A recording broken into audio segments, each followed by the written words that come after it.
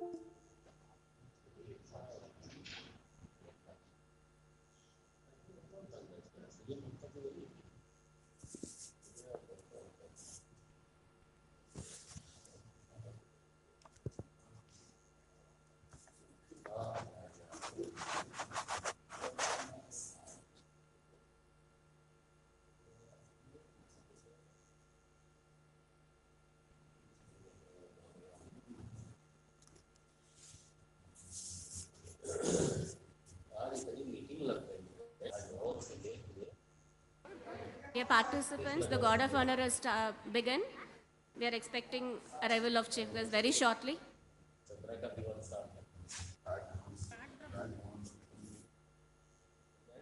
Backdrops.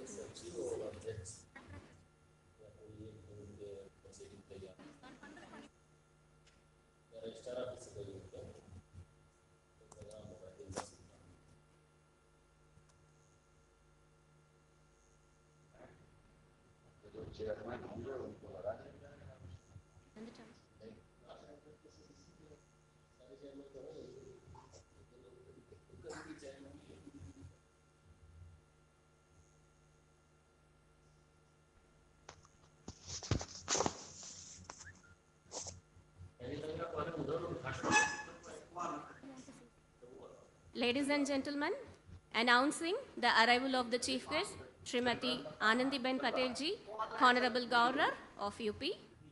Bahut Bahut Swahat, Bahut Bahut Abhinandan.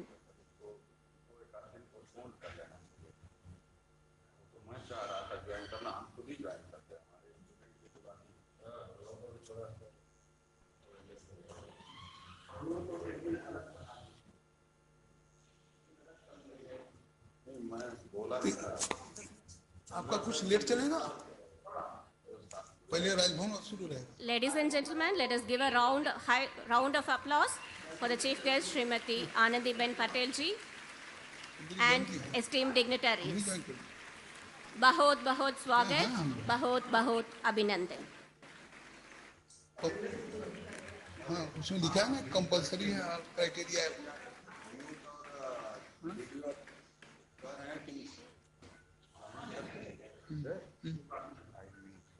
Dignitaries, please remain seated. participants also. Please remain seated.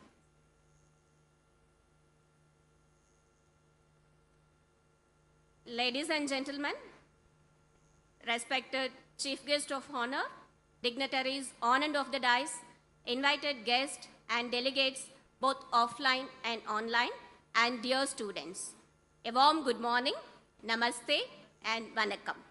This is Dr. Ramya, Assistant Professor from Business Administration and IQSC member, hosting the inaugural session of the National Seminar on Best Practices of Avinashilingam Institute, fostering NAAC assessment criteria. Before we begin, I must thank the dignitaries for providing a visual treat for all of us. Yes, we have a galaxy of chancellors adorning the milky stage. Srimati Anandiben Patel, Honorable Governor of UP, the Chancellor of Universities in UP, and Professor S.P. Tyagarajan, the present Chancellor, and we also have Dr. T.S.K. Meenakshi Sundaram and Dr. K. Kulandevel for the former Vice Chancellors. 4 Chancellors on one stage. Great going. Ladies and gentlemen,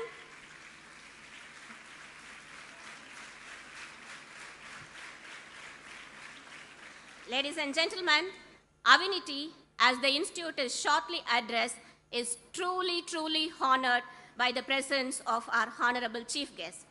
Avinity, which had a humble beginning way back in 1957 with 45 students, has grown over the years across length and breadth in terms of schools, disciplines, programs, students, and many more.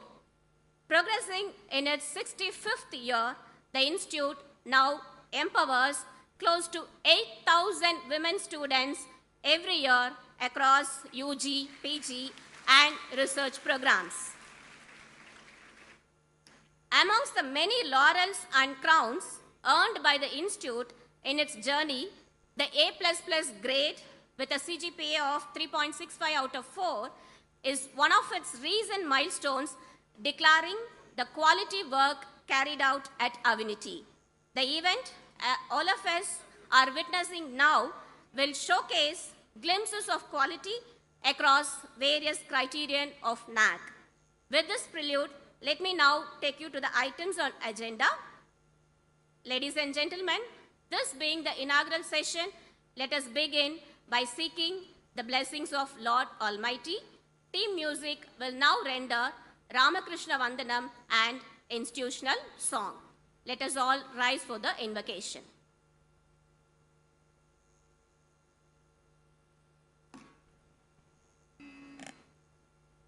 जय श्री राम कृष्ण देवा जय जय सद्गुरु नाथा जय श्री राम कृष्ण देवा मयलाल मिडियुंड वाडुम कुवलयum दयवालुयिर तोंग तोன்றிய मुगिले जय श्री राम कृष्ण देवा शांतम वडियुम सन्निधि वंददुम संदेगम संजलम साबलाय पोयिन कांति सुडर विडुम करुणारूपने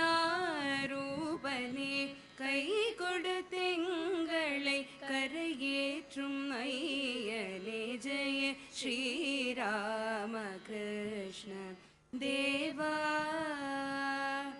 பெண் கல்வி பெறவே வித்திட்டார் அவினாஷிலிங்கம் ஐயா பெண் கல்வி பெறவே வித்திட்டார் ஆணுக்கு நிகராக பெண்ணும் கல்வி கற்றாள் சாதனை சிகரத்தில் சாரதாலய பெண்கள் பெண் கல்வி பெறவே வித்திட்டார் பல்கலைக்கழகத்து பாடசாலையில் பல்துறை சார்ந்த பண்பாட்டு கல்வி கணினி அறிவியல் தொழில்நுட்பம் கலையன அகிலத்து வரலாற்றில் அவினாஷிலிங்க பெண்கள் அவினாஷிலிங்கம் பல்கலைக்கழகம் ஆழிசூழ் உலகில் வாழிய வாழிய வாழியவே.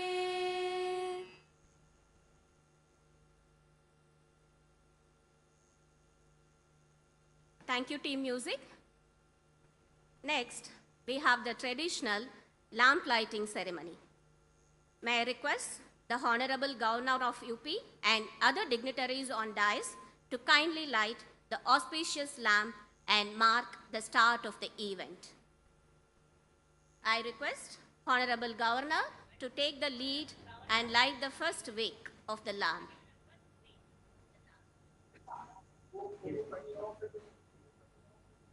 Let us all pray to God Almighty that the light may bring happiness, prosperity, and healthy long life to all around the world. Our chief guest, Honorable Governor of UP, will be lighting the first wick, followed by Managing Trustee Anna lighting the second wick,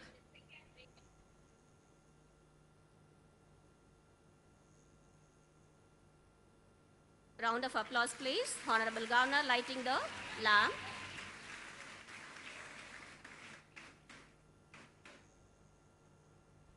Managing Trustee Anna lighting the second wick. Our revered Chancellor will light the third wick.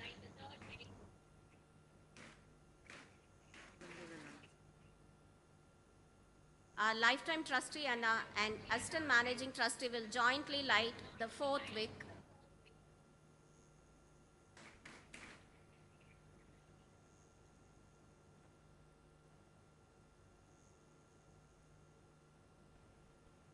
Vice Chancellor Madam and Registrar Madam will light the fifth wick.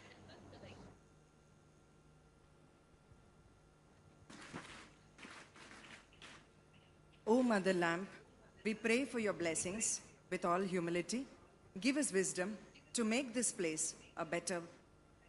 world a better place. May all human beings live in harmony with nature and other forms of life. May the truth prevail. May the darkness of ignorance be swept away by the dawn of self-realization. May the light of auspiciousness, prosperity, and abundance bring brightness to all. May the brightness from the light ignite and instill tons and tons of self-confidence, hope, strength, courage, perseverance, and positivity. We bow to you, O Mother Lamp, seeking your guidance throughout.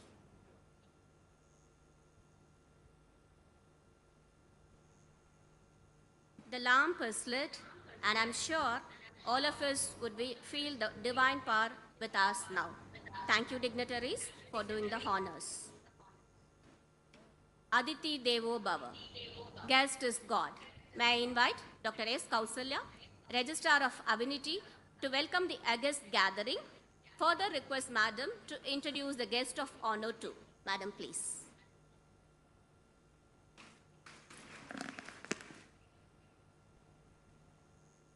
Good morning and namaste to everyone. Vanakkam to all assembled here.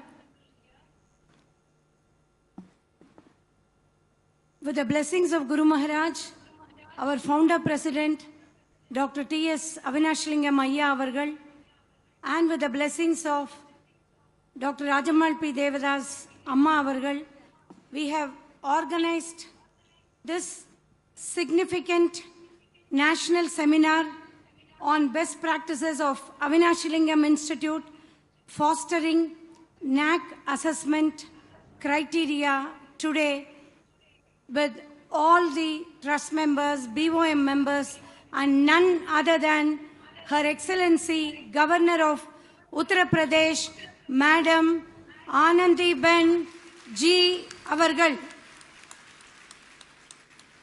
We welcome you, Madam, and I take this honor of welcoming on behalf of Sri Avinashilingam Education Trust Institution and Avinashilingam Institute for Home Science and Higher Education, deemed to be university of all the faculty, management, students' behalf, we welcome you wholeheartedly, Madam.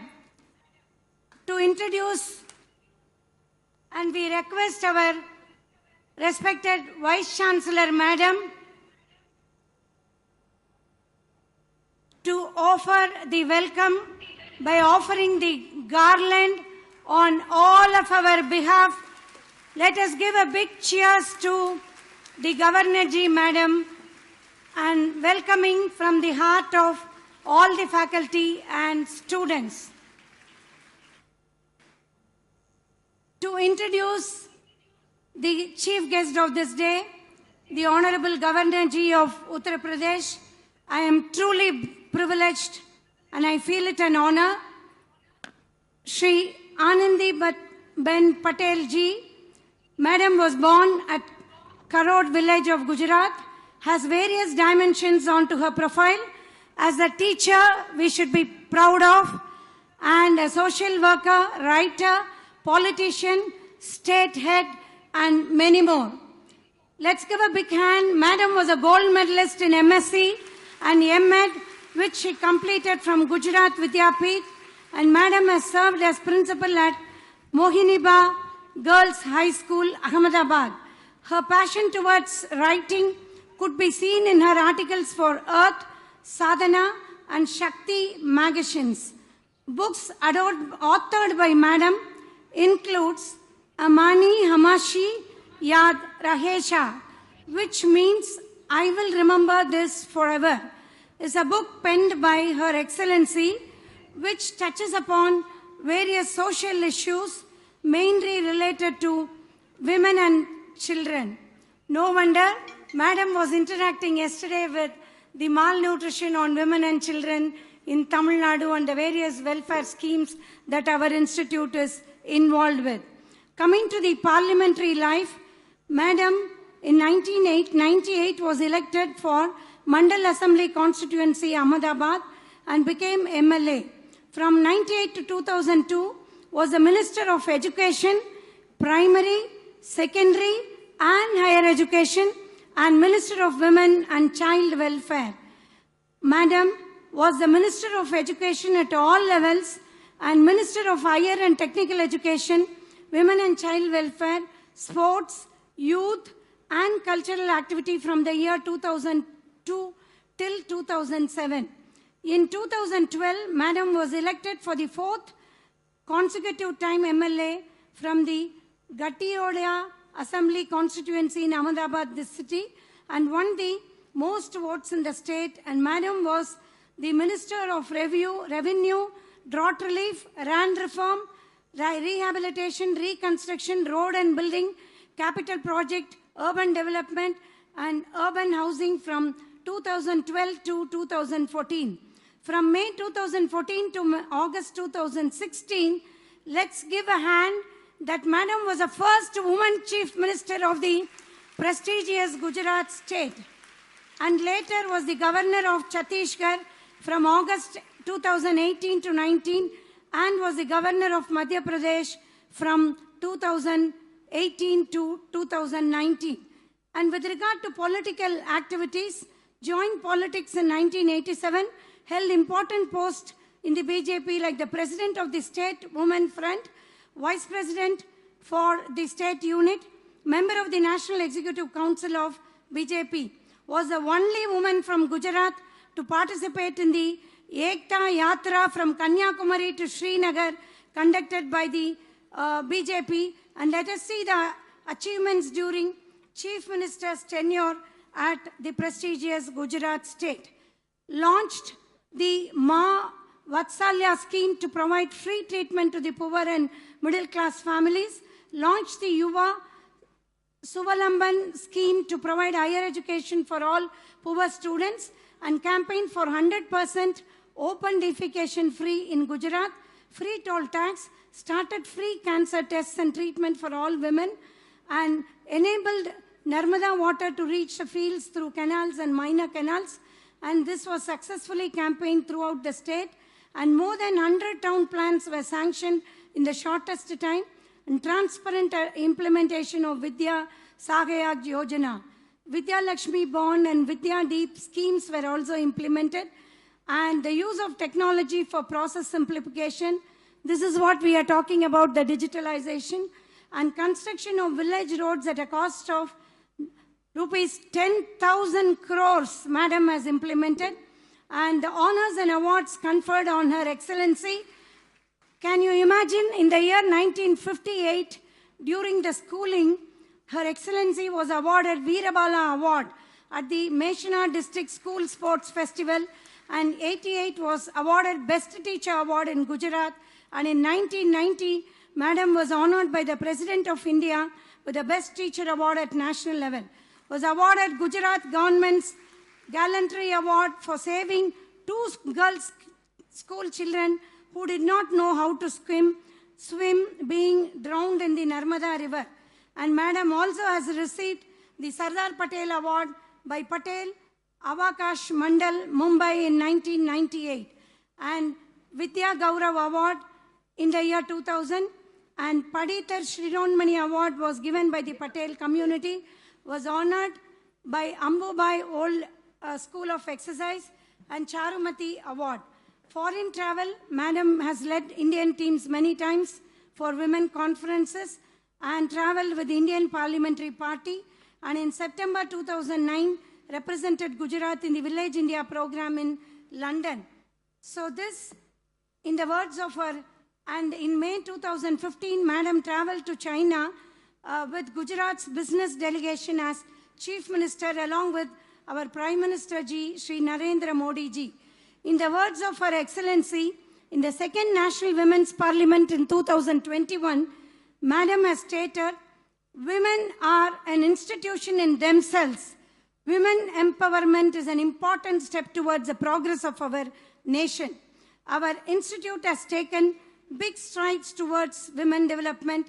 We see here by the visionary of our Ayya Avargal and Amma Avargal, and a warm and a royal welcome to you, Honorable Governor Ji. And I have the pleasure now of honoring you the great welcome on behalf of our trust institutions and our deemed to be university. Thank you, Madam, for accepting it. I wholeheartedly welcome our managing trustee, Anna, Dr. T.S.K. Meenakshi Sundaram, Anna Avargal, who is leading us in the right path shown by our visionaries. Our most respected welcome to our lifetime trustee, Dr. Kurindevel Anna, the former Chancellor of the University. Thank you, Anna. We wholeheartedly welcome our respected and honorable Chancellor, who was the Vice Chancellor of Madras University and leading us. And because of Chancellor, we got NAAC A++ with 3.65 out of 4. We thank you, sir, for guiding us, especially in conducting this seminar. We welcome wholeheartedly our dynamic Vice Chancellor, Dr. Bharati Harishankar, for guiding us in this conduct of this seminar. And we wholeheartedly welcome our Assistant Managing Trustee, Dr. Gauri Ramakrishnan, who is here to guide us in all the spirit. You can see in the first row our most respected and honorable members of the Sri Avinashilingam Trust. All the members, we welcome you wholeheartedly from the university on the organizers' behalf for guiding us in the right path shown by our visionaries, and all the trustees convey their greetings and welcome to the honorable chief guest of today. We welcome the Board of Management, honorable members, and we welcome deans of various schools, HODs of various departments, the organizing team, IQAC coordinator Dr. Jerina B, and her entire battalion of IQAC for very meticulously planning the agenda on best practices along with our Chancellor and communicating to the Governor's office. We welcome the press and the media who are the liaison between the institute and the community. We welcome you all wholeheartedly, and we welcome all the government officials from the Collectorate, Police Department, and all the other well-wishers who have assembled here. And we welcome all the research scholars and students who have assembled here with large numbers. And we welcome most respected ADC and the entire team who have accompanied our chief guest. Let's give a big hand. From yesterday, they have been doing their wonderful job, ADC, security, and all the people from Collectorate. Let us welcome the students. Please make a note of all the deliberations which are happening here. And it is the most important opportunity. And I welcome our finance officer, controller of examinations, public relations officer, but for whom this media and the interactions will not happen. Thank you, organizers. Thank you, technical staff. We welcome all the vice chancellors of the Uttar Pradesh universities on behalf of madams, directives that we have invited them, all the officials of IQAC participating from Gujarat, and we have faculty from KCT also participating in this seminar. Welcome all of you, one and all, for this wonderful, significant national seminar on the initiatives of NAAC best practices. Thank you very much. Thank you, Madam, for your exhaustive introduction to our Honorable Chief Guest and for your warm words of welcome. Ladies and gentlemen, please put your hands together as I invite Professor S.P. Tyagarajan, Chancellor of Avinity, to give his presiding remarks.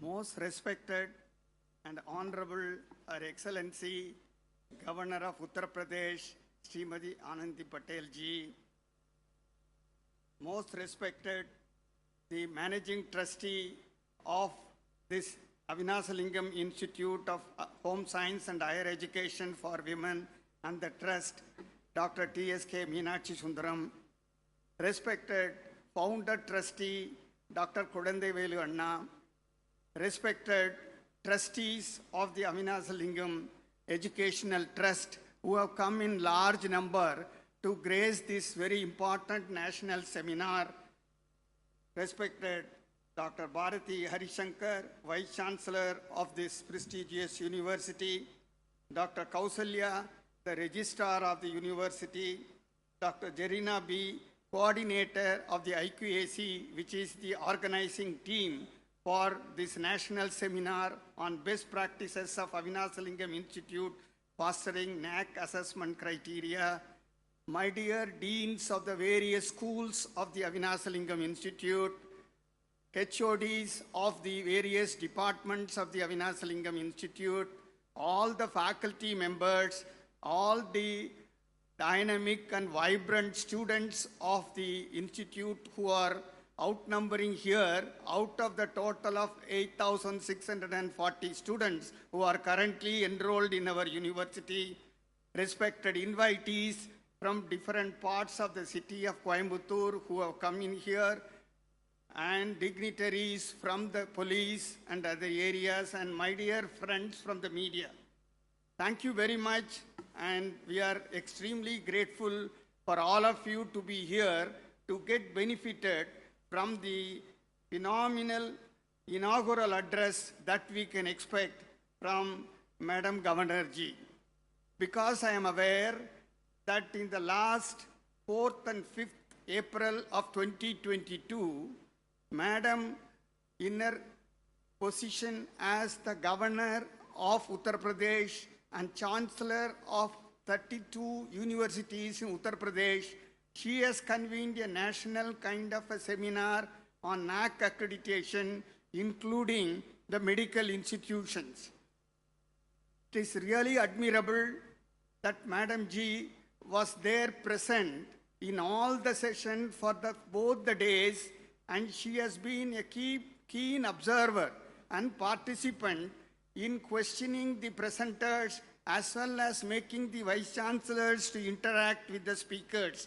That has been the phenomenal interest Madam Chancellor Ji of Uttar Pradesh has taken upon herself, and because of her endeavor, the Uttar Pradesh universities have been getting very good NAAC accreditation rate, including A++ and so on and so forth.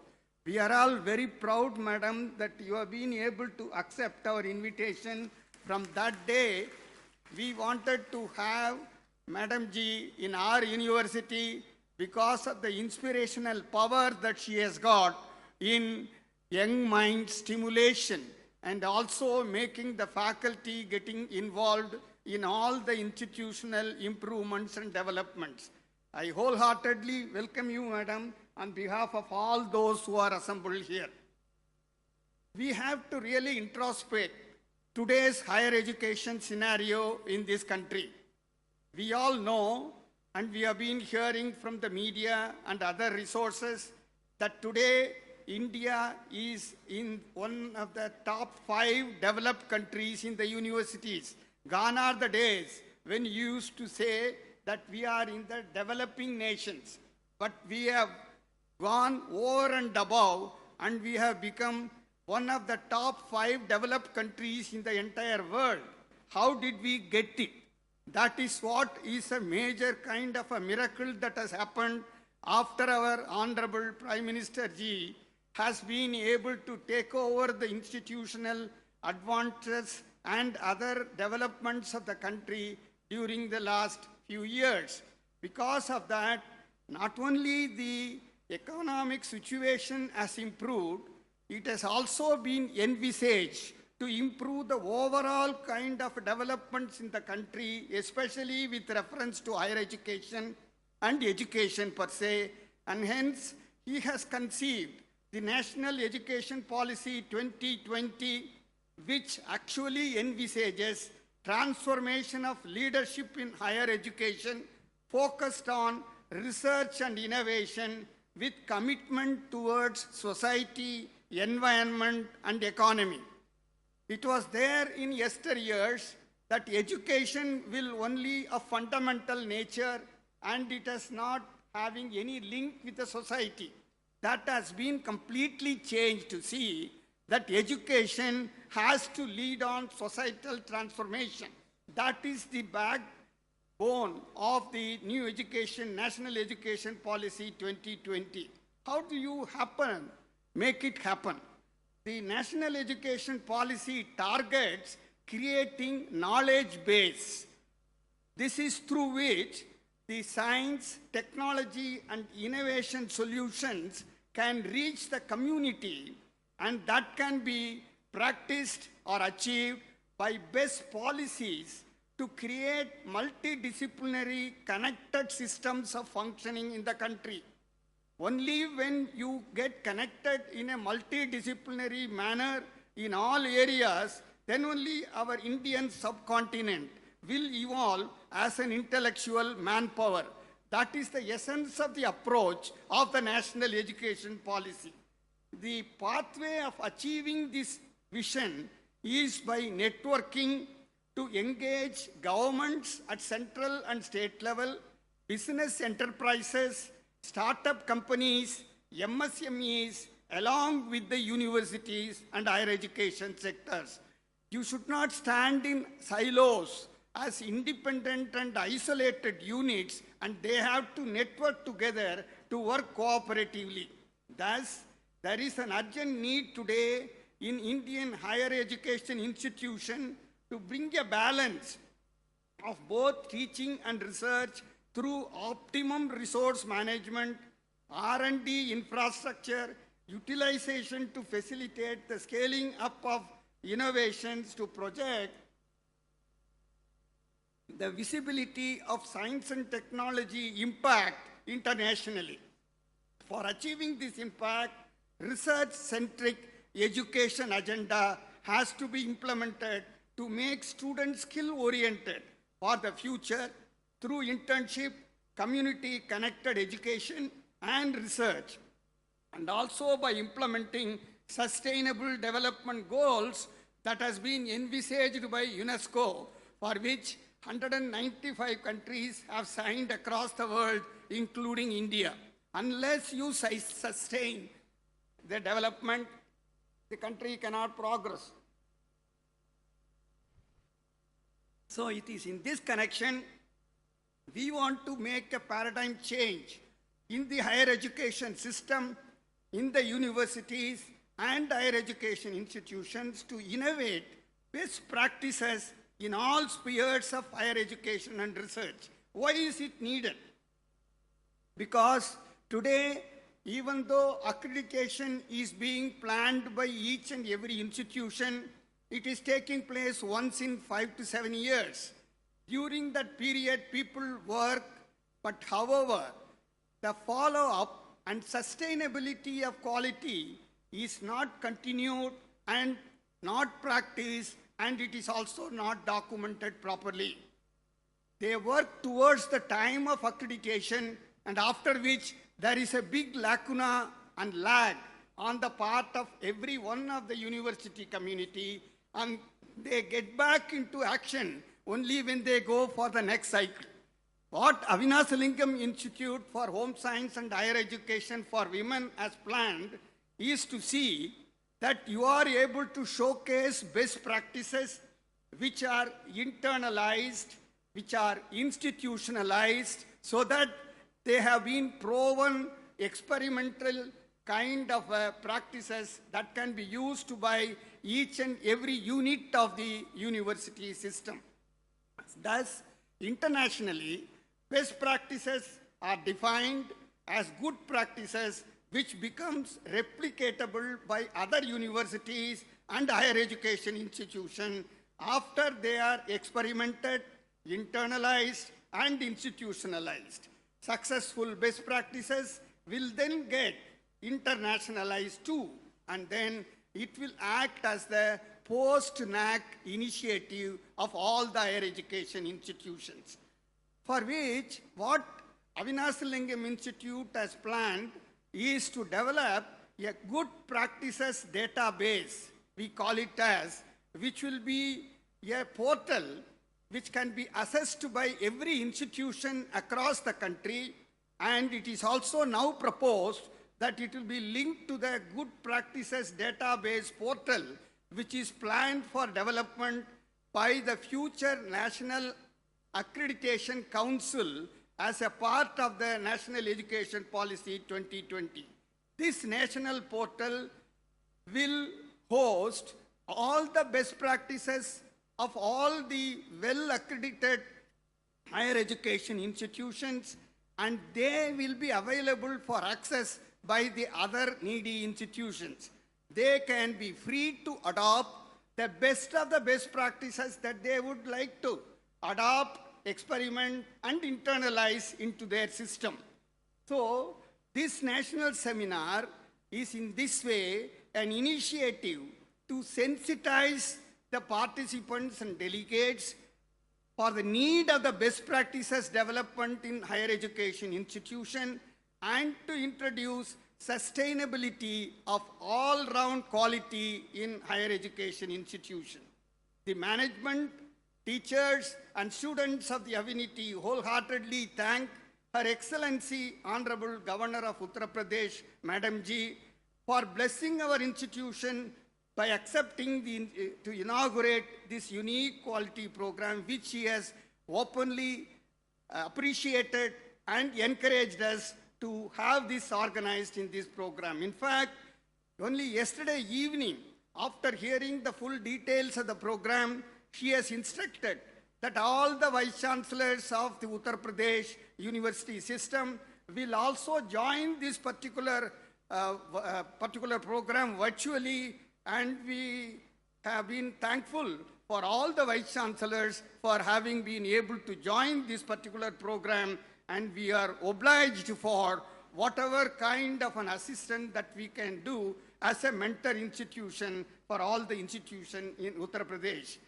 So we thank our managing trustee, founder trustee, and also the various trustees who have been committed all the time for the development of the institution, all the deans, all the HODs, all the media personnel who have been so kindly coming to this particular function. I hope you will find this program very interesting and unique, and I only request you to please interact with the speakers so that you get to understand everything, and the benefit goes at large to all the stakeholders of the higher education system.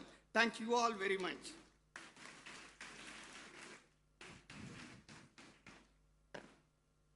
Thank you, sir, for your insightful remarks on best practices in higher education institutions. It was astounding. Ladies and gentlemen, coming next is the much awaited session. Well, I can see everyone sharpening their ears to hear from the first citizen of the state of Uttar Pradesh. May I have the privilege of inviting Srimati Anandiben Patel Ji, the Honorable Governor of UP, with a round of applause, please, to deliver the inaugural address. Our Vice Chancellor, Madam, has kindly accepted to translate our Honorable Governor's speech. Over to you, Madam, please.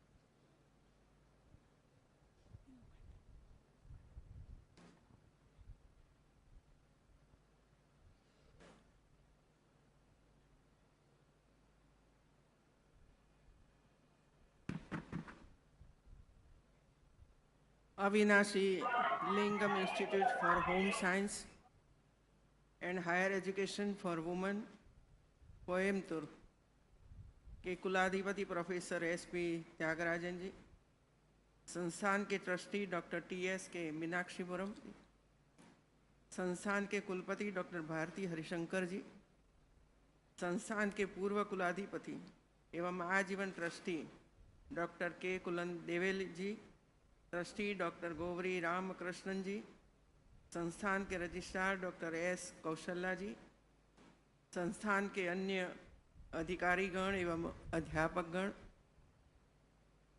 सभी छात्राएं, देवी और सज्जनों, मेरे लिए ये प्रसन्नता की बात है कि आज मुझे इस institute for home science and higher education for women Coimbatore के तत्वाधान में आयोजित best practice of Avinashilingam institute fostering NAAC assessment criteria विषयक सेमिनार में आप सभी के मध्य उपस्थित होकर ये सब कुछ जानने का और सीखने का बड़ा अवसर प्राप्त हो रहा है। दक्षिण भारत के मैनचेस्टर के नाम से प्रसिद्ध शहर कोयम्बटूर एक औद्योगिक नगर के रूप में जाना जाता है।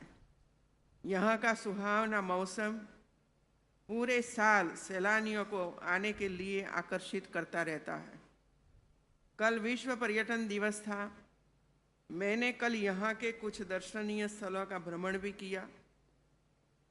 ऐसे सुंदर शहर से जब मुझे संस्था के कुलाधिपति प्रोफेसर एसपी त्यागराजन जी का आमंत्रण इस सेमिनार में शामिल होने का मिला तो मैंने इसे सहर्ष स्वीकार कर लिया।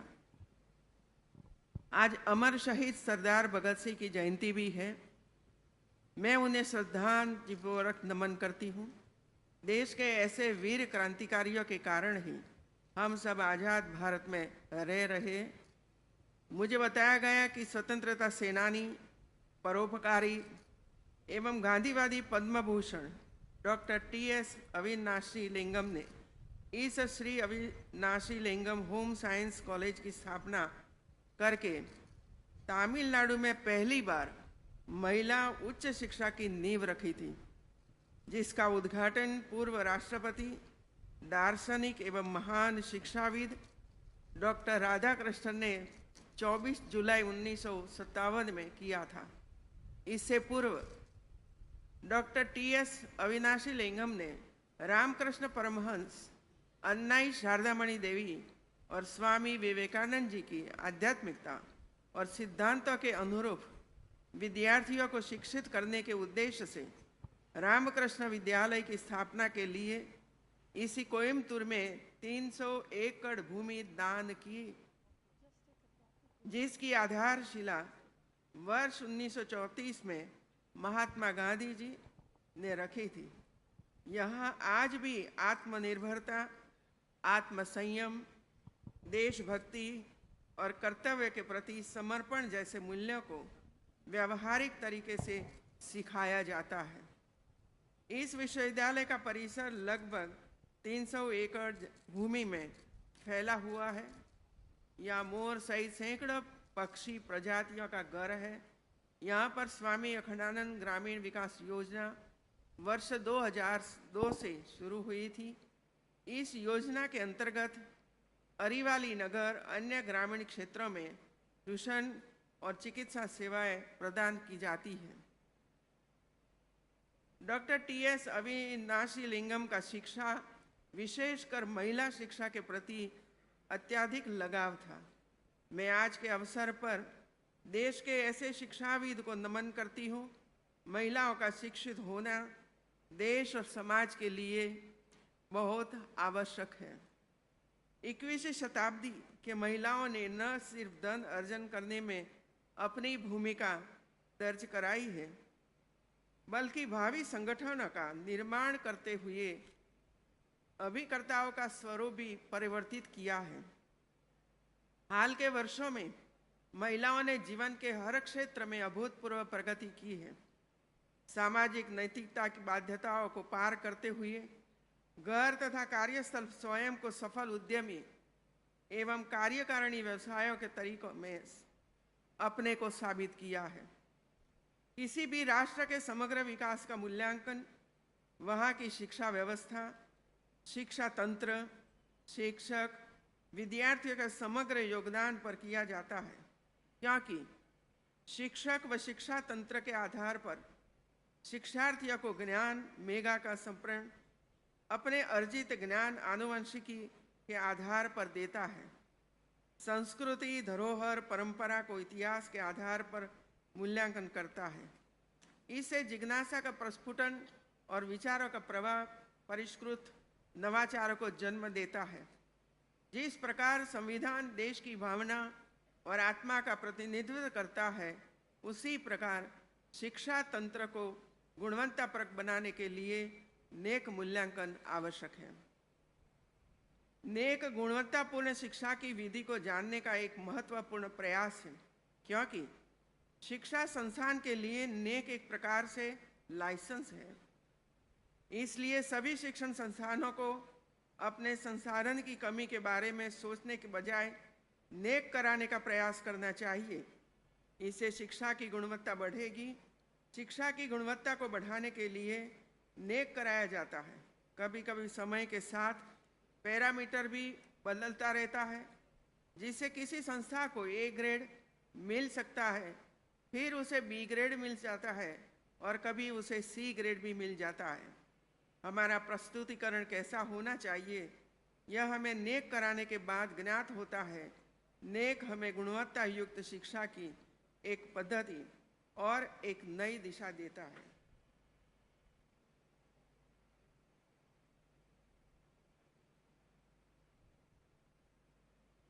मित्रों, मुझे जब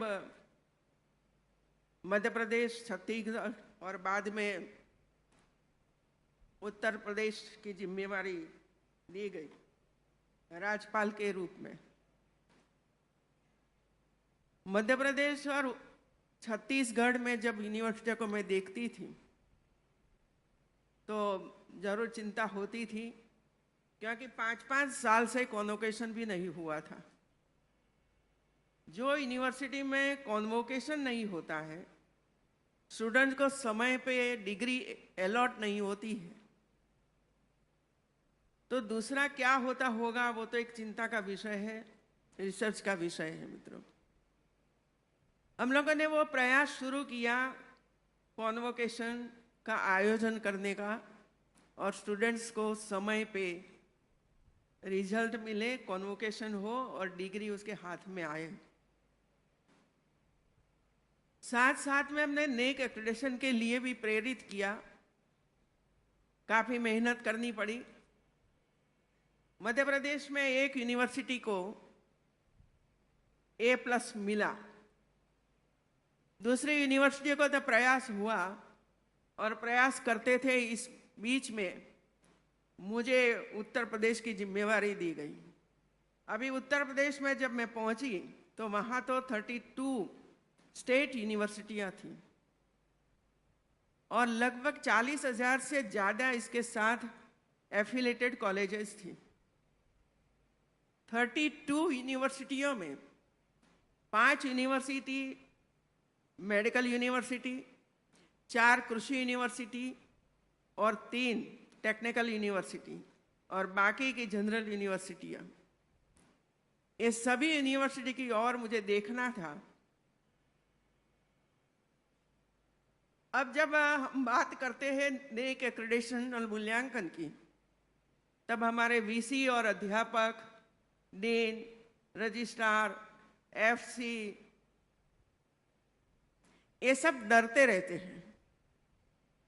डरने का कारण एक ही था मेरी दृष्टि से कि वे लोगों के पास डाटा ही नहीं था। और नेक एक्रेडिटेशन में जो 7 क्राइटेरिया है, पैरामीटर है 1 से 7, इसमें कई प्रकार का डेटा चाहिए और पिछले 5 साल का डेटा चाहिए। अभी आपके पास 5 साल का डेटा ही नहीं है तो आप हिम्मत कैसे जुटाओगे? और इसी वजह से यूनिवर्सिटी और उनके पूरा स्टाफ नेक एक्रेडिटेशन के लिए तैयार नहीं होते थे।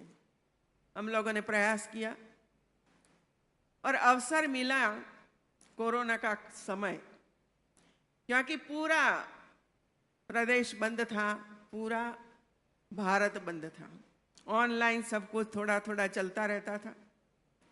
तो हम लोगों ने उसका लाभ उठाया और 15 पॉइंट तैयार किए और ये 15 पॉइंट तैयार करके सभी यूनिवर्सिटी को भेजा गया। ये 15 पॉइंट पर आपको मुझे जवाब देना है।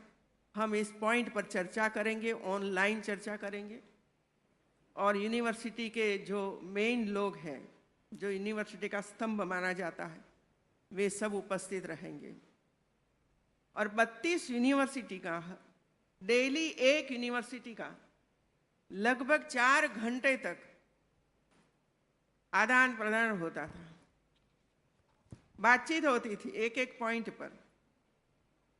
और ये 15 पॉइंट पर हम लोगों ने जब चर्चा की तब इसमें से कई बिंदु उभर कर हमारे सामने आए। इसमें सबसे पहला बिंदु ये था अकाउंट। हर यूनिवर्सिटी में 30, 80, 100 अकाउंट। हमारे वीसी भी नहीं जानते थे कि हमारे पैसे कहाँ कहाँ पड़े हुए हैं, कौन सी बैंक में कितने। इसकी चर्चा हम लोगों ने की, गाइडलाइन किया कि 2-3 ही होना चाहिए, बंद करिए सब कुछ, ऑडिट करवाइए। दूसरा पॉइंट था रिक्त स्थानों का। 65% संविदा टीचर थे, परमानेंट टीचर मात्र सिर्फ 35% थे।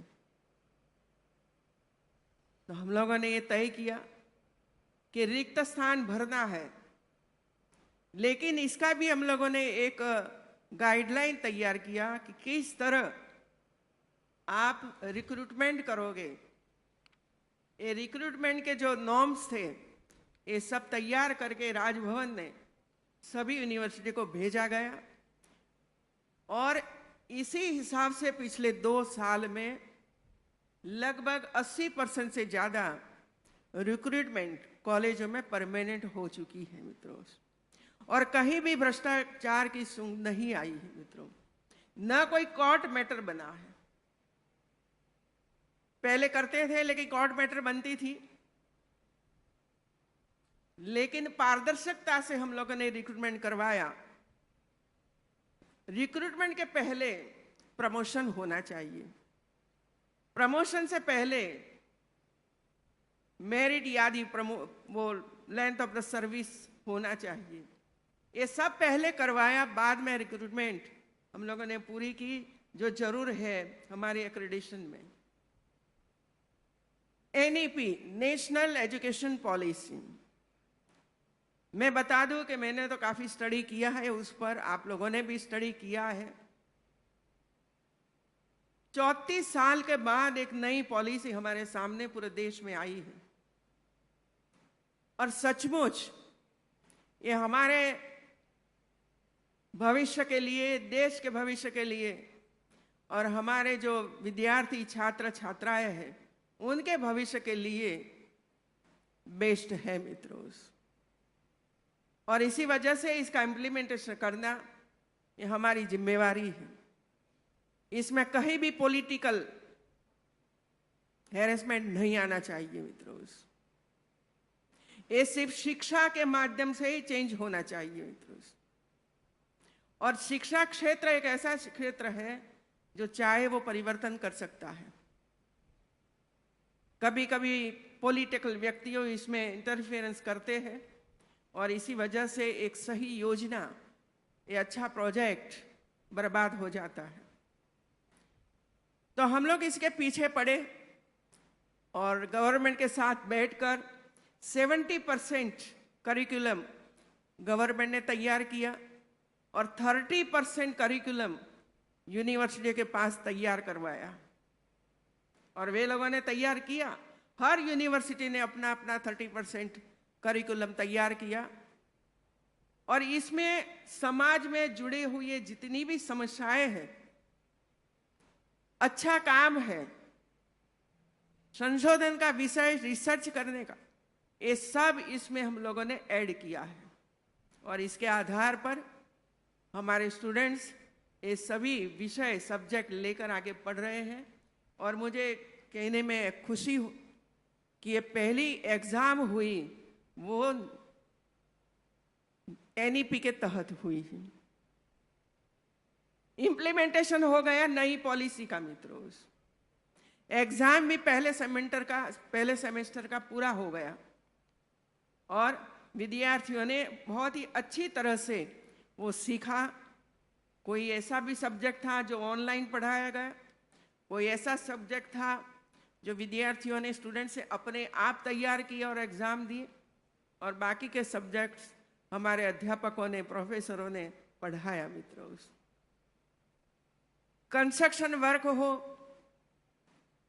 या हाई कोर्ट मैटर हो, ऐसे सभी बिंदुओं पर टीचर्स की ट्रेनिंग हो, स्टूडेंट्स के स्पोर्ट्स का विषय हो, करिकुलम एक्टिविटीज हो, ये सभी विषयों को ध्यान में रखकर एक एक यूनिवर्सिटी के पीछे हम 3 घंटा 4 घंटा बैठे, ऑनलाइन चर्चाएं की और सब यूनिवर्सिटी ने एक काम पूरा किया।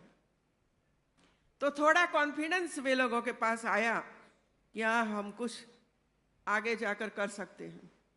और फिर हम लोगों ने 7 क्राइटेरिया था, तो 7 क्राइटेरिया के एक एक अध्यापक को इसकी जिम्मेवारी दी। क्राइटेरिया 1 एक देखे, क्राइटेरिया दूसरा देखे, ऐसे करके 7 अध्यापक और इसके साथ उसकी पूरी टीम, जो चाहे उसके साथ वो ले सकते हैं। और मान लो कि 30-40 अध्यापक एक साथ मिलकर नेक एक्रेडिटेशन काम करना शुरू किया। और जब वे लोगों की तैयारी हुई तो मेरे सामने फिर से राजभवन में इसका प्रेजेंटेशन शुरू हुआ। दिन में एक कॉलेज का, एक यूनिवर्सिटी का प्रेजेंटेशन होता था। हम लोग 11 बजे से बैठते थे और शाम को 3 बजे तक ये प्रेजेंटेशन हम देखते थे। साथ साथ में हमें गाइड भी करते थे, क्या करना चाहिए, क्या कमी है, ये सुधारना चाहिए, ये करो करके पूरी टीम इसमें लगती थी। लिखते भी थी जो सूचना आते थे। ये सब पूरा किया हम लोगों ने 32 यूनिवर्सिटी के लिए। इसके बाद मुझे लगा कि अभी भी कई कंफ्यूजन है, हमारे अध्यापकों में भी है, मेरे में भी है, हमारे अधिकारियों में भी। और इसी वजह से कोई ऐसे हमारे शिक्षाविदों को, रिसर्चरों को बुलाना चाहिए और जिसने भी A++ ग्रेड प्राप्त किया हो, ऐसे यूनिवर्सिटी के वीसी को भी बुलाना चाहिए, जिसकी वजह से वो हमें गाइड करें। और आज मुझे कहते हुए बहुत ही खुशी होती है कि हम लोगों ने 4-5 अप्रैल को लखनऊ में नेक मंथन का आयोजन किया और हमारे बेंगलोर में जो पूरी जो योजना के वे लोग असेसमेंट करते हैं, मिस्टर शर्मा जी से बात हुई तो शर्मा जी ने भी ये कहा कि नहीं, हम हमारी पूरी टीम के साथ आएंगे और आप सबको गाइड करेंगे। 4 यूनिवर्सिटी के वीसी को भी आमंत्रित किया गया और इसमें एक वीसी कुलाधिपति हमारे त्यागराजन जी थे मित्रों।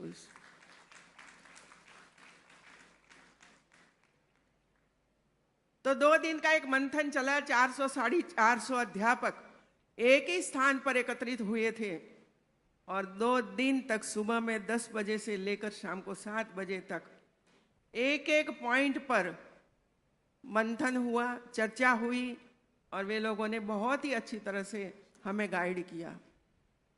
आप देखिए मित्रों, मेडिकल एजुकेशन और 4 यूनिवर्सिटी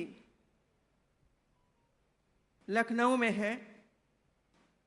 ये 4 यूनिवर्सिटियों के सामने प्रोफेसर त्यागराजन जी 3 घंटे तक, लगातार 3 घंटे तक वैसे ही खड़े रहकर हमारी पूरी 100 लोगों की टीम को एक एक बिंदु लेकर समझाते हैं कि ये फर्स्ट में क्या आना चाहिए, रिसर्च कैसी होनी चाहिए, स्टूडेंट्स का काम कैसे होना चाहिए, पेटेंट कैसे मिलनी चाहिए वगैरह वगैरह समझाते थे। और मैं देखती रहती थी कि कितने नॉलेजेबल व्यक्ति हैं जो आपको ये प्राप्त हुआ है मित्रों।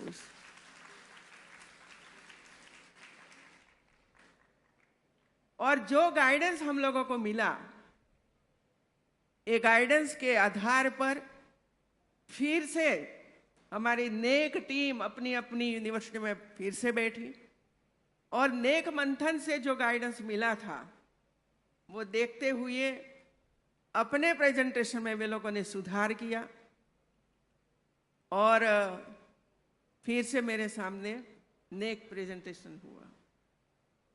दूसरी बार इसमें भी हमें लगा कि अभी भी कुछ बाकी है, तो बेंगलोर की नेक की पूरी टीम सभी यूनिवर्सिटी में 2-3 दिन आए और फिर वे लोगों के सामने प्रेजेंटेशन हुआ और नेक टीम ने भी क्या चाहती है नेक टीम और क्या करना चाहिए, इसमें जितनी कमियां थी ये कमियां फिर से वे लोगों ने सुधारी।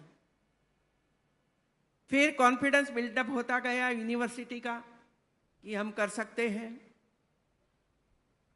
शाम को 6 बजे से वे लोगों की पूरी टीम एक साथ बैठती थी, वीसी भी उसके साथ बैठते थे, कुलपति भी उसके साथ बैठते थे, एफसी भी बैठते थे और एग्जाम कंट्रोलर भी बैठते थे।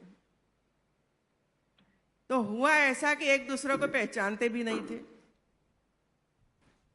तो पहली तो पहचान हो गई सबकी कि ये सब हमारी यूनिवर्सिटी के अध्यापक हैं। तो जब तक एक टीम बनकर यूनिवर्सिटी में काम नहीं होता है तो हमें परिणाम कैसे मिलेगा मित्रों। एक दूसरों को अपना अनुभव शेयर करना नहीं चाहते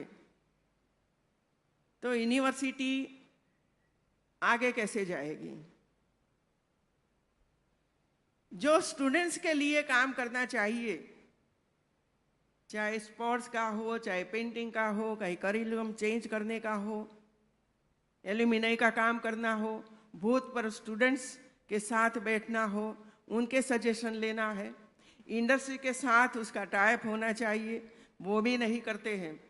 ये सब मिलाकर हम लोगों ने ये पूरा आयोजन किया और मुझे आज खुशी है कि हमारी 3 यूनिवर्सिटी नेक में गई थी। तो हमारी लखनऊ यूनिवर्सिटी को A++ प्राप्त हुआ नेक में और एक टेक्निकल यूनिवर्सिटी गोरखपुर की मदन मोहन मालवीय जी यूनिवर्सिटी उसको A+ हुआ और एक कृषि यूनिवर्सिटी सरदार वल्लभ भाई पटेल कृषि यूनिवर्सिटी कानपुर नेक में गई थी, कृषि यूनिवर्सिटी थी मित्रों, तो उसको B ग्रेड प्राप्त हुआ।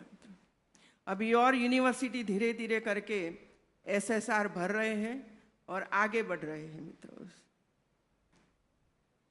मुझे ये कहना इसी वजह से है कि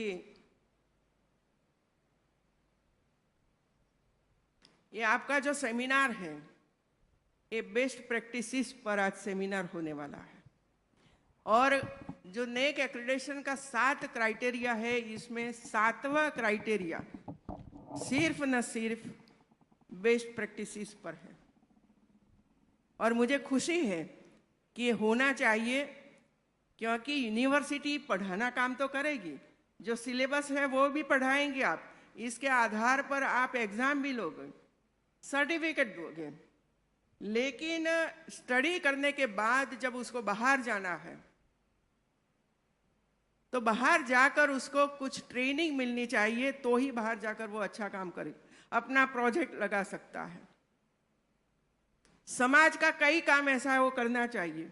महिला रिलेटेड कई समस्याएं हैं, ये एड्रेस करना चाहिए। बच्चों के साथ जितनी समस्याएं हैं उसको भी एड्रेस करना चाहिए। ऐसे प्रोजेक्ट बनाना चाहिए जिसकी वजह से हमारे स्टूडेंट को पता चले कि समाज में क्या बुराइयां हैं, क्या अच्छाइयां हैं। मित्रों, मैं दो तीन बातें इसी वजह से कहना चाहती हूँ। यूपी में 75 जनपद है, डिस्ट्रिक्ट है। ये पिछले 3 साल से मैं वहाँ काम कर रही हूँ, और 3 साल में मैंने 75 डिस्ट्रिक्ट का पूरा दौरा पूरा कर दिया है। सभी डिस्ट्रिक्ट में मैं पहुंची हूँ। कई डिस्ट्रिक्ट में तो 2, 3, 4, 5 बार गई होगी। और जब मैं डिस्ट्रिक्ट में जाती हूँ तो मैंने शुरू किया जेल भ्रमण करने का। जेल भ्रमण, मुझे कभी सजा कुछ नहीं हुई है, लेकिन मुझे लगा कि जेल में जाकर देखूं कि वहां महिलाओं का क्या हो रहा है, क्योंकि मैं महिला हूं, मां भी हूं। और इसी वजह से जेलों में जो लोग रहे हैं उनके लिए क्या समस्या है वो देखना चाहिए, और हमारे स्टूडेंट्स को इसमें इन्वॉल्व करना चाहिए। जेल की सजा क्यों हुई है, क्या आपत्ति की आपने, क्यों की, कारण क्या था, और आपत्ति के बाद जब सजा होती है इसके बाद आपका रिएक्शन क्या है, आपने का परिवार में क्या हो रहा है, पिछड़ रहा है कि आगे जा रहा है, इस सब का प्रोजेक्ट के रूप में काम करने की आवश्यकता थी। और इसी वजह से मैंने शुरुआत की 9वीं, 10वीं, 11वीं और 12वीं कक्षा के स्टूडेंट, 50 स्टूडेंट्स में जाती हूँ, इसके पहले 50 स्टूडेंट जेल में पहुंचते हैं। वहां एक एक अपराधी के साथ बैठते हैं, बहुत ही डिटेल वे लोग पूछते हैं, फिर एक पूरा लिखते हैं, नाम उसका क्या, क्या क्या सजा हुई, क्यों सजा, ये सब कुछ। और बाद में 50 एक ऐसे तैयार होता है, जो स्टूडेंट्स है वो स्टूडेंट अपना अभिप्राय देता है, अपना रिएक्शन क्रिएट करता है कि मुझे क्या लगा।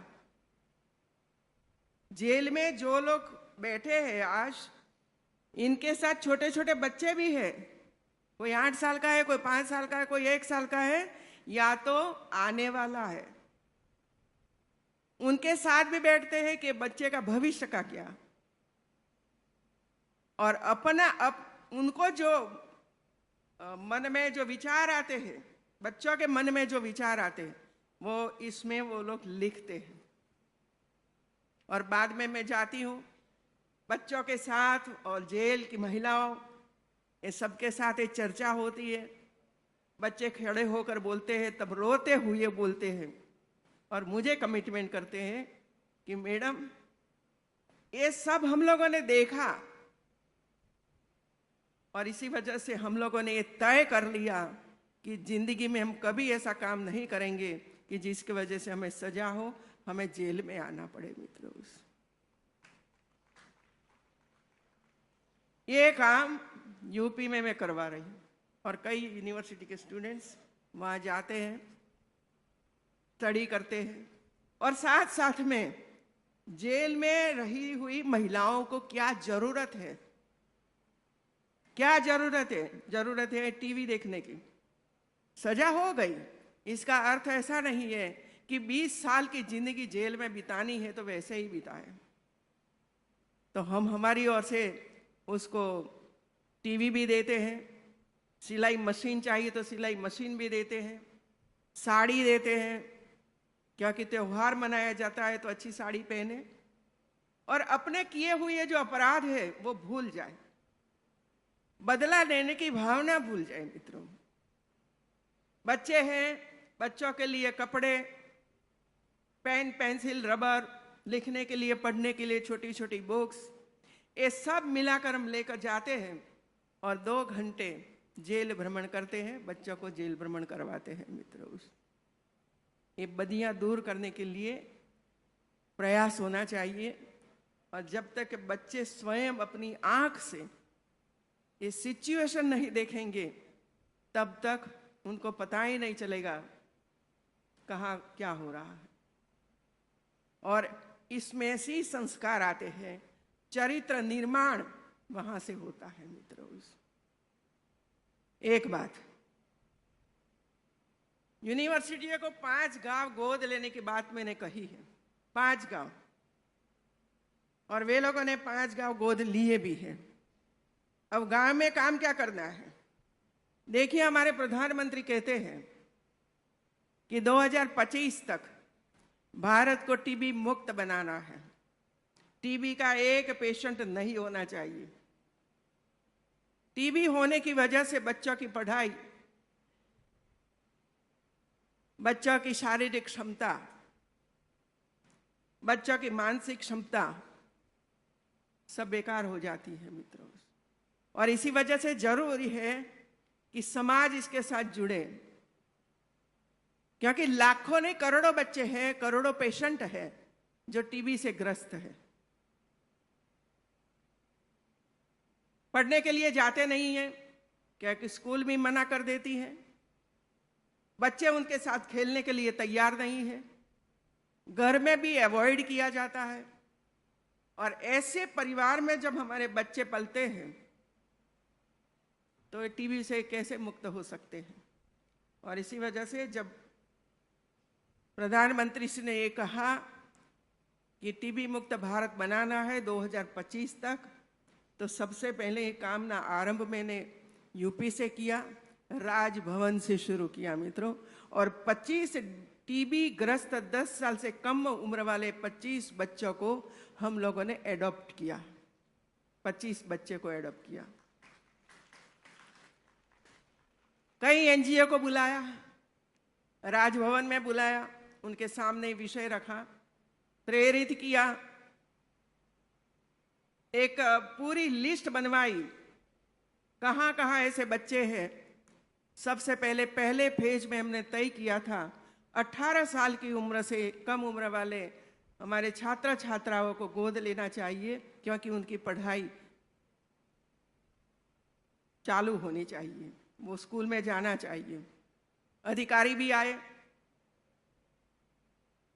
लिस्ट बन गया। अब गोद लेना मतलब क्या? गोद लेना मतलब उनको मूंगफली, चने, गुड़, सत्तू और हो सके तो फल की एक टोकरी तैयार करके ये परिवार को देना है, जो घर पर जाएगा और जब दवाई खाएगा तब उसको इसमें से कुछ खाने को मिलेगा, पौष्टिक आहार मिलना चाहिए। और ये सिलसिला चालू हुआ और आज मुझे खुशी है उत्तर प्रदेश में हम सब लोगों के सहकार से 2 लाख बच्चे, बड़े 2 लाख लोग टीबी में से मुक्त हो चुके हैं।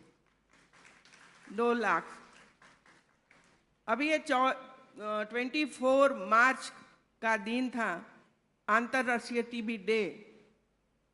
उसी समय हम लोगों ने एक ऑनलाइन प्रयास किया, सभी जनपद इसमें उपस्थित थे, मैं भी थी, और 85,000 पेशेंट को पब्लिक ने, एमएलए, एमपी, पब्लिक, एनजीओ, अधिकारी, यूनिवर्सिटी, कॉलेज, सबने मिलकर 85,000 टीबी परिवारों को गोद लिया, टीबी पेशेंट गोद लिया मित्रों।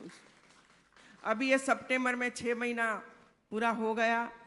6 महीने में वो टीबी में से मुक्त हो जाते हैं। अभी उसकी जांच होगी, हमें पता चलेगा कि इसमें से 50-80% टीबी में से मुक्त हो गए हैं, तो हम दूसरी बार इतने ही परिवारों को, इतने ही पेशेंट को हम फिर से गोद ले लेंगे मित्रों। तो जो बेस्ट प्रैक्टिसेस है, इसमें और तो काफी कुछ हो रहा है मित्रों, लेकिन समाज की समस्याओं को एड्रेस करने के लिए बेस्ट प्रैक्टिसेस की ओर हमें जाने की जरूरत है मित्रों। ये 5 गांव में महिला अध्ययन केंद्र हम लोगों ने शुरू किया है, और ये महिला अध्ययन केंद्र के द्वारा वह कुपोषण कैसे हमारे बच्चे मुक्त हो सकते हैं, उसका प्रयास हो रहा है। HIV पर वो हमारी महिलाएं काम कर रही है। जो प्रेग्नेंट वुमन है, 100% उसकी डिलीवरी हॉस्पिटल में हो, उसका प्रयास हो रहा है। जो जनधन योजना है, उसका अकाउंट है कि नहीं, वो भी चालू है। जो 5,000 रुपया उसको मिलता है प्रेग्नेंट वुमन को, उसका उपयोग सही ढंग से होता है कि नहीं, उसकी भी चर्चा हमारी महिलाएं, हमारे अध्यापक, हमारे NCC स्टूडेंट्स, छात्रा है, उसके साथ बैठकर चर्चा करती है। उसका पोषण का आहार कैसा होना चाहिए, उसकी भी चर्चा होती है। उस हिसाब से उसकी मदर को भी इसमें प्रेरित करती है। और एक काम और किया है कि एक कुपोषित बच्चे की माँ और एक स्वस्थ बच्चे की माँ, ये दोनों को हम लोगों ने मेंटरी बनाया है। स्वस्थ बच्चा है तो क्यों है, क्या खिलाते हो, क्या करते हो, और एक कुपोषित बच्चा है तो क्यों कुपोषित है, और कुपोषण में बाहर निकलने के लिए ये जो हमारी स्वस्थ बच्चे की माँ है उसको गाइड करती है। ये मेंटरी का विषय बहुत ही अच्छी तरह से ये चला है इसमें मित्रों। 100% सभी बच्चियां की स्कूल गोइंग होना चाहिए। 3 साल की उम्र वाले सभी बच्चे आंगनवाड़ी में आना चाहिए। ये जितनी सरकार की या तो भारत सरकार की योजना है, ये सभी योजनाओं का लाभ ये वे लोगों को मिला है, नहीं मिला है तो दिलवाइए। ऐसा एक बड़ा प्रोजेक्ट 5 गांव में चल रहा है पिछले 2 साल से, और इसका इतना रिजल्ट अच्छा आया है कि आगे जाकर और गांव वाले उनको मिलने के लिए आते हैं कि हमारे गांव में भी आइए और ये सब कुछ काम हमें साथ में करवाइए मित्रों। ये हमारी बेस्ट प्रैक्टिसेस है। जब तक यूनिवर्सिटी के पढ़े लिखे लोग, डॉक्टर बने हुए हमारे स्टूडेंट्स, अध्यापक अपने को गांव में जाकर 10 महिलाओं के बीच में, ग्रामीण महिलाओं के बीच में नहीं बैठती है, तब तक जो बोलते हो ना इसकी कोई इफेक्ट नहीं होती है। संवाद होना चाहिए उसके साथ कि आप कैसे पढ़े, कैसे आगे आए, क्या कर रहे हो, हमें क्या करना चाहिए। एक गाइडेंस हमारी पढ़ी लिखी महिलाएं, अध्यापकिका, प्रोफेसर दे रही है, इसका ये परिणाम आया है मित्रों। इसी तरह कृषि क्षेत्र में हम आगे बढ़ रहे हैं।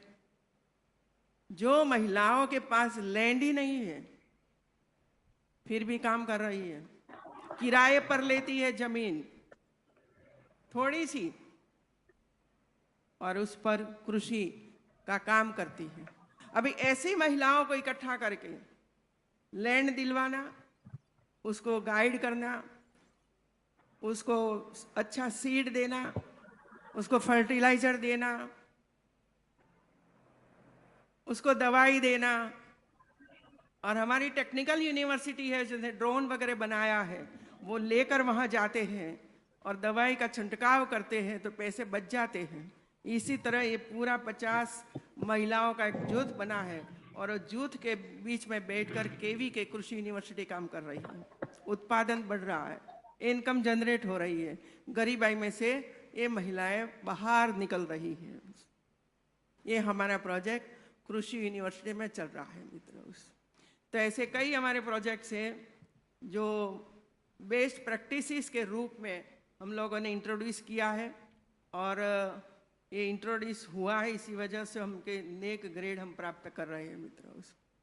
और जो समस्याएं हैं वो समस्या समझ रहे हैं, हमारे स्टूडेंट समझ रहे हैं और गांव के लोग भी समझ रहे हैं। ब्यूटी पार्लर का 5 गांव में ब्यूटी पार्लर का काम शुरू किया। बेटियां गई और वहाँ की बेटियों को, वहाँ की महिलाओं को ब्यूटी पार्लर सिखाया। अब इनकम जनरेट हो रही है वे लोगों की, वो कमा रही है मित्रों। अभी मांग आ रही है दूसरे गांव की कि हमारे यहाँ भी आओ और ब्यूटी पार्लर सिखाओ मित्रों। तो क्या जरूरत है, जब तक हम वहाँ तक नहीं पहुँचेंगे, जरूरतमंद तक हमारी यूनिवर्सिटी कॉलेज नहीं पहुँचेगी, तब तक हम नए विचार नहीं आएंगे। नए विचार तब आते हैं जब हम किसी को मिलते हैं, चर्चा करते हैं। जरूरत वहाँ है, ये जरूरत है, तो चलिए हम इसमें भी हमारा मगज चलेगा और हम आपको भी गाइड करेंगे मित्रों। मैं गुजरात से हूँ। हम लोग ऐसा काम करते हैं, मैं उसको बेस्ट प्रैक्टिसेस के साथ नहीं जुड़ना चाहती, लेकिन शुरू से मैं ये करती थी। मैं एक आदिवासी गांव में गई थी। मैं सरकार में नहीं थी उसी समय। आदिवासी गांव में 25-30 महिलाएं बैठी हुई थी और एक महिला चली गई, दूसरी महिला आई। तो मैंने उसी समय देखा कि एक महिला ने जो साड़ी पहनी थी वही साड़ी दूसरी महिला ने पहनी और इधर आई है मीटिंग में। एक ही थी, लेकिन वहाँ 2 नहीं बैठी थी। एक आई, बैठी, सुना, चली गई और फिर से दूसरी आई। तो बाद में मैंने दोनों को बिठाया, दोनों को बुलाया कि दूसरी महिला कौन थी जो पहले आई थी। तो उसने कहा कि ये मेरी बहू थी। अब मैं सास बनकर आई, मतलब सास। हमारे बीच में एक ही साड़ी है, पूरे परिवार में एक ही साड़ी है। तो हमें जब बाहर जाना है तो एक ही साड़ी होने की वजह से ये जाती है, कहीं सभा में जाना है तो वो सुनकर आ जाती है, और मुझे जाना है तो वही साड़ी पहनकर मैं दूसरे स्थान पर जाती हूँ। फिर क्या करते हो? तो उन्होंने कहा कि जो पेड़ पौधे के पत्ते होते हैं वो पहनकर हम अपना काम निपटा लेते हैं। अब ऐसी स्थिति में हमारा दायित्व क्या है? तो हमारा सूरत एक बड़ा सिटी है, डायमंड सिटी है। तो सूरत की महिलाओं को मैंने इकट्ठा किया और कहा कि आप ऐसा करो, हम जो साड़ी निकाल देते हैं, 10 साल पहनी, अब कलर ठीक नहीं है, अब नहीं पहननी है, नहीं लानी है, तो ऐसी 25 साड़ियाँ 30 साड़ियाँ आप इकट्ठा करो और मैं जो गांव में जाकर आई हूँ, ये गांव में जाकर आप एक एक घर जाकर एक एक साड़ी वे लोगों को देकर आओ। तो सूरत तो बड़ा सिटी है मित्रों। वे लोगों ने सोचा कि हमारी साड़ी जो हम लोगों ने 10 साल पहनी है, ऐसी साड़ी तो हम कैसे दे सकते हैं किसी को भेंट के स्वरूप में, नहीं देनी चाहिए। और इसी वजह से वे लोग बाजार गए, 25-30 साड़ी खरीद कर लाए, गांव में पहुंचे और घर घर जाकर 25-30 महिलाओं को साड़ी वे लोगों को दे दी। इसमें से मुझे विचार आया कि हम लोगों के पास काफी कुछ है, काफी कुछ है। हम जूते देखेंगे तो अलमारी भरी हुई है, साड़ी देखेंगे तो अलमारी भरी हुई है, और कहीं और जाकर देखेंगे तो एक साड़ी भी घर में नहीं दिखाई पड़ती है। तो हम लोगों ने एक काम शुरू किया, साड़ी बैंक बनाने का। साड़ी बैंक। तो कई महिलाएं 5 साल पहनी, 10 साल पहनी, पसंद नहीं है, कलर अच्छा नहीं है, ये सब साड़ियाँ हमारे यहाँ इकट्ठी होती हैं और जो झुपड़ी है, वो झुपड़पट्टी है, गरीब परिवार रहते हैं गांव से दूर, सिटी से दूर, वहाँ जाकर हम साड़ी बैंक बनाते हैं। किसी के घर में 25 साड़ियाँ हम रखते हैं और वे ही उसका संचालन करते हैं। अभी तक एक भी साड़ी मिस नहीं हुई है मित्रों।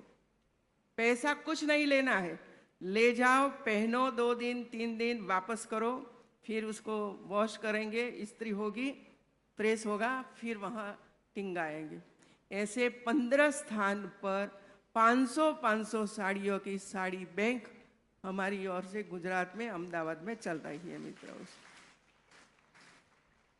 अभी ऐसा काम मैंने यूनिवर्सिटियों में कहा कि आप साड़ी बैंक, सिर्फ साड़ी नहीं लेकिन कपड़े भी इकट्ठा करो, शूज इकट्ठा करो, बुक्स इकट्ठा करो, पेन पेंसिल जो चाहे वो आपकी यूनिवर्सिटी में दी जाए। बड़े बड़े बॉक्स लगाओ बाहर, लिखो ऊपर कि आपकी बिन जरूरी चीजें इसमें डालो और शाम को इकट्ठा करो। दूसरे दिन वही बॉक्स आएगा, फिर इसमें लोग डालेंगे, इकट्ठा करो और उसका प्रेस करवाओ अच्छी तरह से, और ज़रूरतमंद जो लोग हैं उसको जाकर दे के आओ मित्रों। ये काम हमारे NSS NCC के स्टूडेंट्स आज कर रहे हैं मित्रों। और 2 यूनिवर्सिटी ने ये काम का आरंभ किया है और लोग उसमें जुड़ गए हैं। लोग इसमें जुड़ गए हैं कि हम भी देंगे, हम भी देंगे। मतलब ये कहना है कि लोग देने के लिए तैयार है, शुरुआत हमारे से होनी चाहिए मित्रों। और मैं आज आपके बीच में आई हूँ। कल 2 प्रेजेंटेशन इधर मैंने देखा और ये प्रेजेंटेशन देखने के बाद मुझे लगा कि जो जरूरत है आज, कुपोषण तो करते हैं, बच्चे को देखते हैं नहीं चल सकता है, न खा सकता है। ऐसे बच्चों की बीमारियां जब हम देखते हैं, ऐसी माताओं की बीमारियां जब हम देखते हैं, तो मन में होता था कि ऐसा कुछ काम होना चाहिए कि क्यों ऐसे बच्चों का जन्म होता है। माता के गर्भ में जब बच्चे पलते हैं 9-10 महीने, तब क्या हम उसकी कोई सुविधा, शुश्रूषा, जांच कर सकते हैं कि नहीं कर सकते हैं? इसमें से हम मुक्त कर सकते हैं कि नहीं कर सकते हैं? कुपोषण में से बच्चों को मुक्त कर सकते हैं कि? तो ये सब काम का आरंभ आप सब लोगों ने किया है। ये मैंने कल प्रेजेंटेशन में देखा। मैं बहुत बहुत बधाई देती हूँ सबको। बहुत ही अच्छी तरह से काम हो रहा है। हमारी रजिस्ट्रार है ना, मैं रजिस्ट्रार की एक कंपैरिजन करती थी। ये रजिस्ट्रार ने, मैंने देखा रजिस्ट्रार को, कल भी मैंने देखा था उसका प्रेजेंटेशन, आपने ही किया था ना, और आज भी आपके सामने सब कुछ आपके सामने रखा। तो ऐसे टैलेंटेड वुमन जब कोई यूनिवर्सिटी का संचालन करती है, और आप सब सद्भागी हैं विदर्भ की महिलाएं कि जो ऐसे हमारी महिलाएं, टैलेंटेड महिलाएं अपना सर्वस्व काम करते करते भी यूनिवर्सिटी को आगे ले जाने का प्रयास कर रही है मित्रों। घर संभालना, बच्चों को संभालना, घर में सास ससुर भी होंगे, उन सबके लिए काम करते करते भी जो अपना दायित्व है अध्यापक का, रजिस्ट्रार का, FC का, ये दायित्व अच्छी तरह से निभाना वो महिला कर सकती है मित्रों। मेरा ये नहीं कहना कि पुरुष नहीं कर सकते हैं, लेकिन प्रोफेशनली करना ये सबसे अच्छी बात है। गुणवत्तापूर्ण क्वालिटी इसमें आना चाहिए, परफेक्शन आना चाहिए। इस हिसाब से सोचना और करवाना ये सबसे बड़ी अच्छी बात है। और मैं 2 दिन से ये सब कुछ देख रही हूँ मित्रों। हमारी बच्चियों ने कल जो कल्चरल एक्टिविटीज हमारे सामने पेश की, बहुत ही सुंदर। 2 दिन में वे लोगों ने तैयारी की थी, लेकिन 2 दिन में भी इतना सुंदर कार्यक्रम हमारे प्रेजेंट किया, प्रस्तुत किया हमारे सामने। वे लोगों को भी मैं बहुत बहुत बधाई देती हूँ। और इडली ढांसा खाकर तो पेट भर गया है आपका, तो आप सबको बहुत बहुत बधाई। और आज स्पेशल एक ही विषय पर जब ये सेमिनार वर्कशॉप आयोजित हुआ है, और मुझे लगा कि एक सबसे अच्छी बात है कि सिर्फ एक विषय पर कितने गहराई से हम हमारे वीसी और हमारी यूनिवर्सिटी को कैसे प्रेरित कर सकते हैं, कैसे मार्गदर्शन दे सकते हैं, ये इसका आपने सोचा और आज आयोजन किया। इसी वजह से यूनिवर्सिटी को भी मैं बहुत बहुत बधाई दे दी हूँ। धन्यवाद।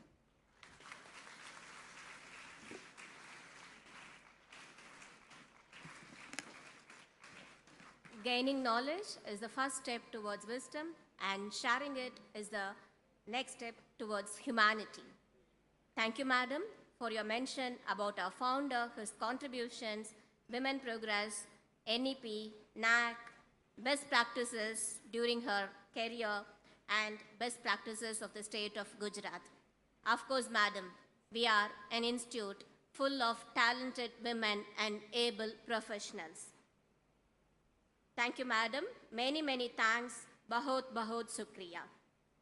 Ladies and gentlemen, the English version of the governor's speech will be hosted in the website soon after the inauguration.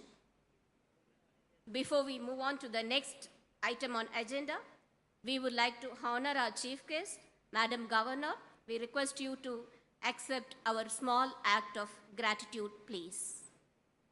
I request our Managing Trustee Anna to honor our chief guest with a memento.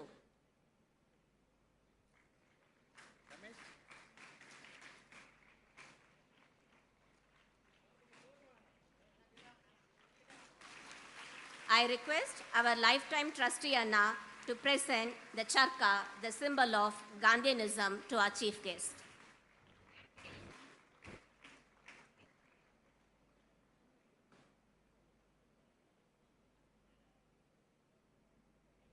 Our Chancellor will present the book on Sacred Touch written by our founder.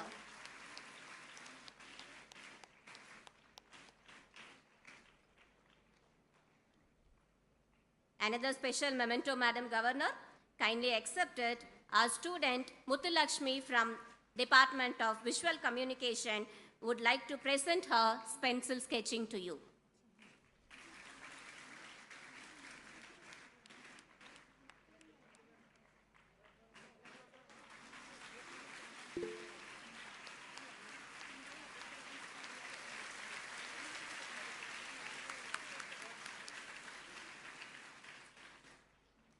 Thank you, Madam Governor, for accepting the honors, and thank you, dignitaries, for doing the honors. Dear dignitaries, there's a small change in the agenda items. We'll have the book release and the citation to the students before greetings by our Vice Chancellor. Ladies and gentlemen, let me now take you through the release of book and journal by Golden Hands. First, we have the release of book on Printerstellar, Exploring the Uncharted Territories of Print, authored by Dr. T.K.S. Lakshmipriya, Professor and Head of Printing Technology, School of Engineering. This book is intended to entrepreneurs, researchers, and student community. May I request Srimati Anandiben Patel Ji, the Honorable Governor of UP, to release the first copy of the book, and I request our Managing Trustee Anna to receive the first copy. I request the author to also hand over further copies to all the dignitaries on the dais.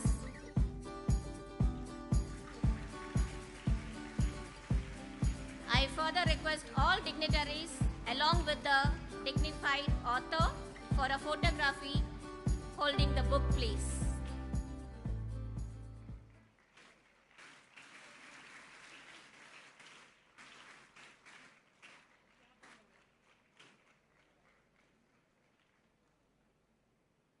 Thank you all. It was a pride moment for the author and for Avinity as well.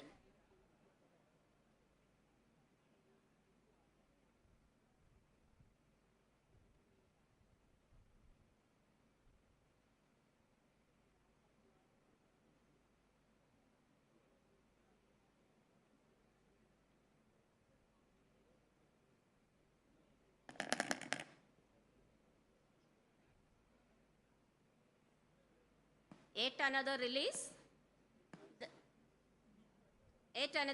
the release of the Indian Journal of Nutrition and Dietetics, volume number 59, issue number 4. The editor-in-chief is Dr. S.P. Tyagarajan, Chancellor, and the editor is Dr. S. Kausalya, Registrar. The journal is UGC CARE approved, and its target readers are researchers, academicians, industries, entrepreneurs, and consultants. Once again, I request Honorable Governor to release the 59th volume, and I request our Chancellor to receive the copy, please. All the dignitaries will also hold a copy.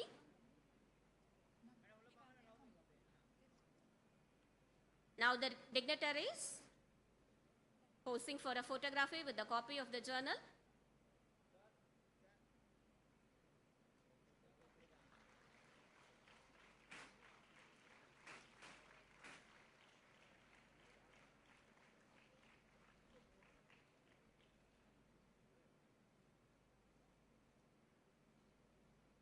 Thank you, dignitaries, for being a part of our achievements. Moving next, the success of any higher education institute lies in the success of our students. Avinity constantly encourages students to dream more, aspire more, and achieve more. And what is more interesting is, Avinity recognizes the exemplary services and achievements of students at the national level and is pleased to accord the citation to them. We have 23 such achievers this year. May I request Honorable Governor to award the citation as I call out their names. To begin with, Manju George, PhD Scholar, Department of Food Science and Nutrition, will receive the citation for being a national winner in excellence in dietetics, informatics, and digitization. This is a quality award conferred by Indian Association for Parenteral and Internal Nutrition for doing nutrition services using digital technologies. Manju George on stage.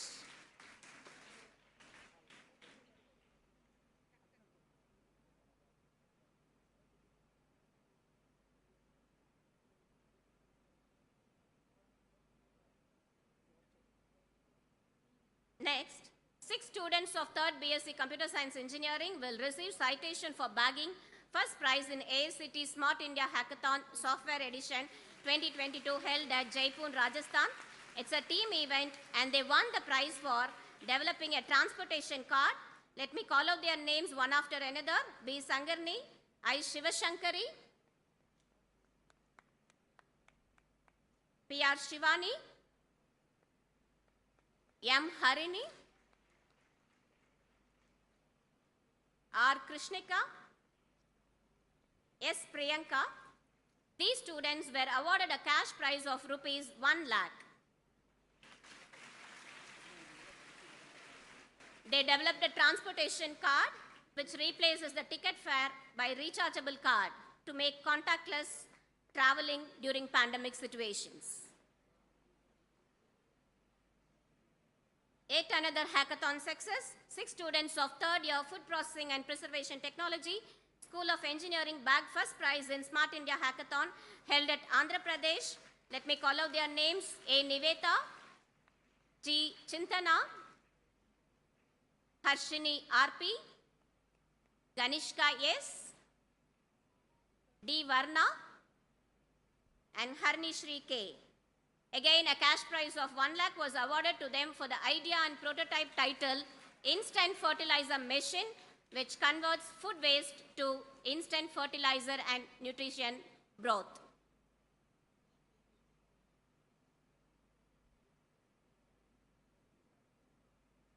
Next, we would like to honor services of NCC Cadet.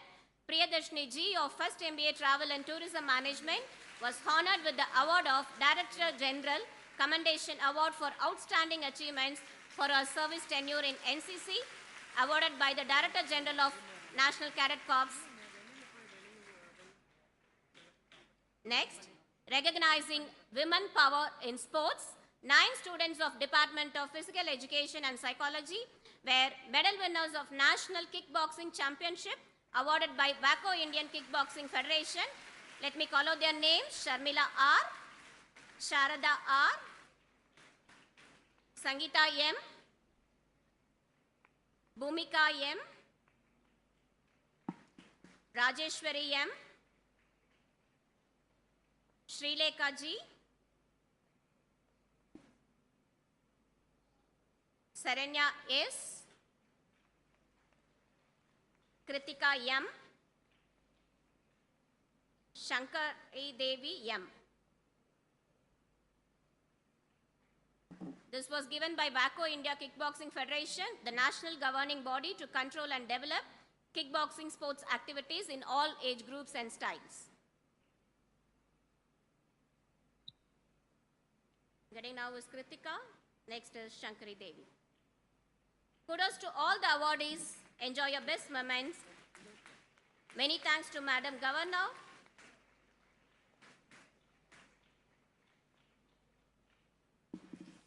Many thanks to Madam Governor for presenting the citation to our students and achievers. This moment will be cherished in their lives forever. Thank you, Madam. Moving on, we have greetings by the First Lady of this institute. May I have the pleasure of inviting Dr. V. Bharati Harishankar, Vice Chancellor of Avinity, to give her felicitations.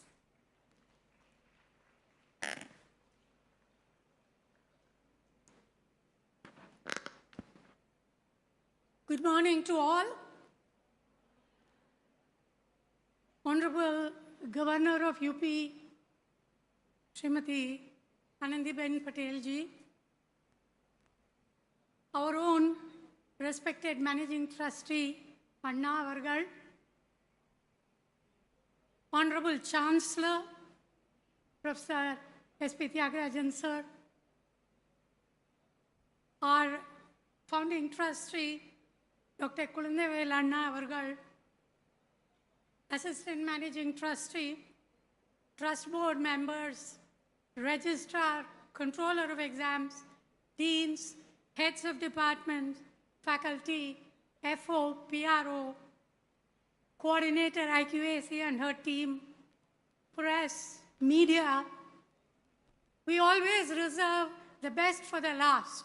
So, my dear students,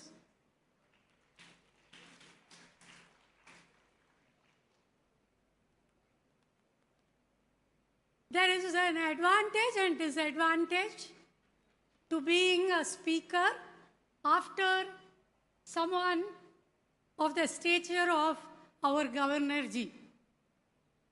The advantage is she has already prepared you to receive the best idea possible. The disadvantage is, what is it that I can say that she has already not told us? So what I thought was, this can be a moment when, as the Vice Chancellor of this university, I only want to tell Madam one thing.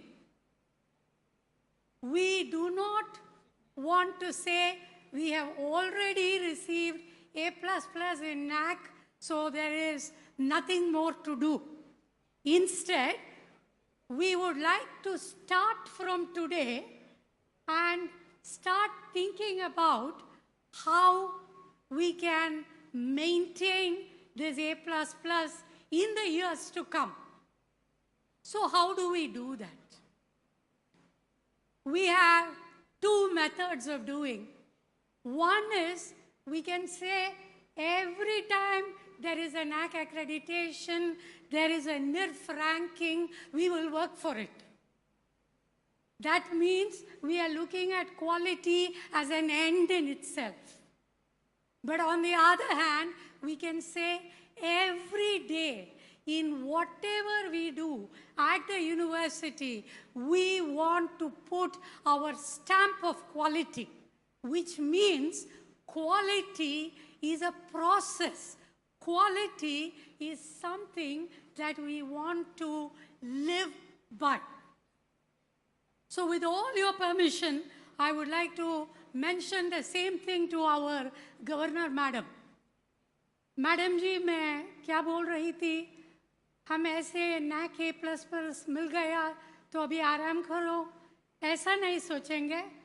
अभी अगले जब accreditation होता है, इसमें भी A++ मिलना चाहिए और विश्व के रेटिंग में हम आना चाहिए। ये करने के लिए हम क्वालिटी को दो तरह से देख सकते हैं। एक है जब भी एक्रेडिटेशन होता है हम एग्ज़ाम प्रिपेयर करके अच्छे मार्क मिलेंगे, और दूसरे ये है कि हर फल हर दिन हम जो काम करते हैं उसमें क्वालिटी को निभाने देते हैं। ऐसे हम करें तो हमारे इंस्टीट्यूशन में क्वालिटी एक बेंचमार्क हो जाएगा, क्वालिटी एक एकेडमिक लाइफ का मार्क हो जाएगा। वो ही मार्क हम अभी इस वक्त से ऐसा हम शासन देते हैं आपको कि हम क्वालिटी को सभी तरह से हमारे इंस्टीट्यूशन में माने जाते हैं। Thank you madam. So for the rest of you, what I also promised madam is that starting today, in her presence, we take this promise that quality will be something that we will follow every day in whatever we do in our campuses. And for the students out there, you are our ambassadors. You have to take this quality to the world at large. Only then will Avinati become a name known in Coimbatore, in India, in the world. So, can we all make that promise to madam? I'm not hearing it. Exactly. Madam, वो ही है हमारा promise. हम quality हर चीज में निभाने देते हैं. Thank you. Thank you all for this opportunity. Madam, we will come along with your promise made. Thank you for your gracious greetings. Dear ladies and gentlemen, we have come to the close of the inaugural function. May I call upon Dr. U. Zerinabi, IQAC Coordinator, to propose thank note for the inaugural session.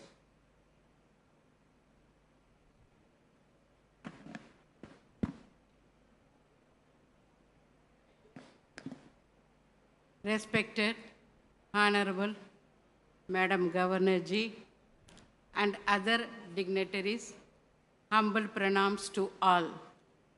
In the capacity of IQAC Coordinator and on my personal behalf, I feel honored and privileged to thank everyone who have helped us in making this positive beginning.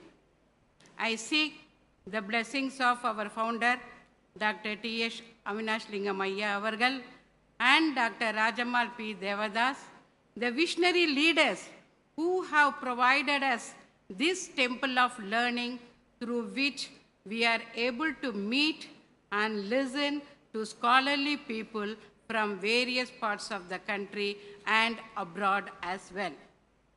First and foremost, I submit my reverences, salutations, and thanks to Srimati Anandiben Patel Ji, Honorable Governor of Uttar Pradesh. Madam Governor was kind enough to visit us, traveling a long way to witness the best practices of our institute. Madam Governor, I wish our founders were here, as they were always interested in bringing the best brains to this campus. Nevertheless, their vision is carried forward till date by the present leaders in true spirits. Madam Governor, we understood your deep attachment towards improvising higher education system in the country. We are deeply indebted for your presence today and your excellent inaugural address given a few minutes ago. Madam Governor, your words, I am sure, is not just motivational for the young minds over here, but also, I am sure, have touched each one of us here. We, the Institute, extend our heartfelt appreciation for the services you are making towards the nation, especially for women folk. You are truly inspiration for all women, madam. We keep on record our highest regards for being amidst us and for your noble remarks made today. We, the Institute, would like to give a standing ovation for the great services you are rendered to the nation, particularly to the rural community. Madam, kindly accept our standing ovation.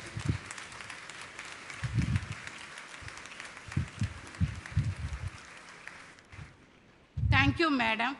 Next, I submit my gratitude and thanks to our managing trustee Anna, Dr. T.S.K. Meenakshi Sundaram, for his active involvement and contribution in every activity of the Institute. Your motivation and encouragement has made this event a grand success. Thank you, Anna. I humbly thank our Chancellor, Dr. S.P. Tyagarajan, who is the mastermind behind this great event, who was responsible for bringing Madam Governor to our campus. Sir, many thanks to you for your time and for your guidance at all stages with compassion, dedication, and eye for details. I still recall our first preparatory meeting where Sir spoke about the work of Madam Governor and said, Madam's visit would be a milestone in the progressive path of our institute. Thank you, sir, for all the efforts and guidance.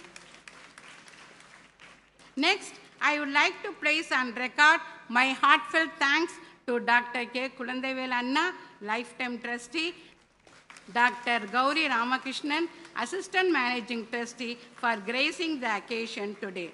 No doubt, it is the continuous support from the trust that gives the Institute scaling up day by day. Many thanks, Anna and the trust members. My special word of thanks to our beloved Vice Chancellor, Dr. Bharati Harishankar, for providing us necessary autonomy and for facilitating us in all preparations of the event. Gracious thanks to you, Madam. Our registrar, a dynamic registrar, Dr. S. Kaushalya, provided all the administrative support, and our entire team was instrumental in getting necessary approvals, permissions for Madam Governor's visit. Thank you, Madam, for your timely and round-the-clock support. I extend my sincere thanks to all the Vice Chancellors, Directors, Professors, IQAC coordinators of various universities of Uttar Pradesh, and all delegates for being present online and participating in the event. I submit my thanks to ADC, to Honorable Governor of UP, Mr. Abhimanyu Manglik, IPS, who had been meticulously coordinating with us regarding Madam's visit and arrangement. Sir, many thanks to you and team for all facilitations from your end for making this event happen. I would like to place on record my special thanks to District Collector of Coimbatore, Commissioner of Police, and his team for providing us necessary permission and taking care of the security-related arrangement for Madam Governor's visit. And I would like to thank all the government officials. I would like to thank all the trust members and invited guests for gracing this occasion. My special note of thanks to media friends, press, who have come in good numbers for capturing the best of the event. Advance thanks for good coverage of the event. Thanks a lot. My thanks are due to the Controller of Examination, Finance Officer, Public Relation Officer, Deans of all the schools, Dean and Research Development, Assistant Dean Sponsored Project, Deputy Deans, Director SF, ERAC, ERAD, and heads of the department for their enormous support towards various aspects of this event. I thank all the teaching and non-teaching staff for their untiring work and support. I thank all the committee members of the seminar for the smooth conduct of the event. Last but not the least, Thanks to the discipline and the enthusiastic participants for your patient listening. My special thanks to all IQAC members and support staff of IQAC for their continuous and diligent work in the seminar preparation. Thanks to the technical team for their support. Thanks to all the visible and invisible hands in organizing this memorable inauguration. Before concluding, I reiterate that Madam Governor's visit and her remarks stay evergreen in our minds and the history of amenity for long. Thank you once again, Madam, for your magnanimity towards future India. Once again, I thank each one of you for making this inaugural session of the National Seminar on Best Practices of Avinashilingam Institute for fostering NAAC assessment criteria both memorable and purposeful. Thank you. Nandri, Vanakkam, Dhanyavad, Jai Hind.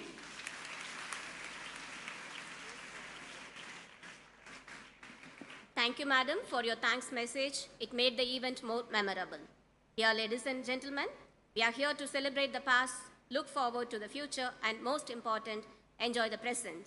Let us break for coffee and resume in another 10 minutes to witness the crux of the event, technical sessions on the best practices of Avinity. Requesting our chief guest and other distinguished dignitaries to please join for the coffee to the right of the auditorium.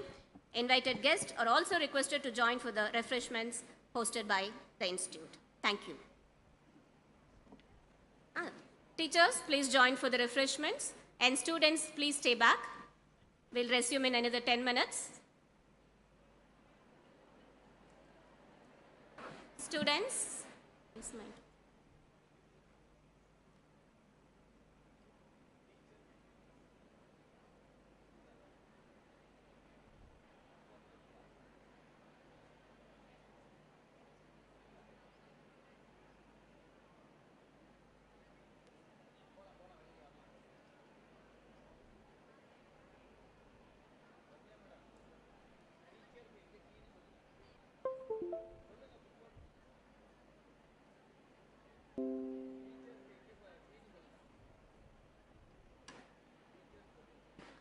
Teachers, please have your refreshments in the food court.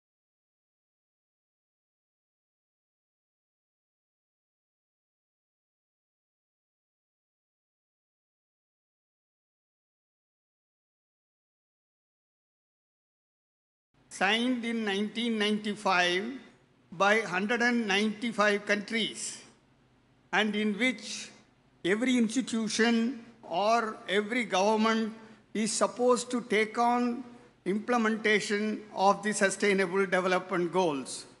Of these, the most important one for the educational sector is number 3 and number 4 and number 17. 3 is good health and well-being for all, 4 is quality education, and 17 is partnership for achieving the goals. We have ingrained them in our own policy document for the university. We have made this Vision 2040 document in tune with the Government of India document on National Education Policy 2020. We would like to tell you the salient aspects and see one example of best practice, how it is being implemented in our own university. This Vision 2040 of the Avinashilingam Institute has got a basis from the National Education Policy 2020 and then National Priorities and Global Sustainable Development Goals as the components and to achieve international quality ranking. What are the goals that have been put up here in our vision document? Includes goal 1, no poverty and zero hunger. Actually, it is number 1 and number 2 of the SDGs. Goal 2 is high quality education and research. Goal 3 is gender equality. Goal 4 is decent employability for women, leading to economic growth. And goal 5 is reducing inequalities among the society. Keeping all this, we have introduced special focus schemes for the university upliftment in synergy with the community and the society. Integration of global citizenship education is in tune with the SDG 4, which is talking about quality education. Global health, community nutrition, and preventive health care in all our teaching and research programs is targeted towards Sustainable Development Goal 3. And besides that, technology integration, special education through assistive technologies, international showcasing of the strengths of the university, national and international centers of excellence, multidimensional advances in women development, all these are aimed to be achieved through partnerships and collaborative programs with national and international agencies. This is in tune with the Sustainable Development Goal 17.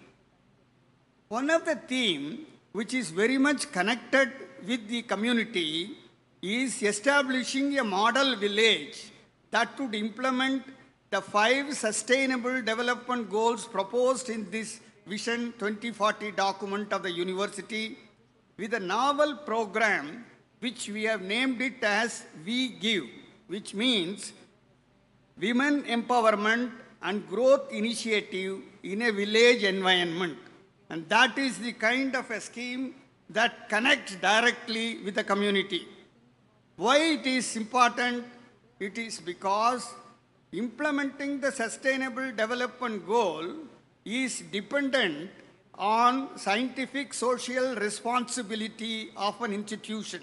Government of India, by the directive of the Honorable Prime Minister of India, has specified that all the universities and science and technology institutions should not work in silos or isolation, and they have to have a social responsibility through research. So they are interconnected, both scientific social responsibility as well as the Sustainable Development Goals are interdependent, and hence the funding agencies have also been specified that when any project mode activity is initiated and proposals are submitted, there has to be a component of sustainable development goal linked with scientific social responsibility. One of the programs that has been launched by the Department of Science and Technology, Government of India, is Science Technology Innovation Hub program, which funds community translation proposal. What is being done through science and technology, the innovation that comes has to go to the community and help the people there, and that only has been included in this particular proposal. We have already submitted a proposal of establishing this Science Technology Innovation Hub program, which is very much in concordance with our proposal of the Vision 2040, which we have named as We Give. So what is this Science and Technology Innovation Hub program? The lead institution is Avinashilingam Institute, along with partner institute Krishi Vigyan Kendra, Karamadai, Coimbatore, targeting the tribal population Irulas. This is an overall multidisciplinary project between science and humanities developments. We have 3 principal investigators for this particular program, Dr. Aarti, Dr. Kalaichelvi, and Dr. Arogya Maraicelvi. These are the 3 investigators of this program who have prepared the proposal, validated the proposal, got expert comments, and finally it has been submitted. I will briefly tell you about this particular proposal for the limited time that is available. This hub is to be situated in a village called Karamadai in Periyanayakan Palayam block in Coimbatore district. What is the problem statement? The problem statement is to do a baseline survey initially, find out the weaknesses that are there, and try to see whether science and technology can give a solution. The predominant problem that is existing in this location is inconsistent, insufficient, and minimal income of all these families who are living here. Irregular income is due to either unemployment or underemployment, illiteracy, middlemen exploiting them because of the ignorance of the Irula tribe, farm producers and livestock, along with the other livelihood capital such as education and health. So we are trying to understand the weak linkages and then fill up the gaps so that the village becomes an innovative village and a model village so that it could be emulated by others. This is the location of the STI hub, Karamadai village, and also the KVK campus who are participant in that. What we have planned is to have a science technology innovation hub and spoke model so that from this particular place we would be able to reach out to the villages and address their whatever difficulties and gaps that are there. What are the gaps? When we found out the strengths of them, we found they have a good kind of a strength in having certain resources. The resources are tamarind, which is another thing is the sigekai, which is called arappu in local languages, which is used for cleaning the hair. Then the amla fruit, the medicinal plants which are available in the tribal area in plenty, and then driftwood, which are also being used by various people. And then under the farm produce millets, major ragi, minor kodo, foxtail, and little millet, and goat's milk. All these things are either wasted or they are minimally utilized. There is also one problem that the local men who are the middlemen, they try to exploit the local men and women who are harvesting them, give them a very low kind of a price for it, because of which they are not getting proper income out of it. So we have identified by adding scientific innovations and making good products out of them, and hence a commercialization pathway can be produced by a cooperative movement through a village cooperative, university connected cooperative kind of a methodology, and also by putting in place an e-commerce platform, providing a mobile app for e-commerce platform utility, supporting them and all that. So I will not explain the details, expect to tell you some examples of how the value chain for these products have been worked out. For example, the tamarind. All of us know about the tamarind. It is growing in abundance in the tribal areas and all that. But what is important is they are not fully and properly used. So procurement of the raw material, processing of this raw material collected, and developed a product out of them, which may be in different formats, which are attractive for the sellers, which can be taken up by the commercial vendors also for good pricing. But at the same time, our science and technology department will do a quality testing of the product so that a quality stamp is given for this product and then taken to the eco-friendly packaging methodology and commercialization, and then get back through e-commerce and cloud marketing so that community development takes place. So there is a technology transfer interface that happens between this, and scalability of these products can also happen in this way. So we have just started this particular program and is working successfully. The second value chain is the hair wash leather. People in the villages and other places, they use this material called sigakai, and that is being done as a value-based kind of a product, which is also wasted majority of the time in these tribal areas. So again, you procure the raw material in an economical way. They are processed in the most scientific way that is advised by various production kind of factories. Then we make a batter preparation out of this particular siakai, and they are standardized, they are validated, and they are converted into instant hair wash lather. We know that there are a lot of chemically formulated shampoos are available, which have got lot of tissue damaging activities and side effects. So without that, this can be made as an instant hair wash lather, and then the villagers and the tribals will be helped out for commercialization using the same e-platform that we have formulated already. In the amla product, amla is one of the very important fruit which is being harvested, rich in vitamin C and other kind of related materials in them. They have amla juice, you have the pulp is being used for eating purposes, and then you also have a seed that can be used for marketing and further plantations and all that. So we have prepared 3 different products out of them: the juice product, pulp residue, and seed product. They are all in the different levels in our own laboratories in the School of Home Science and Nutrition, and these 3 products are in different technology readiness level.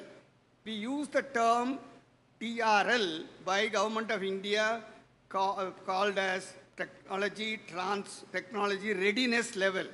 So the products are in technology level 3, which means it is still have to reach higher finish to technology readiness level 9 so that it can be marketed.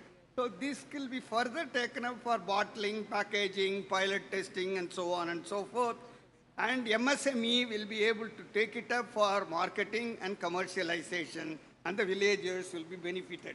This is another product that we will be helping the villages. Then medicinal herbs. All of us know about the medicinal plants. The tribal medicinal plants are considered to be much more valuable than the other kind of plants, and hence several kind of plants which are very, very common there, like Rauwolfia, Serpentina, Ruta gravinensis, etc. They have again be collected. They will be characterized in our biology school, which is fully competent to do these kind of activities because of their previous expertise and so on. And they will do conservation methodology. They will also do tissue culturing and characterizing methodology, and also develop better yield of cultivation, and then their consumption, commercialization, and community development. Here, the raw material purchase of the medicinal herbs of quality plants becomes very essential, and that would be made facilitated through this. And several other plants have also been planned like that, like Artemisia palens, Curcuma, Caesacia, and so on. Next, we have the driftwood and waste material. So this is waste to value kind of a proposition. Whatever is considered as a waste, how you can convert them into value materials. For example, the harvest stalks, which is left as a waste material, lantana wood, they are used as a burning sticks and all that for homum and so on and so forth. And these are all done by the innovations that are taking place, are used in the university and then given back to them so that they will be able to adopt the technology and then bring about changes. This could be in the kind of science and technology toys, home decoration materials, and the other materials for packaging and so on and so forth. This is another vertical by which we will be able to help them. Then edible films and tableware. We all know that plastic is not recommended in these days, and we have banned plastic in our campus also. We have made several products like this from the home science school, and these are the type of products that are there, which is also being kept on the showroom near the memorial. And this is a machine that has been prepared and patented also. A company is taking over for producing these films and products which will be able to be used either as edible films or edible tableware or edible coating, etc. This is in the technology readiness level 6, and we are already in the commercialization route, which will be given back to the community and they will be able to use it. Then millet processing, that is one of the major kind of area where our institution is targeting. Many of you might know that we have got the best university award for millet research by the Indian National Institute of Millet Research, Hyderabad, and it has been received by our registrar also recently. So, based upon all these innovations of producing millet flour and millet flakes, millet bar, and so many other products that have been prepared, they will be able to help out to the people where the same millets are being wasted, not properly utilized as a value proposition. Then so many other business model canvas have been developed. These people will be trained on the various products that are already manufactured out of millets, and it will be provided to them so that they will be able to sell it. So what are the expected deliverables of the product? The intervention by the transfer of developed technology and patents available with Avinashilingam Institute will lead to produce novel and diversified marketable products, and then customization of the machinery design to handle small volumes for 100% utilization of bioresources like tamarind, amla, millets, and their value chain. So this model can be replicated with links the climate change mission announced by the Tamil Nadu government as well as the government of India, and it will help the local forest ecosystem, and it will give them community livelihood for the tribal people.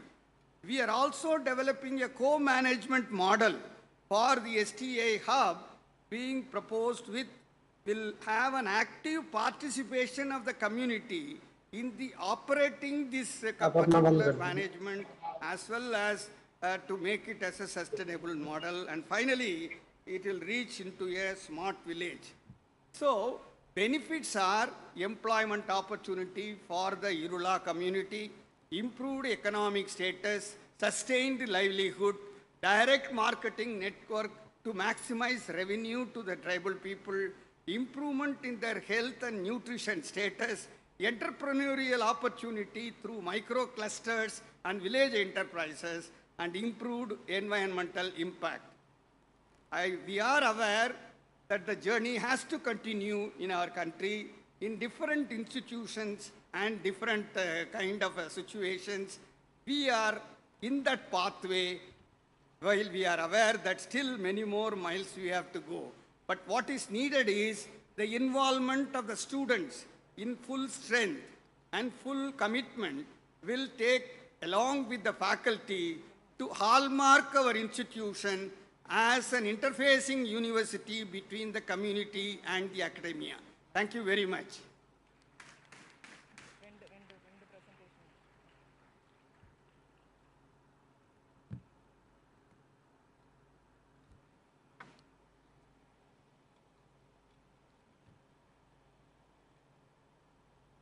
Any questions?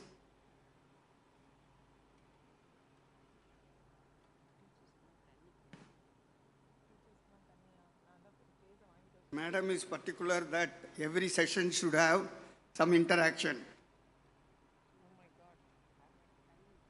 I think the online participant vice chancellors can also raise questions. There is a facility for that.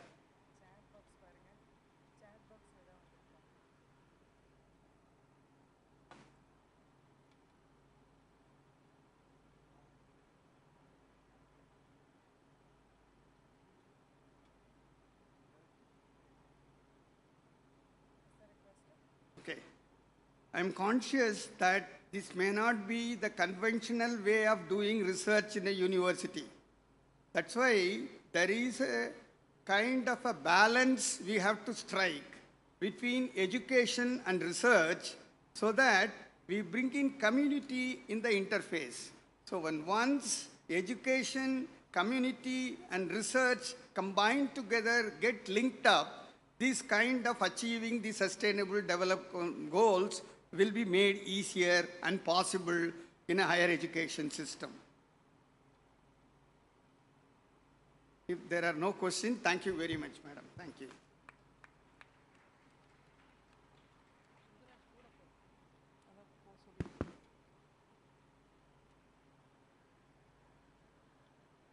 Thank you, sir. Your speech was truly resourceful in showcasing all our strengths. We shall overcome, and success will be ours in the future. The future belongs to us, said Savitribai Phule, social reformer and India's first female teacher. Such a successful woman who will lead us to the future is our Vice Chancellor, Dr. Bharti Harishankar, who has been a professor of English and founding head of the Department of Women's Studies, University of Madras. She has held several administrative positions. We welcome our virtuous Vice Chancellor, the big-hearted, the benevolent, the beloved Dr. Bharati for her special address on implementation of NEP in Avinashilingam. Over to you, ma'am.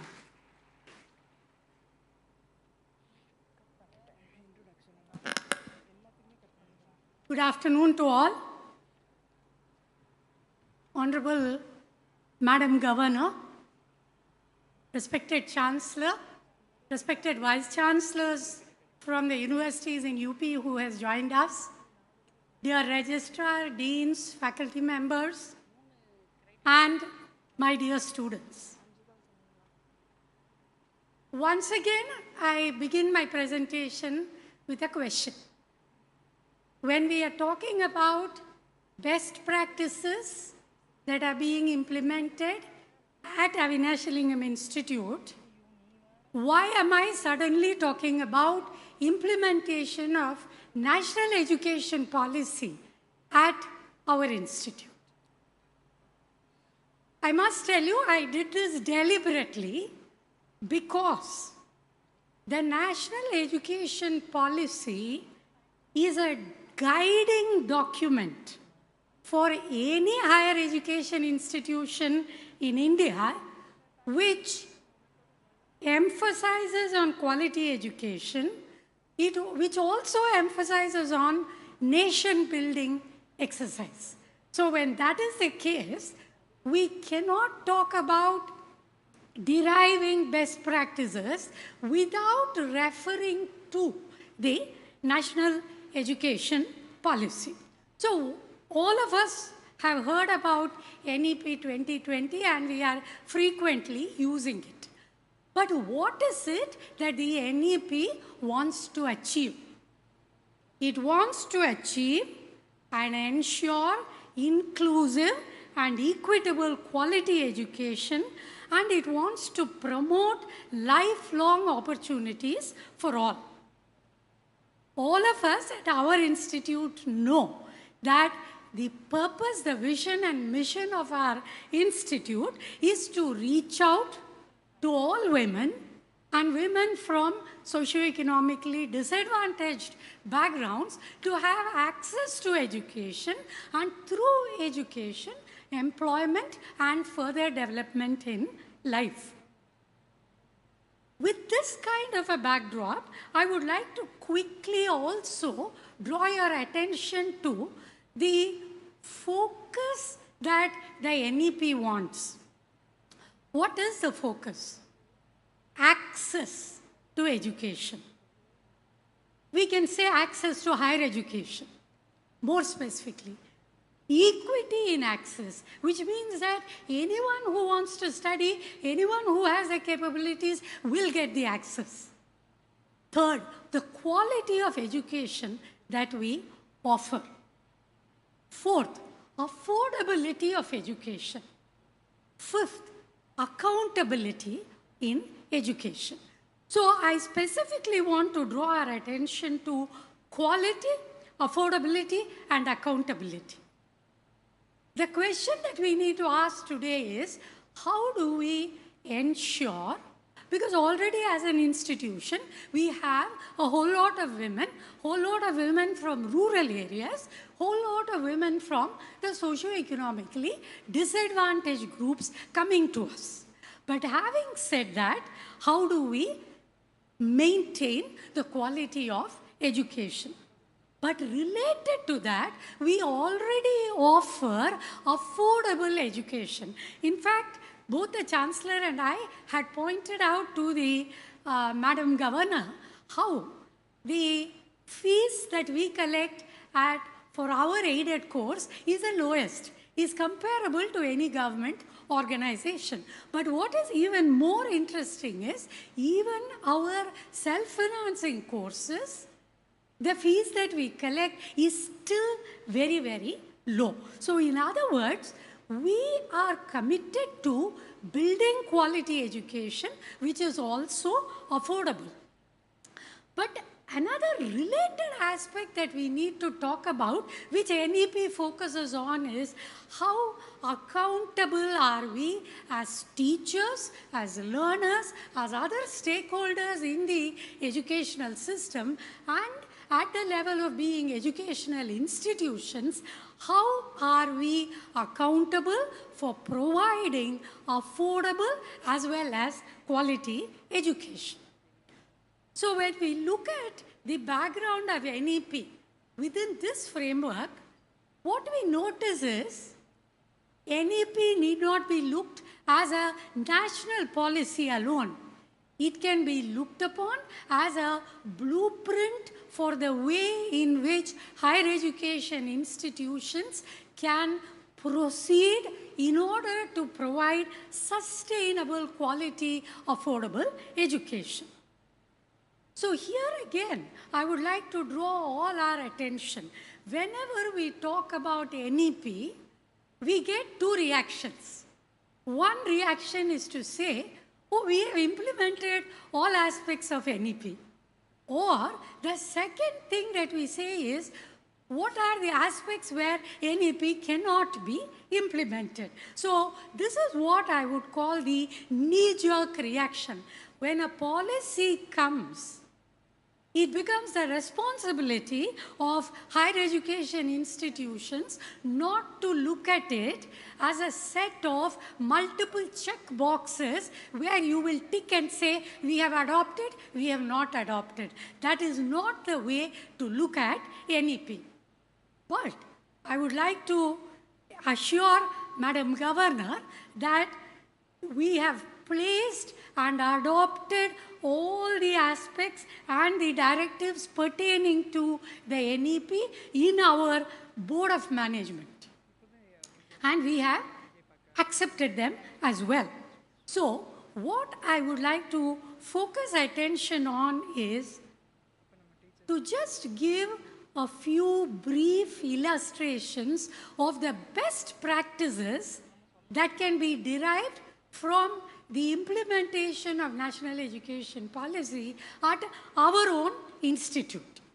So before going into this, for all of us to just refresh our memories, there are 20 different aspects that the NEP puts forward. And at the Avinashilingam Institute, what we have done is we have followed and constituted 20 quality reforms committee.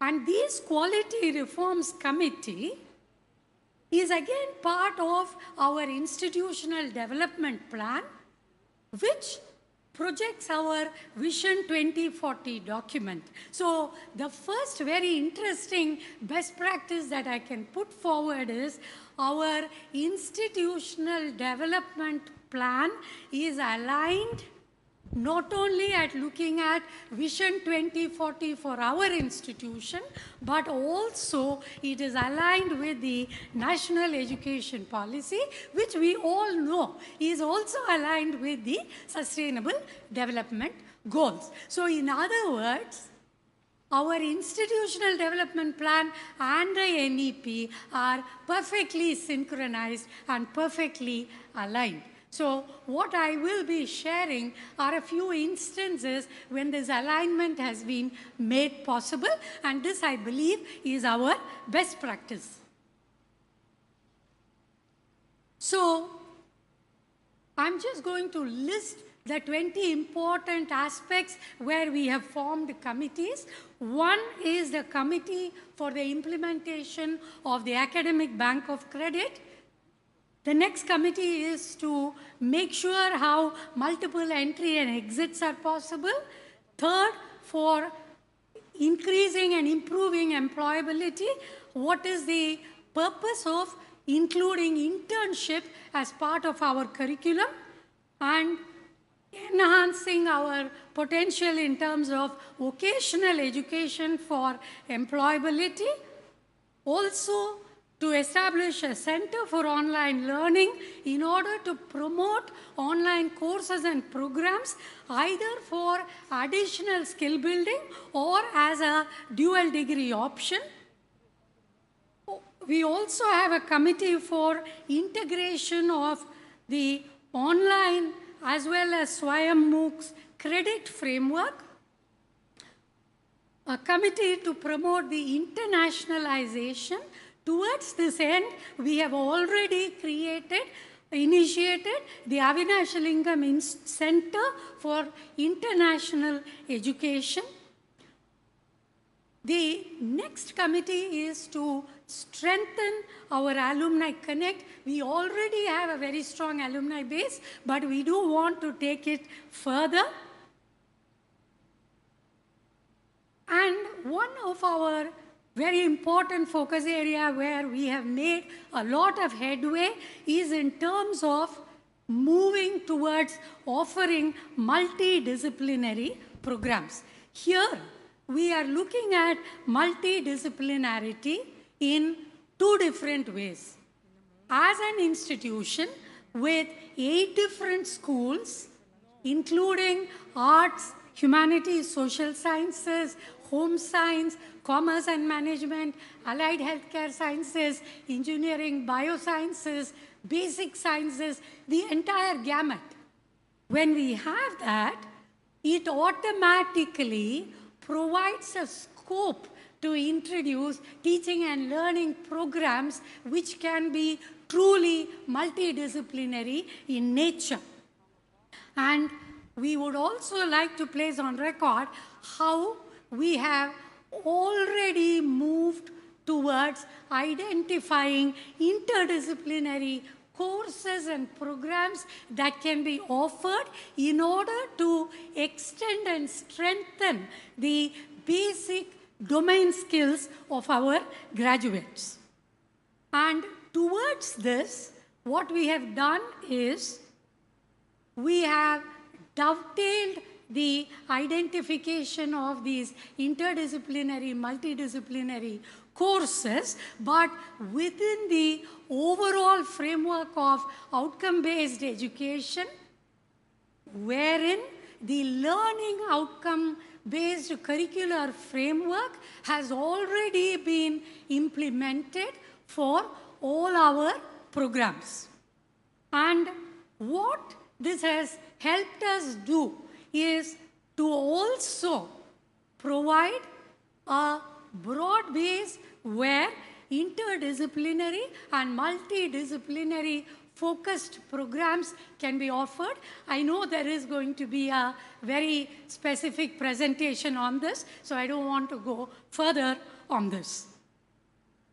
The other aspect where we have focused on is continuous capacity building for faculty and students. So we have Guru Dakshita, the faculty induction program for our newly entering faculty members, but at the same time, we also have the student induction program for our incoming students. The idea is to make their transition into higher education not only a pleasurable and a smooth experience, but also to prepare them for the rigors of academic life that is entailed when a student or a new entrant faculty gets into the university system.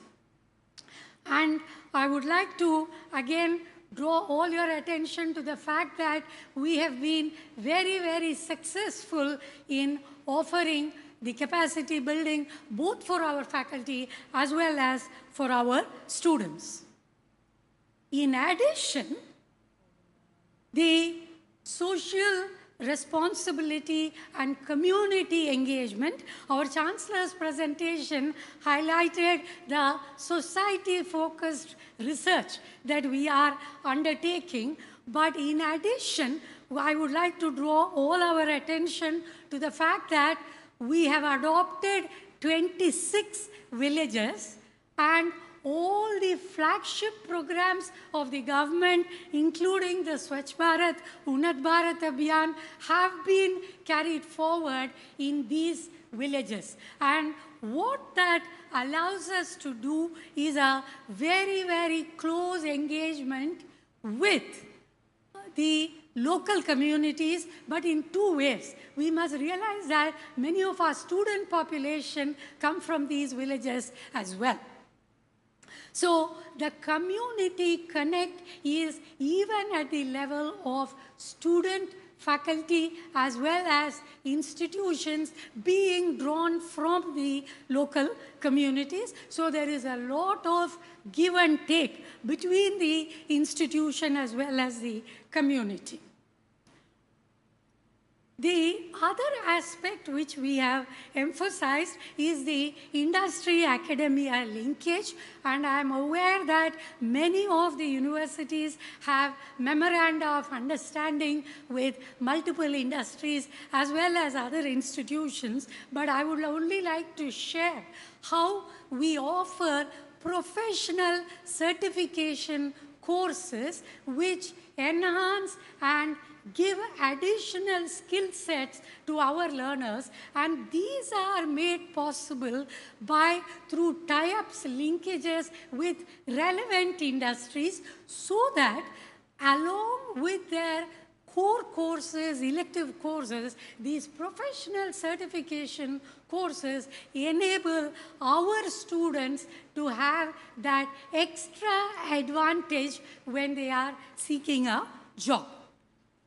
Related to this is the next point that I would like to highlight, the importance of incubation, innovation centers. Dr. Aarti is here. We already have the Avinashilingam Incubation, Innovation and Acceleration Center, but in addition, what we have already created towards our movement in the NEP is the Institute's innovation and startup policy, so that at the level of students as well as faculty members, we want to initiate the culture of innovation and entrepreneurship among our faculty members as well as among our students. And I'm not going to touch upon these aspects, even though we have these facilities. We have eco-friendly and sustainable campuses and also the Divyangan-friendly campus. But I would only like to share how our special education department, in fact, has created pedagogies that would help future special educators to adopt pedagogical innovations that would help more and more otherwise abled children to join the mainstream and become very productive citizens of our country. And of course, the other aspects in NEP include translation into Indian languages, as well as the academic integrity and prevention of plagiarism. I'm not going to touch upon this because there is a session from the research dean on the research aspects. So, when I have been listing out all this, what are our takeaways? One, of course, is the multidisciplinarity at the level of teaching, learning, research, and the fact that we have been able to prepare and present very large consortium projects which are multidisciplinary, multi-institutional, and collaborative society-focused research. The second is our extensive community engagement with the local communities. Third, continuous capacity building. Fourth, continuous skilling, reskilling, and upskilling of both our faculty and our students. The innovation incubation is another takeaway that we have from the following the NEP policy. But over and above all this, what our institution stands for is value inculcation. When we listen to anyone speaking about the Avinashilingam Institute, what comes foremost in mind is affordable, good quality education along with continuous value addition and value inculcation. We have been able to do it through multiple ways, but one that I would like to cite as an example is the number of value-added courses that are there for students to choose from. And it is a whopping number, 126 value-added courses from which students can choose which aspect of value building, because value building cannot be thrust on people. Value building has to be encouraged, and that is where this entire bouquet of courses allows our students to choose the values to which they want to shape their career and their lives. So in conclusion, when we talk about our best practices in implementation of NEP at our institute, I mean, even when we talk about best practice, I must tell you that there are a lot of learnings. there are a lot of missteps. So, what has been our learning? The very first learning is the adoption of NEP policy made us as an institution to introspect and think about what are our strengths, what are our weaknesses, what are the opportunities available, how do we overcome the challenges that we face as an institution. So, adoption of NEP became a SWOT analysis for our entire institution. The next is, time and again, we have been able to say, what is the NEP envisioning for India and nation building? What is our institutional development plan envisioning for our institute? And I must tell you, there are a lot of convergences. There are also some divergences that we have been able to identify. The next big learning is, I would like to recall very, very often quoted. It is in fact the most often quoted quotation of our Honorable Prime Minister. In fact, when he was asked once, he said, mind is not the problem. Mindset is the problem. All of us have a mind, all of us think rationally, but what is the mindset with which we approach? It can be NEP, it can be institutional development, it can be a larger nation building. But here, our learning for our institute is that our mindsets have been fine-tuned and sharpened by NEP. It has made us aware of possibilities. So certainly the biggest takeaway for us is the mindset that our introspection brought us. So when I was thinking about what to present for this session, I asked myself the question whether it is our institutional development plan or the implementation of NEP, or as Madam Governor pointed out today, the Vishwa Guru that India is poised to become. When that happens, what is it that each one of us who are stakeholders in the higher education, what are we looking for? And here is where I thought it would be useful. I mean, all of you perhaps know it already, but useful to differentiate an information society and a knowledge society.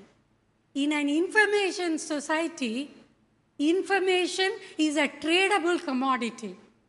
In a knowledge society, knowledge is for sharing, is for collaboration, is for making our society not only to have improved development and social conditions, but to make our societies a better place to live.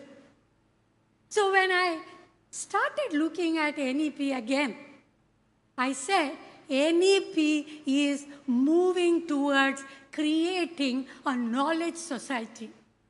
So when we talk about a knowledge society, especially in India, how do we translate the term Vishwa Guru? People have been saying global teacher, world leader.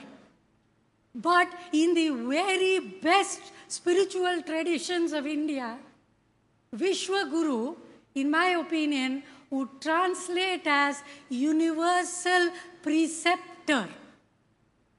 India would intuit, perceive in the long lineage of our rishis and sages and convert knowledge not into information which can be traded, but into lasting wisdom, which in fact will become the soft power with which India can become a world leader. So at Avinashilingam Institute, NEP has been our guiding document towards an institutional development plan, and we also realize that as an institution, whatever practices we follow can also be shared and replicated, and at the same time, I'm sure all the vice chancellors who are with us today, they have best practices to share,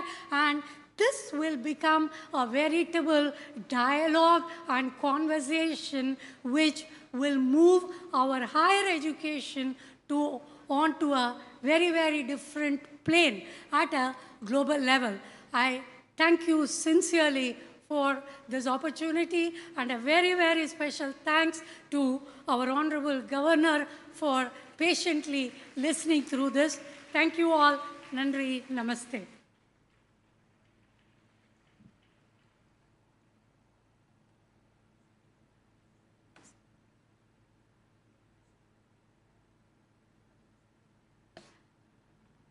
I would welcome any comments, queries. I completely disagree with you, kind of comments. 12-14 page है ना, तो curricular हमारे यहाँ प्रदर्शित कर लेंगे, हाँ? या ऐसा ना, सुनिए कुछ नहीं, जो ले जाएंगे वहाँ, हाँ? अभी हम भेज रहे हैं, उन्हीं मिक्सी वाला फोटो कॉपी करके दे देगा, हाँ? साहब आपका वॉइस बहुत क्लियर नहीं है साहब.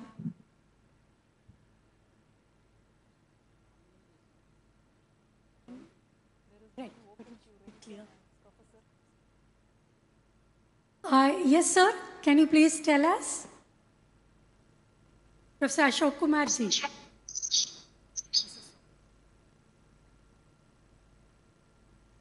Professor Shaurabh has raised his hand. Yes, sir. Hello. May I ask? Yes, sir. Yeah. Thank you, ma'am. Thank you, Honorable Governor, ma'am, for giving this opportunity. I am Professor Saurabh from Siddharth University, Uttar Pradesh. And indeed, it is a learning platform for all of us. I have, without taking much of time, I have one very small query. In fact, you were talking about value inculcation, and simultaneously you talked about value addition. So are we talking about the value added courses or value-based education? Because how do you, what exactly do you mean by this? First of all, thank you very much for raising this, sir. In fact, the unique aspect that we have is, at our institute, we have value-added courses, but value inculcation is part of the entire teaching learning. So what happens is, it is a mix. So every time, see, value-add courses, as you know, our students will say, वो तो 2 credit का course है, इसका मतलब क्यों, इतना क्यों सुनाने का, वो क्वेश्चन तो आता ही रहता है, मगर हमारे जो है वो ऐसा फोकस नहीं है. वैल्यू एडेड कोर्स भी आपका लाइफ और लिविंग का एक सूचना है, और वो बढ़ाने का हम जो भी कर सकते हैं वो ही हम करते हैं, sir. I hope that clarifies. Thank you. Thank you so much.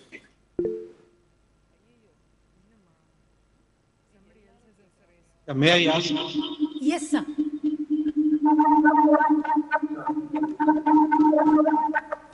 May I ask?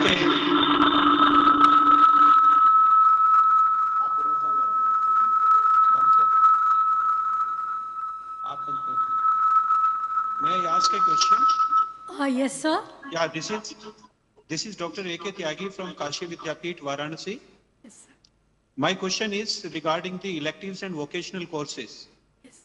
Since home science is a interdisciplinary area, so what type of elective and vocational courses you have proposed at your university? Sure. Am I audible? Yes, sir. Yes, sir. Again, thank you for the question, sir. A brilliant intervention. Vocational for us has been taken in 2 ways. We offer full-fledged BVoc courses in following the NSQF model.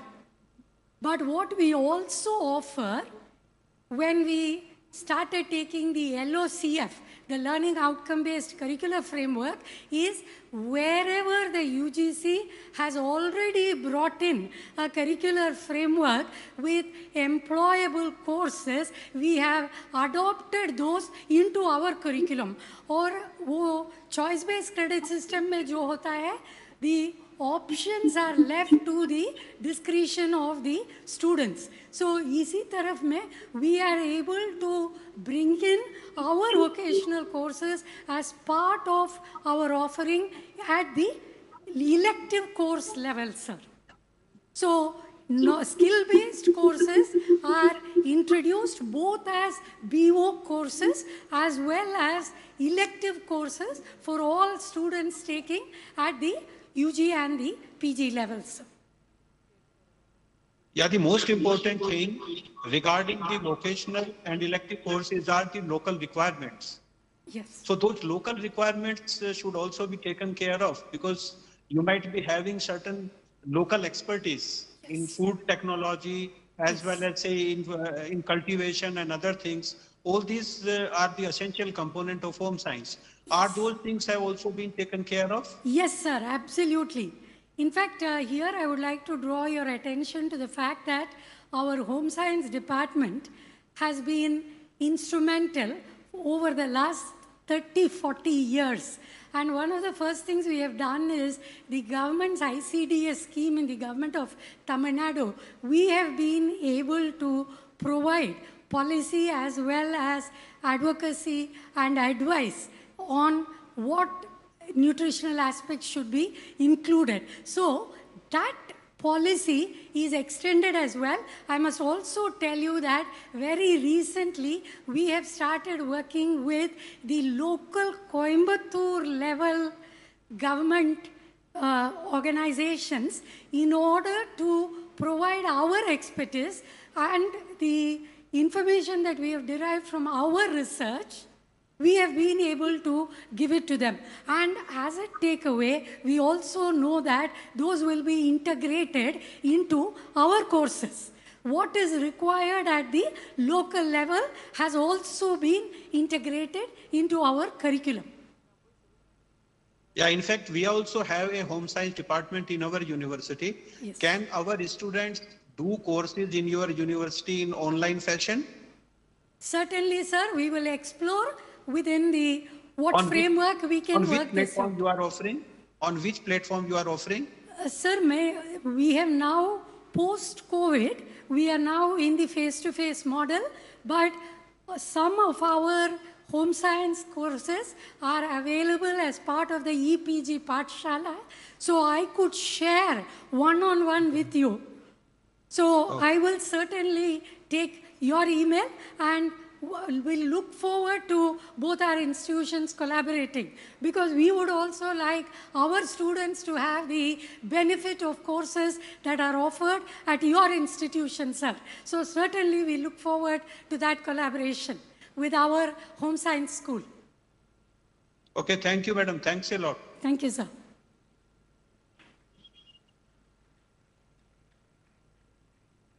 Thank you all once again. Thank you.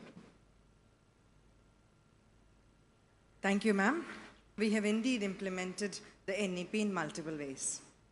Marilyn Monroe once said, "Strong women don't have attitudes, we have standards." Such a woman of the highest standard is our Dean Academics, Dr. Padmavati. Ma'am has more than 34 years of teaching experience and 25 years of research experience. Her appetite for knowledge is totally unparalleled, presenting the paramount, the most peaceful, passionate partisan of persistence, Dr. G. Padmavati, to speak on the best practices in curricular aspects, namely multidisciplinary approach to curriculum development. Over to you, ma'am. Good afternoon to everyone present here. I'm going to present on the best practice in curriculum aspects. The best practice that is taken for discussion is the multidisciplinary approach in curriculum development. We started with the objectives to introduce multidisciplinary learning, to promote multidisciplinary research in our institution, and finally to transform this institution to be the multidisciplinary research intensive university. What is the context with which this MDA-CD is developed? Why? First and foremost is the National Education Policy 2020 and the reason UGC's initiatives towards multidisciplinary institution. What is done here is the curriculum is designed with diverse perspectives, integrating different courses to view the same from different perceptions. The practice or the modality followed here to promote multidisciplinary approach in curriculum is through our choice-based credit system. We have a separate framework for undergraduate programs and the postgraduate programs, and there are slight differences among them based on the regulatory bodies. At the undergraduate level, we have 9 frameworks, and at the postgraduate level, we have 5 different frameworks, as it is rightly mentioned by our Madam Vice Chancellor that they are all well twinned, integrated with the learning outcome-based curriculum framework. If we look at the benefits or outcomes, there are plenty. First of all, the students have the privilege to choose their own courses. As rightly mentioned by our Honorable Governor Madam, 70% of the courses are our own, 30% flexibility approximately is there in our curriculum. This adds value to their knowledge. Second one, they have the opportunity to discover their own passion, for which we are offering the choice of various courses, access to various e-content platforms, an online education tool LMS which is integrated with our own ERP. And finally, students have the pragmatism and flexibility to cover their own interest and do their own decision making. This is ultimately evident with so many multidisciplinary projects that are in the pipeline and some that are already sanctioned. This school, especially the School of Physical Sciences and Computational Sciences, has contributed in the major way in establishing 3 important research laboratories: Advanced Research Lab, CNR Rao Lab, and Center for Machine Learning and Intelligence. All these 3 laboratories are established with the funding from DST Curie, and they are basically multidisciplinary in nature. So these exercises and exposures have ultimately contributed towards more projects in the pipeline. What is the privilege and the opportunity for the candidates to choose their own courses is offered through our flexible curriculum framework, both at the undergraduate and at the postgraduate level. Here comes the various courses and the weightages. We have approximately the core courses 72%, elective courses, ability enhancement courses, as rightly asked by one of the Vice Chancellors, the skill enhancement courses and the generic courses, and they are offered with various pedagogical approaches like cohort-based learning, activity-based, flexibility, and skill-based. Here is the framework structure that shows the minimum credit requirement for the undergraduate level and at the postgraduate level. The highlighted courses offer the flexibility to the said proportion. You can see the generic elective courses, ability enhancement courses, skill enhancement courses, under which we have the value-added courses, co-curricular courses, extracurricular courses with proper weightages, as well as at the postgraduate level, we have the interdisciplinary course. So the choice is from limited departments. You have a cluster of departments framed, And the multidisciplinary course is an open elective. Anybody can choose that. And professional certificate course is also open. And so also Swayam MOOCs platform. As mentioned by our Madam Vice Chancellor, we have a lot of opportunities open to the students to have their own choices. Here is a glimpse of various multidisciplinary courses that are offered at present. You can see that there is plenty right from quality management, plant products and industrial importance, science of well-being, cultural heritage of India, and power course on quantitative aptitude, e-commerce, green aspects, cybersecurity, women health and well-being, etc., eco-friendly textiles, and so on. Same way, interdisciplinary courses are also a large in number, that is parasites in relation to human welfare, community health and nutrition policies and programs, biodiversity of medical plants and cytochemistry are to name a few. The professional certification courses are also offered at various levels. Value-added courses at present, out of 126 mentioned by our Madam Vice Chancellor, these are the most popular courses picked up by the students. Floral art, web designing, orientation to sign language, which recently 23rd has been made as that International Day. There are various other co-curricular courses, 44 in number: anti-corruption, the legal system and governance, exercise and weight management for teens, herbal cosmetics, teens health, and some more courses in Tamil also, NGO management, yoga and stress management. Under generic elective, there are 27 courses: consumer affairs, travel formalities and airport handling, principles of marketing and salesmanship, lifestyle practices, and many more. If you look at the e-resources available in our campus, they are classified both in the external as well as internal platforms. Our institution is a major adapter of the Swayam MOOCs, which ensures access, equity, equality, anytime and anywhere. I'm really honored to say that so far, 12 courses under Swayam platform have been offered by the teachers of professors of Avinashilingam Institute, and so far 1,60,066 students, learners have enrolled in the past 2.5 years, offered in various 5 sessions. So Swayam is a major platform.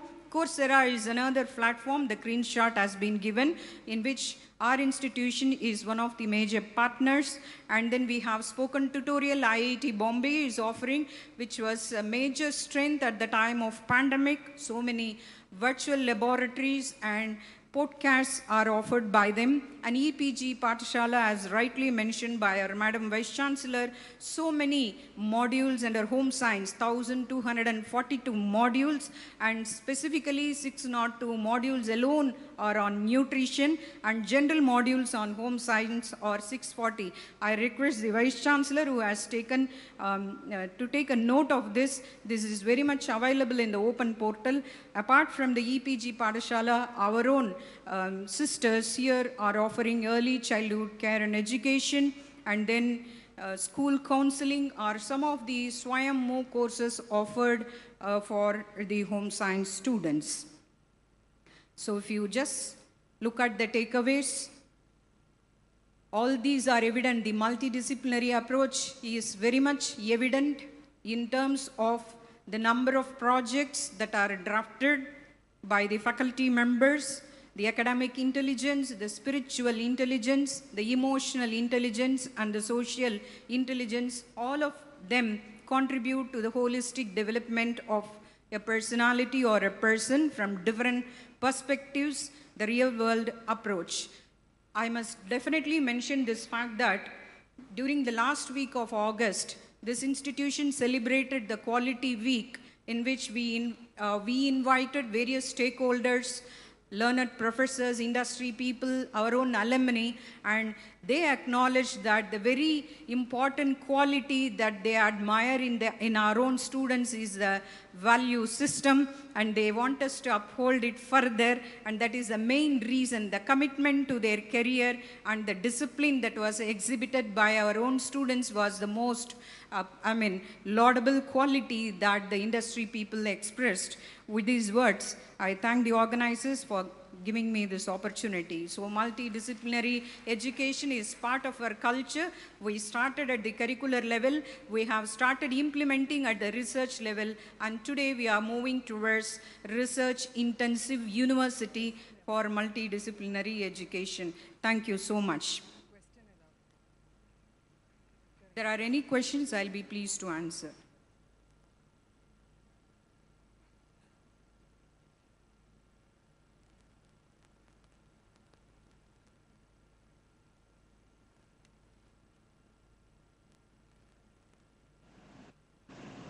The curriculum framework is the basis for everything.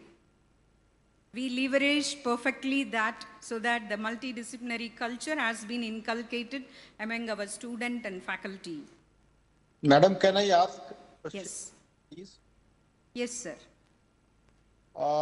This is Professor Manish Gaur. I am Pro Vice Chancellor of Dr. APJ Abdul Kalam Technical University and also Director IQAC. And we are in very advanced stage of our NAAC application. Also working on a flexible academic curriculum framework. Yes. To some extent we have already, so we offer only technical degree programs like BTech, MTech and doctoral programs. So we have already incorporated some of the flexibility in the curriculum in a way that a student can graduate to minor degree courses apart from his main courses by taking some credits, outside the scope of his own domain. Also, we offer honors degree by, topping it with certain credits. Yes. Now, we wanted to know your best practices or the practices at least, in your university by, offering an exit program out of the whole 170 credit programs of BTech degree so that a student can exit at the level of, getting a diploma degree, postgraduate diploma degree, and so on and so forth. In our state, there are certain, administrative challenges in the sense that, our mandate is to offer degree programs only.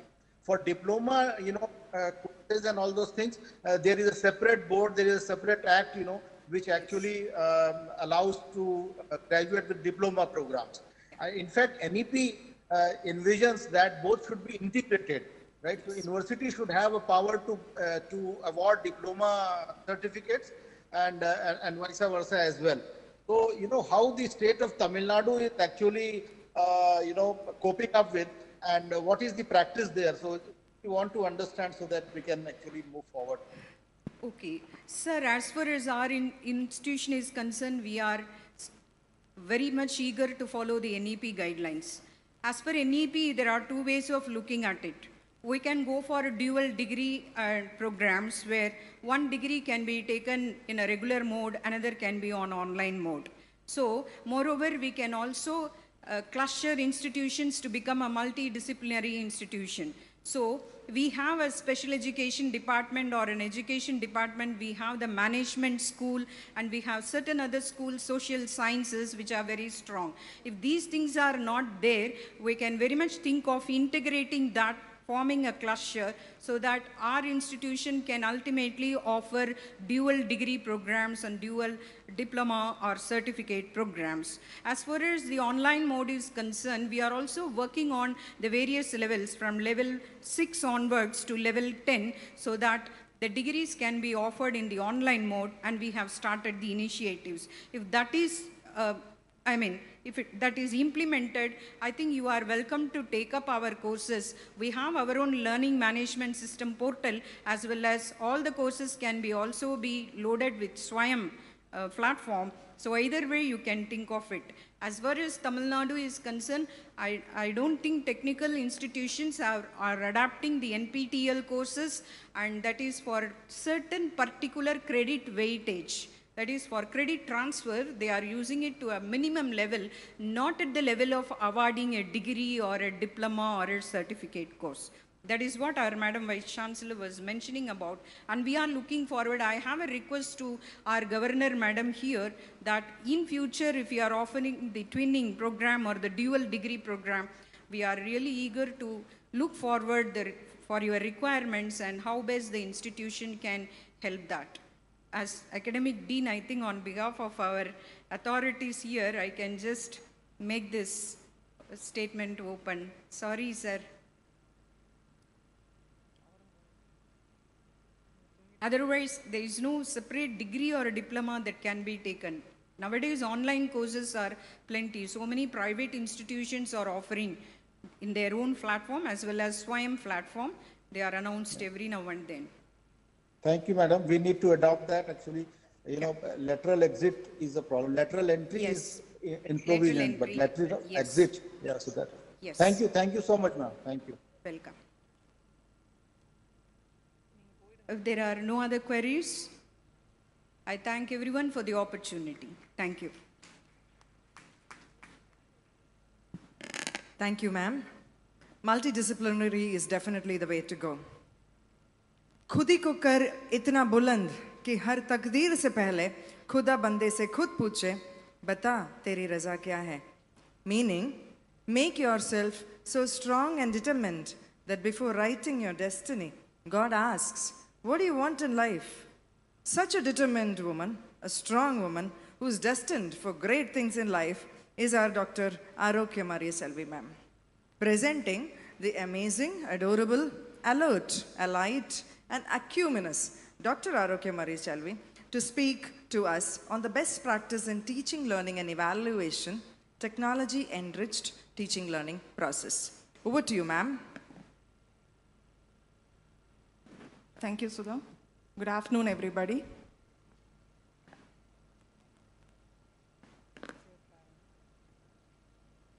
Avinashilingam, the Owl Women Institute, comprises 44% of the learners from rural areas, and in terms of socially and economically weaker section, they constitute about 52%. 1 in every 4 students on the campus is a first-generation learner. With this prelude of student profile, let me present the context in terms of 3 significant areas of famous practices for the teaching learning process.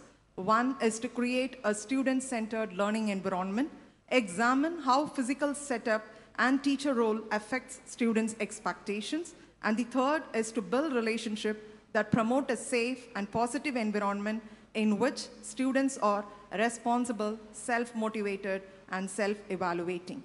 In this context, and with a brief prelude of the student profile at Avinity, on behalf of IQAC, I'm here to present the best practice in criteria 2, and it is technology-enriched teaching learning process. The word technology and its integration in the education process was just the job of ICT specialist previously, but now it has become the job of every subject teacher. Befitting this reality, the objectives defined for the technology-enriched teaching learning process are 4. The first one is to increase student engagement by providing curiosity-driven content. Second is to provide personalized learning opportunities. Third is to build essential 21st century skills, 4 C's among the students. And then the fourth is to improve the teacher productivity and efficiency. Just before getting into the practices on each of these objectives, let me provide a glimpse of the facilities available on our campus to support tech-enriched TLP. The 4 major domains of resources, namely ICT infrastructure, central facilities, digital repository, and high-tech research equipments are those. And it is shown here, and each of these 4 domains has got 3 wings of amenities that support both the faculty and the students to get used to the tech-based learning environment. Though not all these facilities were fully operational at the beginning of COVID-19 pandemic, still our institute was able to make a seamless transition towards 100% regular online education by the 2nd week of the lockdown. From then on, our faculty and students have started integrating technology into the existing curricula as a power educational tool, as opposed to using it as a crisis management tool. Hence, Avinity's response to the new normal has transformed us to a blended education culture. Now let us move on to the activities or the strategies adopted towards each of the objectives. The first one being to increase the student engagement by providing curiosity-driven content. With the realization that the technology has changed the way we absorb information and hence it has changed the way the teachers teach, our institute has taken efforts to enhance student engagement by providing tech-based curiosity-driven content by means of 5 vertically connected strategies, namely virtual classrooms or virtual labs for experiential and practical learning, interactive videos and podcast learning as supplementary resources, technology-based assignments as virtual assignments are great for engaging students instead of making them submit on an A4 paper, assistive technology tools for better comprehension and learning, digital student response system that is designed to provide an opportunity for personal development, support, and mutual growth. All of these 5 strategies are implemented with the help of the listed softwares, library e-resources, and supplementary learning resources. On to the second objective of providing personalized learning opportunities with the goal line of leveraging each student's interest for deeper learning by combining face-to-face teaching, technology-assisted instruction, and student-to-student collaboration. With this objective in practice, our teachers are able to meet the needs of both advanced and the slow learners by dynamically track and manage the diverse learning needs of every student. For example, the grade sheet evolved in a tech-based classroom after correction tells a teacher where a student fails to perform relative to the other students in class. Moreover, the creation of digital portfolios of all the work done for the semester is also possible. The second is to access learning materials with ease and the ability to work at an individual pace. As students get involved without any pressure to keep up with the rest of the class in a blended way. And the third is offer additional resources to students as these supplementary resources could process information in a preferred way. And the fourth is greater engagement and deeper learning, especially among more reluctant learners. I have seen teachers reporting that a handful of students who are shy or either hyperactive in the class are suddenly doing better with the remote learning than they were doing in the physical classroom. The social situation and the inflexible bell schedule simply don't work well with all students. So with this, moving on to the third objective of building essential 21st century skills, 4 C's. The 4 C's are critical thinking, communication, collaboration, and creativity. And these skills serve as repertoires, enhancing their way of thinking, learning, working, and living in this competitive world. The technology-mediated TLP path has helped us travel in its line with ease. To be more specific, the slide projects a type of program organized for students to build 4 C's between the period of 2015 and 21. Meanwhile, the professional development programs organized for the faculty towards technology integration in education are 60 in number, and the teacher participation on the same at the outside institute on an average is 52%. The faculty training and the tech-based MOUs in turn has enriched student learning. On to the objective 4 of improving teacher productivity and efficiency. The goal line is to avoid burnout, as we teachers can very well realize that tech-mediated TLP saves 20 to 40% of the roughly 18 to 20 hours of workload a typical teacher has. This time could be more closely focused on students' development and learning. A few traits needed for a teacher in integrating technology into education are responsiveness to adapt to the tech-rich environment and role change as a consultant coach. And these 2 traits are already present among our teachers, and that's why we are able to make a seamless transition to the new normal as already indicated. Moreover, teacher training is provided to refine their skills for optimum utilization of technology. Of course, last but not the least is our management role. They view technology as a routine expenditure and not as an exceptional special expenditure, and hence 100% of our classrooms are ICT enabled and seminar halls and auditoria are filled with sophisticated ICT equipments. Now moving on to the evidence of success in the path of technology enriched TLP. Let me first tell you in terms of students, it is threefold. One is in the curricular domain, second is in the graduate outcome, and the third is on the tech-based outcomes. In the curricular domain, with increased demand for technology-based courses, our institute offers 10 purely technology-based programs, AI and IoT to name a few. The curricular program framework of every program is defined in such a way that one course per program is through proctored exam. Online internships are encouraged. The details of the number of courses its beneficiaries for the last 2 years are provided to you in the slide. Every student is fortified with 2 to 4 credits for completing a MOOC course. This slide shows you a comparison of number of students who completed MOOC courses, number of courses they have enrolled in, and the number of credits that had been transferred to the transcript is shown to you for the year 20 and 21, and we are on the increase. On to the next domain, the graduate outcomes. The pass percentage of an institute is on an average 95%, which evidently portrays the efficiency of the TLP followed. A consolidated PO attainment of the PG program for the previous year reflects a gap of 21% in knowledge gain, competencies and skill acquisition, 22% towards career progression, and 23% in practicing acquired professional skills. Hence, attainment was maintained at 77 to 79%. On the more, the student progression in terms of placement and higher education is also on an increase every year. The third is the tech-based outcomes. Among the patents awarded, 14 are purely tech-based models. Few prominent patents of tech-based models and nationally competent prototypes are mentioned here, right from non-destructive estimation of the sugar content to interactive voice response software for visually impaired. And here are the snapshots of some of the technology-based potential products designed by our students in terms of healthcare, and this is in terms of agriculture.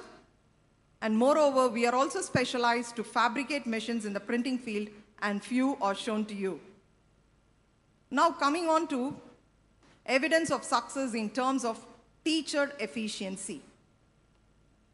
In terms of teacher productivity and efficiency, our faculty are more proficient in e-content development. They are potential contributors to 4 major platforms. One is EPG Pathshala, it was already mentioned, wherein out of the 1,200 modules, 603 modules are developed by our faculty in 2 papers, Food and Nutrition and Home Science. PG MOOCs in SWAYAM, whereas its 5 courses are coordinated by a faculty in PG. Of these 5 courses, 3 are available in 8 regional languages as an initiative by MHRD in UGC e-resource platform that is launched in the month of August, and the remaining 2 are in pipeline.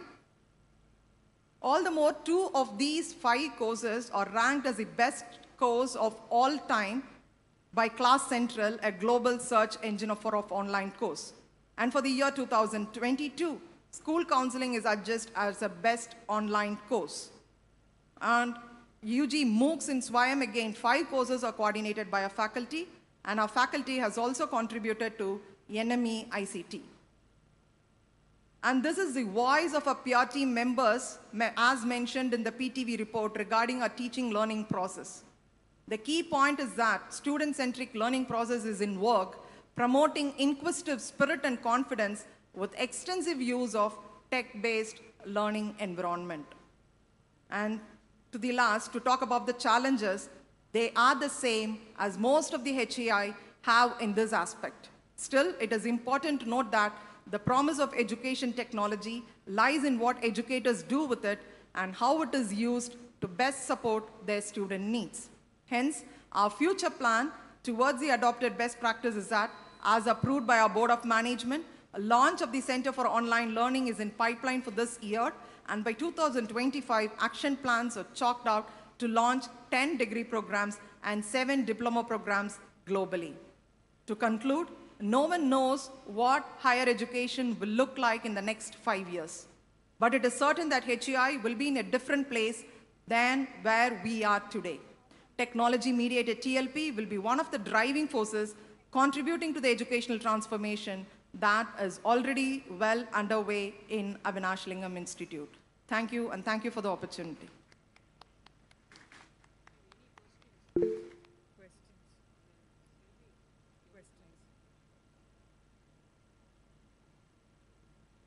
Somebody's raised the hand.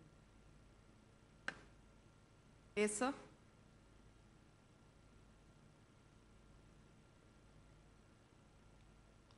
Yeah, may I ask a question? Yes, sir. Yeah, in fact, you have talked about a model for outcome analysis of the TAC enriched courses. TAC enriched courses. In fact, this model has been devised by your own teachers. Yes, sir. And you claim that you have obtained the objectives, you have achieved the objectives. Yes, sir. Has this model been tested on some other educational system also? No. Because there is always a question whether the model which has been devised, whether it is a standard model or not. Because as such, globally, we don't have any standard model for evaluation of the TAC enriched courses.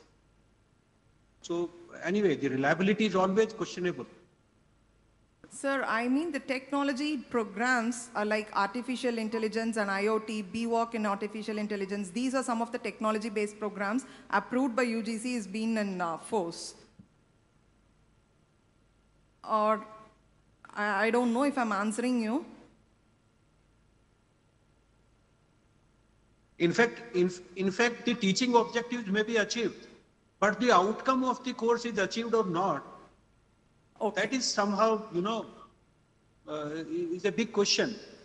We can't really say that whether we were able to achieve the course objective or not, outcomes or. Sir, I had shown you a radar. Yeah, I have shown you a radar wherein the program outcomes, course outcomes is being specified in our syllabus, and the teachers evaluate their answer papers on basis with the course outcomes, and in turn the course outcome with the program outcomes is also mapped. And I have shown you a radar wherein the program outcomes are being measured and a consolidated analysis is presented to you. That gives the course objectives how far it is achieved. And I already told you that it is about 77 to 79% we had achieved, and there is a gap of 21 to 22%. Yeah, but that is true for a conventional course. But for a TAC enriched course, do you have additional indices which really deliberate on or which really expresses the extent of use of technology in a particular course? Sir, actually, I mean this technology-mediated TLP, I mean it's not purely it's ICT-based. I meant that it was a blended mode. How far a blended mode has helped us in the teaching learning process. But then the obtainment of the or the achievement of the outcomes is still, we are not sure. Unless or otherwise the model is being tested on a number of other institutions, universities and colleges. Okay, sir.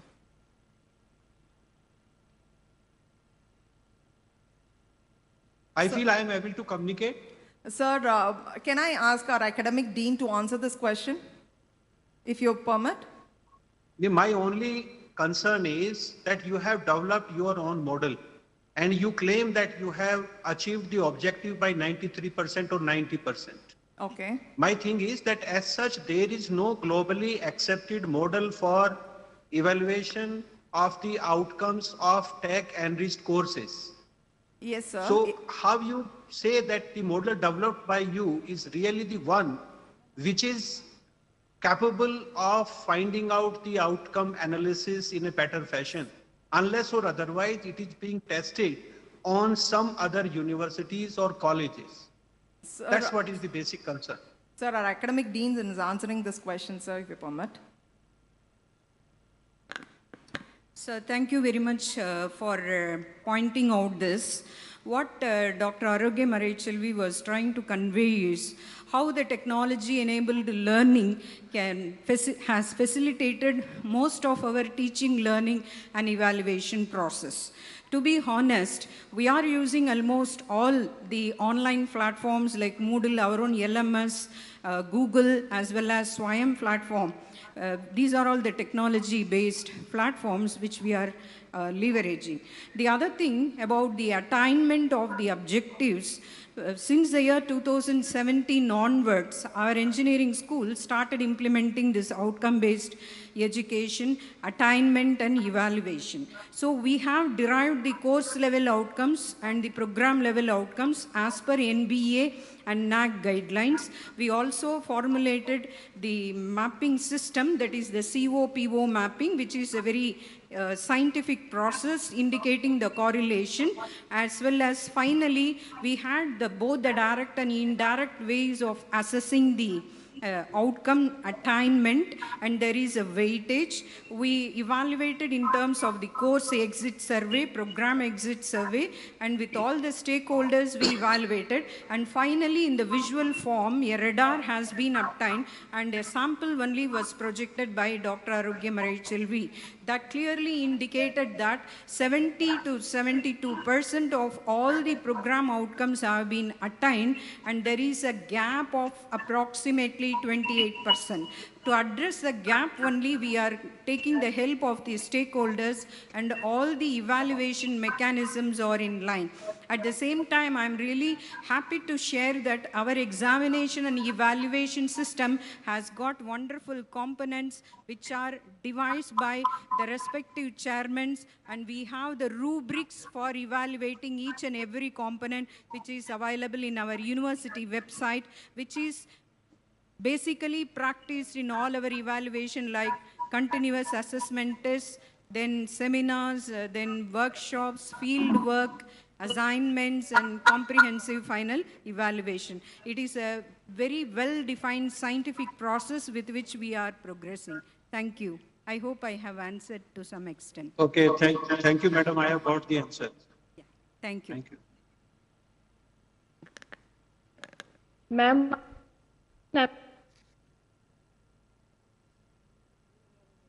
am I audible, ma'am? Yes, ma'am. Ma'am, I'm Dr. Tanu Dan. I'm the Language University. Ma'am, your voice is breaking. Okay, ma'am, probably the next.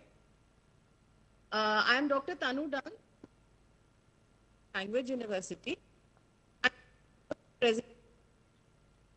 Talked about digital portfolio. So, am I still audible? Because I think the network is cracking. Your voice is breaking, ma'am. Ma'am, can you give more details about the digital portfolio that you mentioned in the presentation and how you monitor the students' progress through that? Ma'am, we do have, for every class, we do have a technology-enabled classroom too. For any physical classroom, we do have a technology-based classroom, and wherein the assignments will be posted only in those classrooms, and the students were able to put in only with the, we are not, no more we are using this A4 papers to write the assignments, like we are trying to reduce it. And at last, once a student completes a semester, all of the assignments and whatever she has done for that classroom will become a collected portfolio so that the student can use it at any point of time later. Ma'am, are you managing LMS platforms? Yes, ma'am, we do. Okay. We do and have ma'am, one more. Yes, ma'am. Also told us about the different activities for slow and fast learners. Any specific good practice for slow learners that you would like to share with us? Any one good, really effective for slow learners? Ma'am, your voice again is breaking. Just can you get back? Slow learners. How do you identify slow learners is what you ask? One good practice, one good practice for slow learners is something that I want to know. Okay. Which you think works? Okay. Actually, physically speaking, we do have many things, like as soon as they come in, they'll have a class test which gives them an assessment, so that after a period we will be looking at the scores, how far they get. That is one other way of physically that we do. But when it comes to the tech-mediated, actually I was telling in my presentation that through the tech-mediated classrooms, if we happen to give an assignment and we set up a rubric for that assignment, and it's very easy for us to correct as per the rubric, and give marks accordingly. And at last, you will get an Excel sheet wherein you can find where, in which area the student really fails or a student who is very good in it. So that will help us to understand more about it. Thank you, ma'am. Thanks a lot. Thank you, ma'am.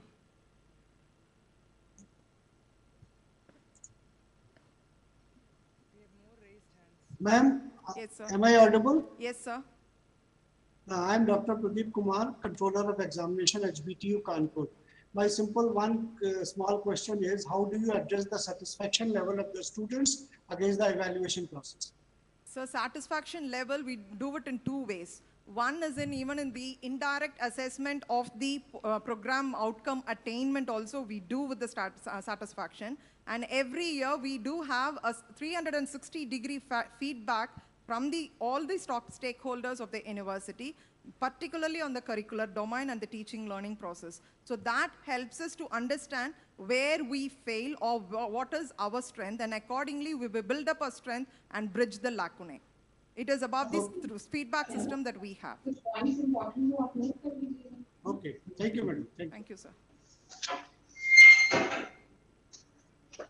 Yes, sir.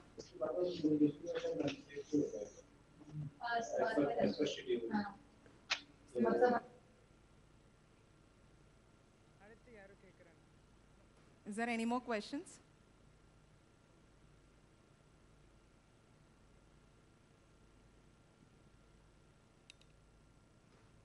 Thank you so much. Thank you for the opportunity. Thank you. Thank you very much, ma'am. We shall break for lunch. We'll meet exactly in 45 minutes. We'll resume in 45 minutes for the rest of the sessions. Happy lunch to everybody. Thank you.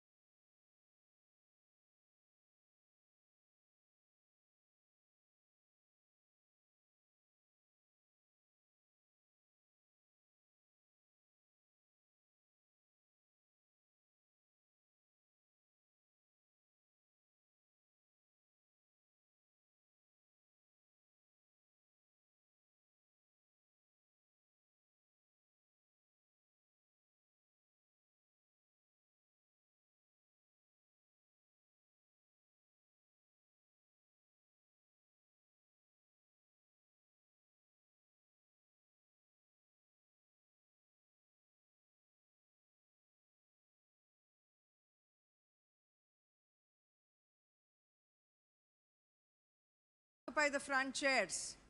Yes? Students in the red chairs, please get up and come forward, girls. Good afternoon, everybody. Kindly come forward, girls. Yes? Students in the red chairs, please. I'm waiting. Thank you. Please come forward.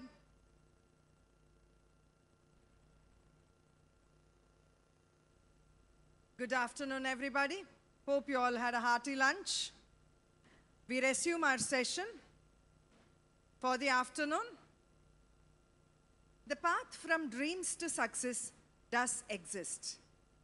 May you have the vision to find it, the courage to get on it, and the perseverance to follow it, said Kalpana Chawla. Such a woman with vision is Dr. P. Lalitha, Dean, Research and Development. Dr. Lalitha is basically a professor in chemistry and has various interests in the field of chemistry. She has an experience of over 25 years in research and has published more than 9 patents. Notable to mention is that she has over 165 publications in international and national journals of repute, 22 book chapters, and a whopping 16 books published. She has taken up the onerous task of helping our research scholars at the Avinashilingam with their various research processes.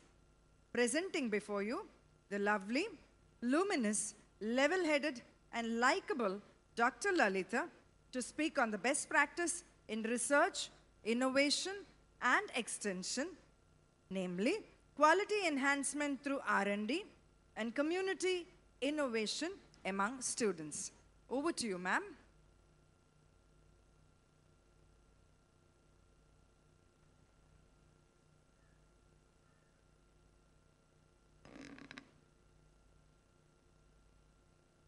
Thank you, Dr. Sudha, for your nice words of introduction. On behalf of the R&D cell, humble pranams to all the dignitaries online and offline, faculty members and students.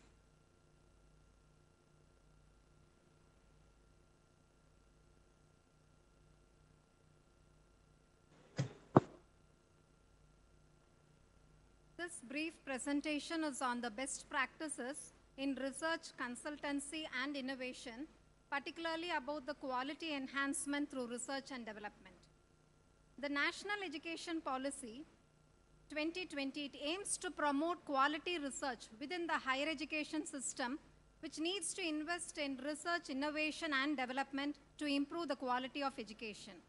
Only a strong and a vibrant higher education system focused on research, innovation, and technology development can address our country's societal changes. Atmanirbhar Bharat is built on the integration of research, innovation, and technology development. Research and development is an essential pathway leading to the economic development of the country. We have redesigned, refocused, and reformed our vision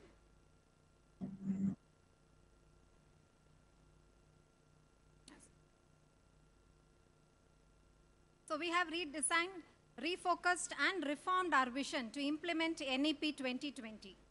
The establishment of Research and Development Cell has enabled the achievement of Atmanirbhar Bharat targets and has catalyzed the research culture in our institute. By way of establishing an R&D cell, we have developed a strong mechanism for strengthening the research ecosystem within the institute.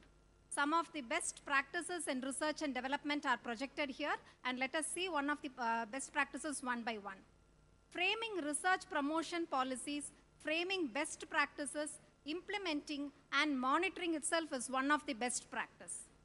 The research promotion policy of the institute, it focuses on strengthening basic, applied, translational, collaborative research not only within our nation but also throughout the world. It aims at in increasing the quality research publications, projects, research grants, industry-institute partnership, consultancy services, and patents. These are some of the research promotion policies which are framed and executed. And these are the R&D goals which are framed for our institutional development policy. Framing future plans and working towards it is also one of the best practices. Quality publication of promotion, is steered through academic writing workshops, manuscript preparation and uploading workshops, which are organized for the research scholars of various schools. The outcome of such practices are reflected in the quality of the research publications. To promote projects, the call for proposal notification from various funding agencies, they are circulated to the faculty members and the researchers, and the drafted proposals, they are mentored, and consortium proposals and translational level proposals, projects, they are also promoted. Developing research competencies has helped in framing collaborative research proposals with premier institutions. One significant noteworthy outcome is the mentoring is the consortium on DST hub anemia with varying collaborating institutions.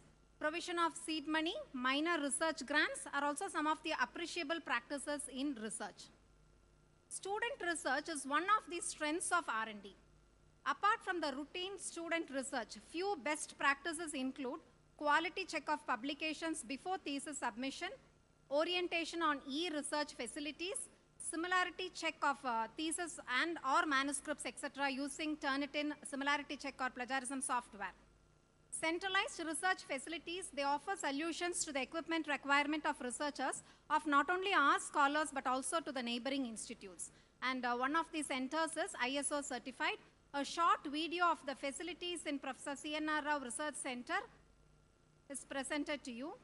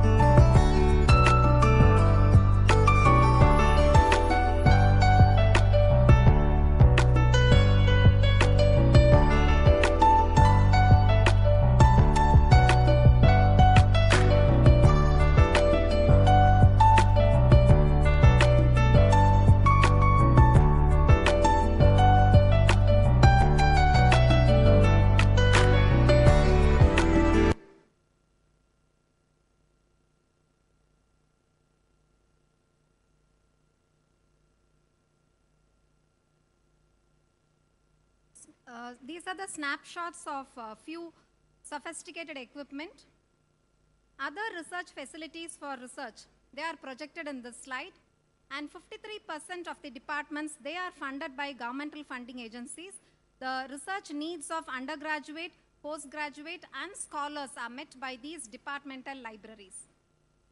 Among the many student research events, mentioning research convention, an annual event of the university is noteworthy.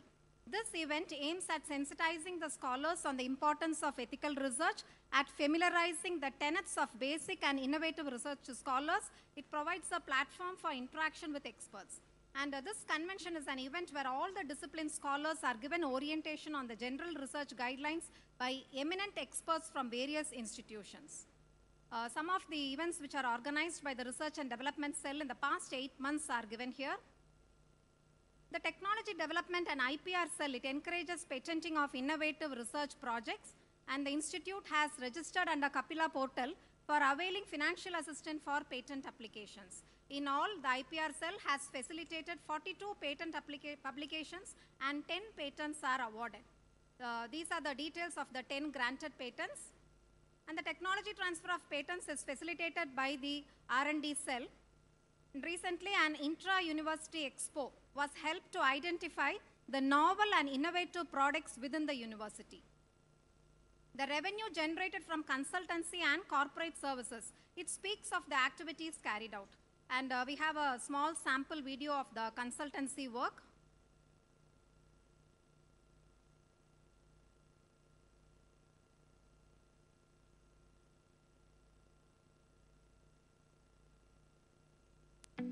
Department of Civil Engineering has got this hollow block making facility at Campus 2.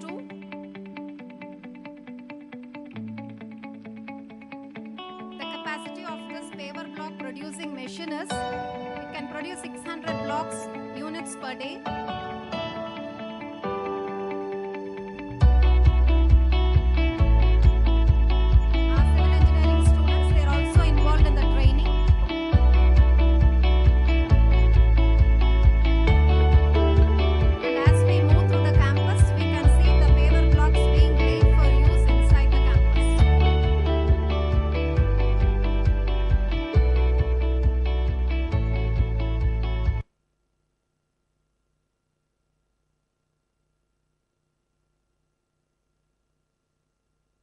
These are the other various consultancy services which are offered by the faculty members.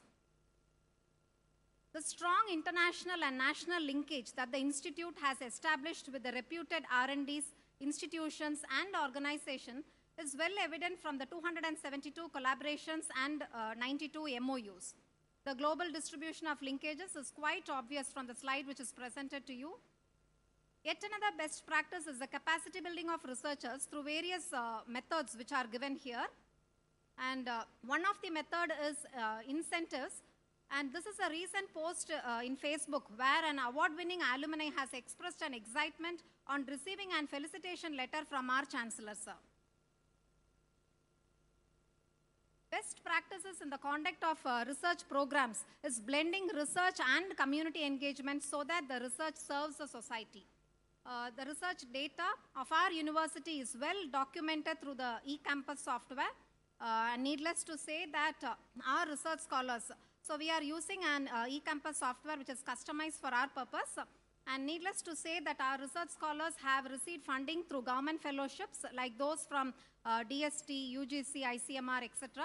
And our institution fellowship to the tune of rupees 36,000 is given annually to 20 research scholars. And one notable and unique source of funding for fellowship and scholarship is by one of our senior superannuated faculty who has contributed a main share of her property to start a private fund by name Guru Kadaksham Trust for the benefit of Avinashilingam Institute. And this trust is funding rupees 4 lakhs annually to the students. And all these best practices, they have given good research output, which is also exemplified in the research bibliometrics which is presented to you. And that was about research and consultancy. And with regard to the extension education, we rise by lifting others. We have an Herculean NSS volunteer strength which helps in the conduct of several programs under NCC, NSS, CSS, Red Ribbon Club, and other community education programs. So this is an overview of the activities under extension and outreach program. And finally, research is seeing what everybody else has been seen and thinking what nobody else has thought, and we hope to think different. I'm pleased to take up any comments, queries or suggestions from the online participants too.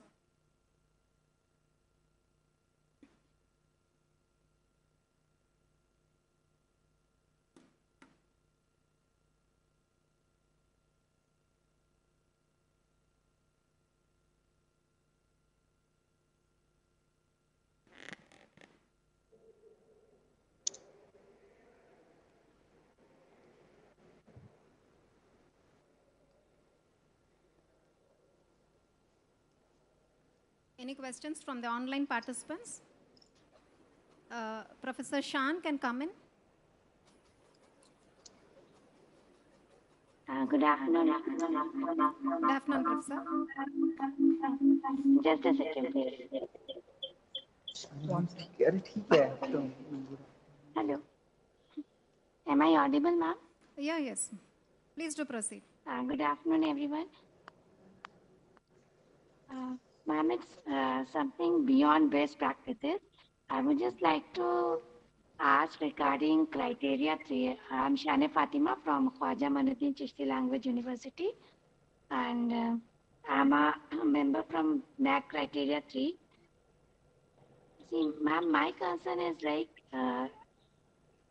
the data is being asked for the research publications from the faculties and other members that have been either published in SCI journals or Scopus or under UGC care list, there is always a confusion that which papers are to be considered and which are not to be, because UGC care list keeps on changing its, journals and everything. So it creates a lot of confusion.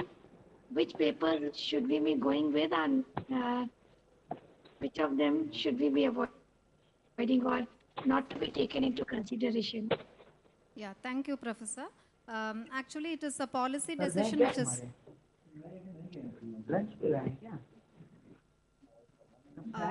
so this is to answer Professor Shan's question. So the question is about the publications to be considered. Which publication to be considered, whether it is to be the publications in CARE is to be considered, or what has the status of the publication once it is published and not in CARE. So it is actually a policy decision which the institutes, they do take, but as per the UGC notification, which is given in 14 June and even in 2018, for the maintaining the quality of the research and for the publications, they insist that it should be under CARE Group 1 or Group 2. So in our university, we are requesting the scholars before they go in for a pre-synoptic presentation and before the thesis submission that they should have minimum 2 publications in UGC CARE. However, if the publications are there in the coverage and if it is discontinued still, we are giving only for the purpose of award of degrees, we are giving that concession, but that is not considered for faculty benefits. So if it is there in the coverage period, those publications are considered, but this is a policy decision of our institute, but we insist on minimum 2 publications in CARE. I hope I have answered to your question, Madam. Very fine. Yeah, good afternoon, ma'am. Yes. Am I audible? Yes, sir. Yeah, I am Dr. Anuj Sharma. I am from Dr. APJ Abdul Kalam Technical University, Lucknow. My question is in continuation with Ms. Shane Fatima. I have 2 questions actually. Sure. First question is, let's say one paper was accepted in a journal which was, indexed in Scopus or SCI database at the time of publication, let's say in 2019. Yeah. But now it is not indexed. Let's say by some reason it is unindexed. So can we count that paper or not?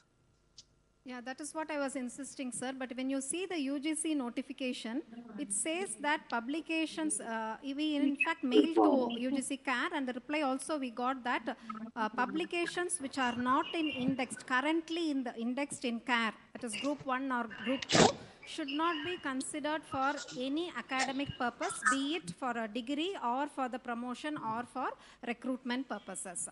However, if papers, they are in the coverage period, in July, I think 3rd week or so, UGC Group 1 also, the coverage period has been mentioned. Earlier, only in Group 2, the coverage was given. But now we have the coverage period included from July. So from July onwards, we are giving leverage for the publications which come under the coverage period. For example, if a publication comes under 2019, as you said, and it is now in the discontinued list, if it is there in the coverage period, it is considered only for thesis submission, not for any other purpose. Okay. So thank you, ma'am. My second question is, yes, in the criteria 3.4.8 and 9, I think there is a weightage of equal weightage for the Web of Science and the Scopus. Yes, just for calculating the right. average citation index of the papers. Okay. So what may be the best way to calculate the Web of Science? So do we need the axis of Web of Science, or there is some alternative way to calculate that? Sir, actually we have subscribed to Scopus. Or do we have to go individually for the individual papers, and we can count and take the average? No, sir. To answer to your question, it is a dynamic list.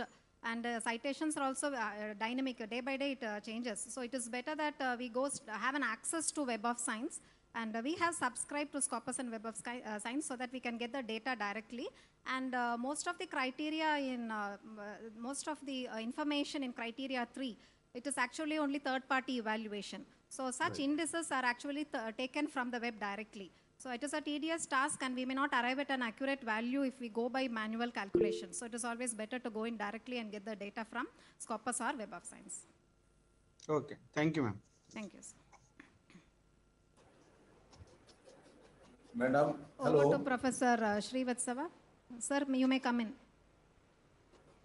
Hello. Yes, sir, you are audible. Madam, myself Dr. D. Niyogi, Dean Yes, Student Welfare from Acharya Narendra Dev University of Agriculture and Technology, Ayodhya, Uttar Pradesh. Madam, one thing I want to clear that you have mentioned one thing that by the awareness program of NSS, by NSS, the beneficiaries are, you have told that 23,000 or 26,000. How you have counted? What is the way that you have counted they are the beneficiaries? You have organized one NSS awareness program and you are telling that within numbers of persons are beneficiaries. Whether they become beneficiaries or certain number of become volunteer because there are certain units and there are limited number of students in the different unit also. So how you have calculated counting the number of beneficiaries? Yes, sir. So I think I'll repeat the question what you are asking just for a clarification purpose for all of us. You are asking about the programs conducted in NSS and how we arrive at the beneficiaries. Am I right, sir? Yes, yes. Yeah, so we have a dedicated NSS cell in our university, and also for NCC and sports we have the committee and the members, coordinators, and for in the case of NSS we have adopted 26 villages. So for each village we do have 100 volunteers. That's a fixed number. So that is how we said 2,600 volunteer strength, and these adopted villages, they do a survey. So when a program is conducted in a village, they get the feedback and also they get the participant list. So that is how we arrive at the beneficiaries. So whatever programs we have included, if it is a survey or if it is a polio campaign or if it's a Swachh Bharat scheme or so, we calculate the beneficiaries in that way. How many have benefited, the household, number of households in a village. So that is the beneficiary list which we have mentioned. That means you have given the feedback from and you have analyzed later on. Pardon, sir? You have given the feedback from to the population, whatever you have conducted, and then you have analyzed the feedback from. That is feedback the form. Yes, sir. We take the feedback. Recently, it is digital feedback. Else, we do manual survey. In the case of NSS, we reach rural areas, so we have to take manual feedback from them. Okay, madam. Then. Yes. Hello, madam. Yes, sir. Please Am I audible? Hello. Yes, sir. Please do come in, sir. Yes, I am Dr. Harishan Singh from Agriculture University, Ayodhya. My concern is, madam, that the mandate of the agriculture universities are different from the general university, because we work basically for the farmers. But in the none of our metrics in the NAAC SOP that represent the farmers anywhere, because our KBKs mostly work for the farmers. Okay, sir. And in our SOP, only the student activities are linked with in extension activities. Okay. Otherwise, the farmers' activities are not mentioned anywhere. And we basically work, agriculture universities basically work for the farmers. Sir, there is a category called as outreach programs and extension activities. I think that comes under such sort of activities. You can always include. Because most of the activities in any of the metrics that is linked with the students' activities, not with the farmers' activities. But our most of the KBKs and university activities, they work basically on the real field of the farmers. This is my concern.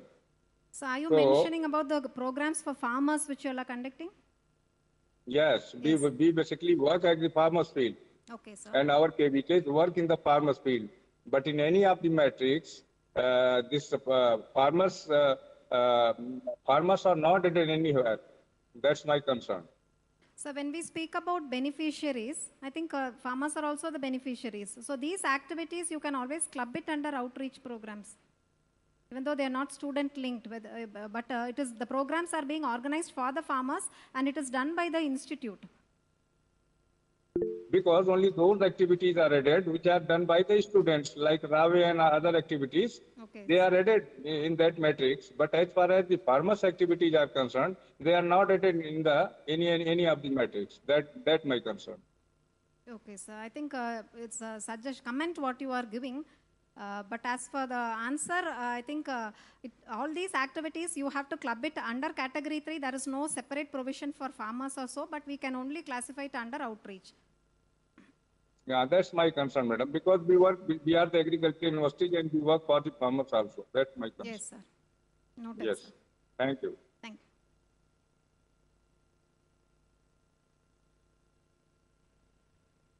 Professor Srivatsava, sir, do you have a question? We can see your hand raise. Yeah, good afternoon, ma'am. Just taking forward the question by Professor Sharma from Yes. AKTU. Most of the state universities, they do not have the access to Web of Science. Okay. So how do you propose that? How should the university should go forward in terms of validating Yes, sir. the score points or other things for the papers? Very nice question, sir. That is why we feel that library networking among institutions is a must. When it comes to equipment facilities, UGC has started this iSTEM, wherein the institutions which have sophisticated equipment, they are in a position to now share it and make it known to all the other institutions. I think libraries are also working on sharing their resources. So if the colleges do not have the facility, they should go in for networking with libraries. And already I think for the purchase of software, there is an consortium. And now the price is calculated and given as a common price. It is not by individual as it was earlier. So in similar way, maybe in future, or we should have it as a proposal. Propose that consortium and networking of libraries should be made, and all the e-resources and even including such a database should be made available to the colleges too. I hope I have answered your question, sir.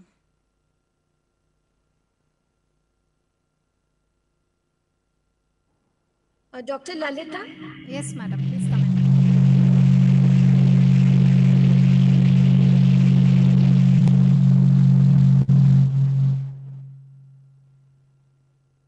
You're audible, ma'am. You can speak.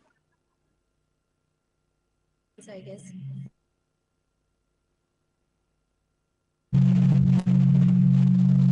If you're comfortable, you may please use the chat box too, ma'am.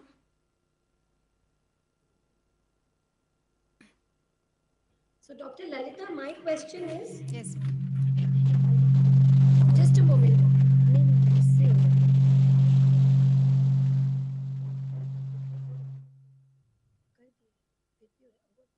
Am I audible? Yes, ma'am. Please proceed. So, my question was that you said for promoting student research, you have lots of different kind of things. Right? I understand that seed money is one option. What are the other options here? What are the other incentives you give to promote student research, especially when we talk of undergraduate level and MTech level students? Undergraduate level, they are given the opportunity to tie up with their postgraduate research scholars mentored by a faculty. So since it is financial aspect, the faculty member will get the financial assistance, and through the faculty members as a research team, they can benefit from working, and a small size stipend is given for the research scholar. So undergraduates can work as a research team along with the faculty. Financial assistance is given in the form of minor research projects where the stipend, they can recruit or give the stipend to one research scholar. So one more thing I wanted to ask. Yes.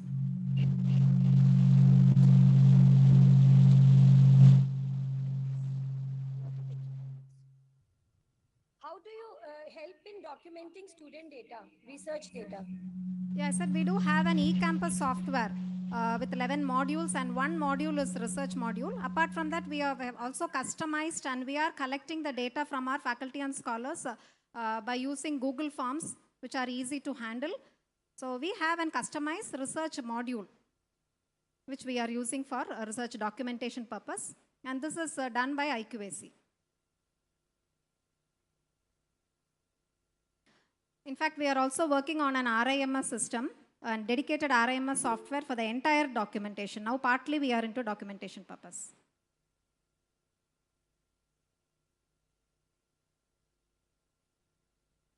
Professor Sujit, please do come in.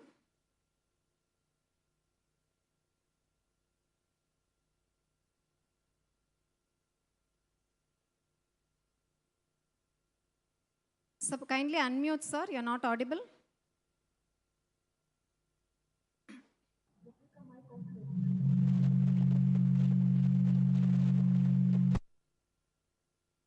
So kindly unmute. You are muted.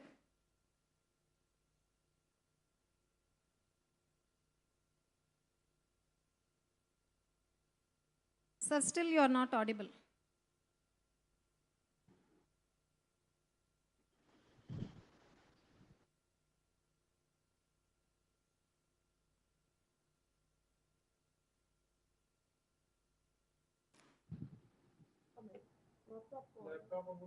No problem.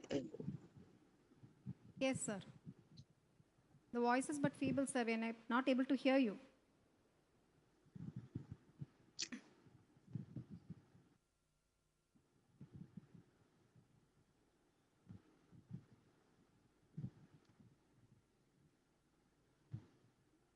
Hello, am I audible? Yes, sir. Please proceed. Okay.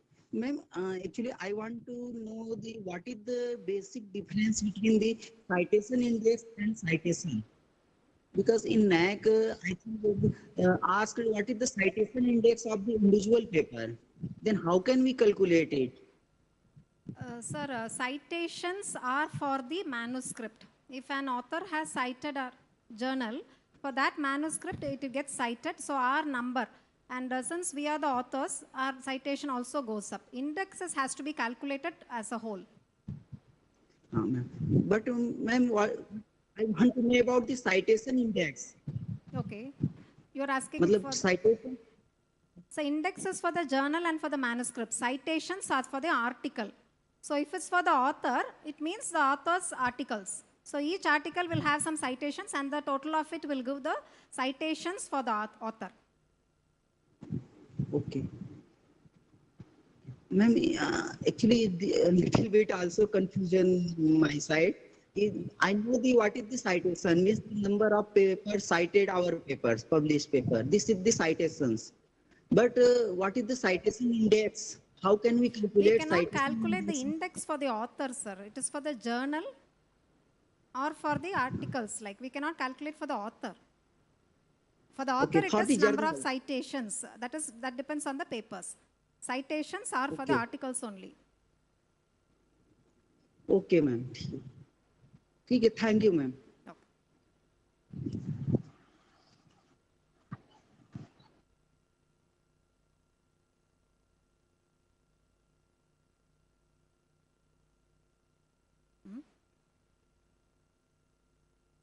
I think if there are no more questions, I take this opportunity to thank the organizers for giving me this opportunity. Thank you.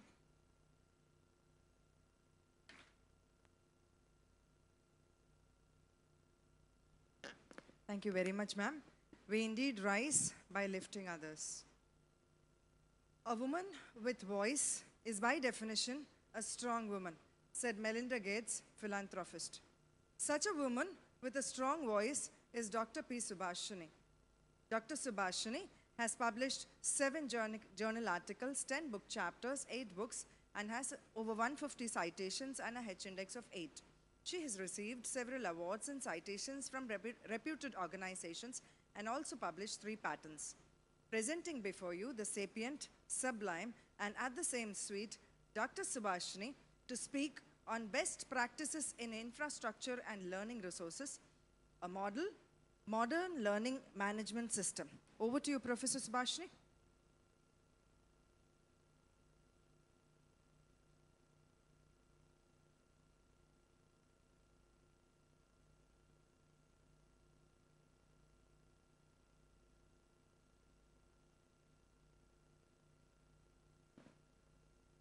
Good afternoon, one and all present here. I'm going to present the best practices in terms of emerging technologies which are used for infrastructure and also learning resources in our university.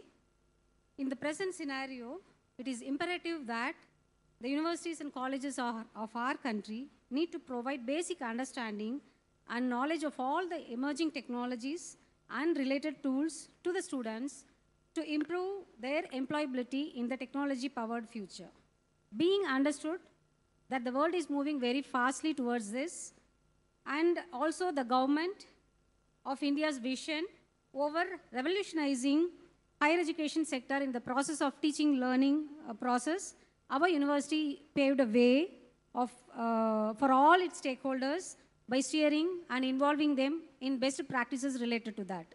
The university established state-of-the-art and skill development and also innovation in various avenues to learn and skill themselves in the emerging technologies in terms of infrastructure and also learning solutions.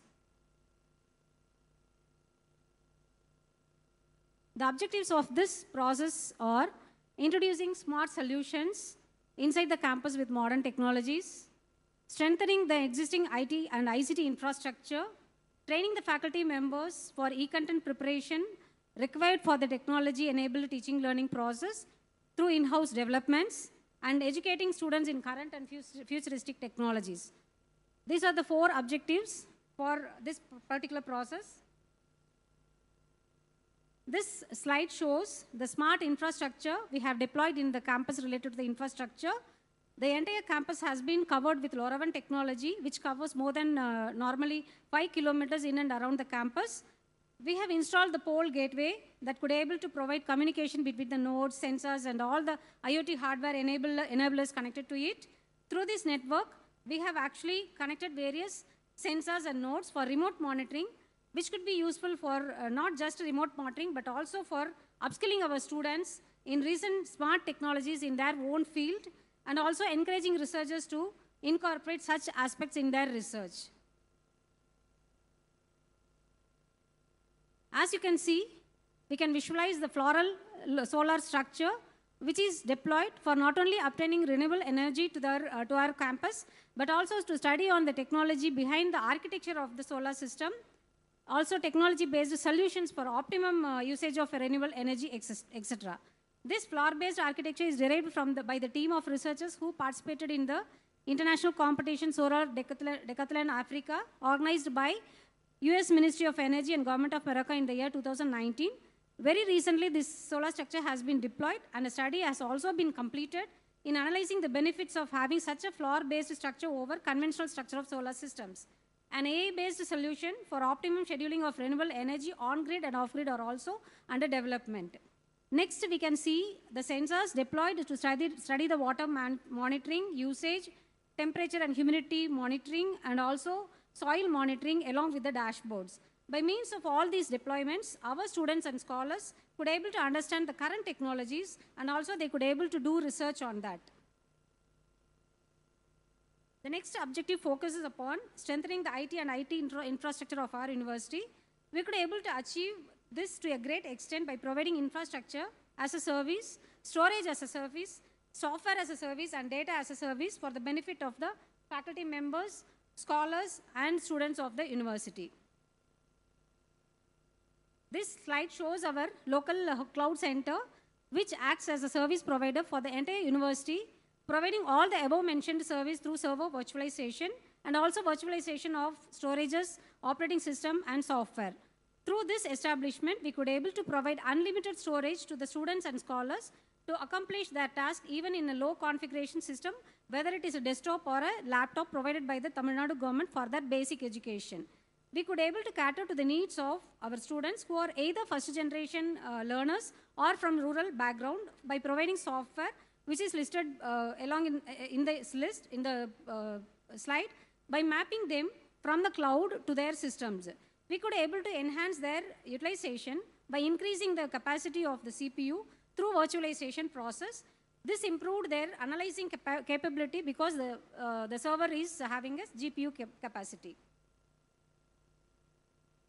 Being given the advanced technologies, our focus moved on to development of e-contents and a model LMS for teaching learning purpose. The idea actually conceptualized in the year of 2018 when we studied on the futuristic technologies and also our own strength. In 2019, we got the government funding through DST Curie, where we worked for promoting current technologies in the year 2020. We were forced to embrace the online form of teaching learning process due to the pandemic of 2020 and 21. The entire pandemic situation has been managed by providing virtual classrooms, online tests, exams, submissions, and online meetings with the help of G Suite for Education. In 2021, the University Center provided a facility for LMS through Moodle. Later in 2022, an in-house LMS has been developed and also experimented with few courses. In 2023, we are planning to move on to online platform with the support of open source LMS platforms as well as hubs available which are equivalent to Swayam MOOCs. The development of e-content and LMS, it happened in multiple levels. Initially, we were preparing actually ourselves only with the Google Classroom during the initial stage of the pandemic situation. All the contents were prepared accordingly and the knowledge has been disseminated through online. The previous experience of teaching learning process through the courses offered by the university in Swayam MOOCs, NPTEL and EPG Pathshala helped us to embrace the changeover with lesser difficulties. Slowly, the faculty members were acquainted to Moodle-based LMS also.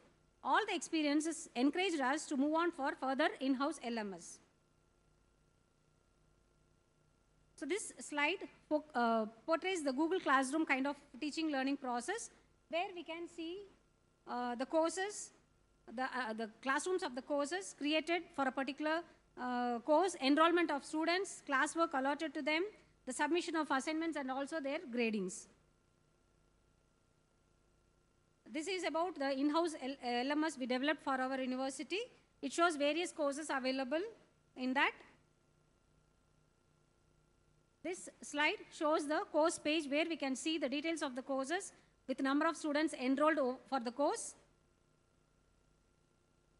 This one shows the modules which are listed out in the screen so that the learners can start learning one by one. Each module has been prepared with all the 4 quadrants required for an online course. Being aware of the course's content, syllabus, and also the approach, the students will become more comfortable in taking up the classes. This is the quiz module of the course. We can see in the left side, we can see the modules. There will be video presentation, lecture notes, then FAQ, then assessment for 1 minute, and also assignment type of activities. The learners will be allowed to take up next module only after finishing the current module. The assessment also can be seen by the students, how many questions they have attended, how many are correct. All these things will be visualized by the students. Here, this actually slide is from the admin side. So the faculty members, if they wanted to enroll into a course, they can upload the content in all the 4 quadrants and they can see what are all the courses they have actually submitted and made it open. All the courses offered by the faculty member will be listed like this, and this can be done with the registered login account of each faculty member. The faculty members from their login account can add up the components also, like pre-assessment, video presentations, lecture notes, all the components of each module they can actually load into the modules of the courses. For preparation of the video, the faculty members were encouraged to use our eStudio, which is available in our university, and a few open source video processing and also e-content designing software. The faculty members can visualize the performance of the students, the grading, each module, including whether they have completed the module or not. In this screen it is shown. The next objective is educating the students in current and futuristic technology. As presented earlier, the university provides various technological platforms like Swayam, NPTEL, various online resources through our library, engagement with faculty members through Google Classroom, Google Meet, discussion rooms, etc. ICT facilities are also provided with smart boards, Wi-Fi connectivity anywhere inside the premises, 24 hours, and institution email account with infinite memory spaces, everything. So this slide shows that students are getting educated in various futuristic technologies. They have been given necessary trainings and also facilities to prepare themselves for the future advancements. They not only prepare themselves, but also they are supported well to even become a part of the technological evolution by way of doing some research on that or facilitating them in doing some research like IoT-based nutrition analysis, controlled environment cultivation, 3D printing for food items, augmented reality-based lessons, precision farming with IoT and AI, etc. So though we could able to provide all the facilities for the students and researchers, there were challenges like difficulties in adopting such new technologies by non-technical students and also students from rural areas. It requires more investment and also lack of skilled manpower to work on these areas. But besides these constraints, we could be able to successfully pass through because of continuous user trainings, providing stakeholders with necessary infrastructure and also skilled trainings through industry collaborators. We can proudly say that as a team with enthusiastic students interested to adapt and learn, faculty members to strive and drive, university authorities to encourage with necessary support, there is no doubt that an institution like us can achieve the highest grade in any evaluation and accreditation. So on this occasion, we would like to thank all our higher authorities and also the IQSE for giving this opportunity. Thank you one and all present here.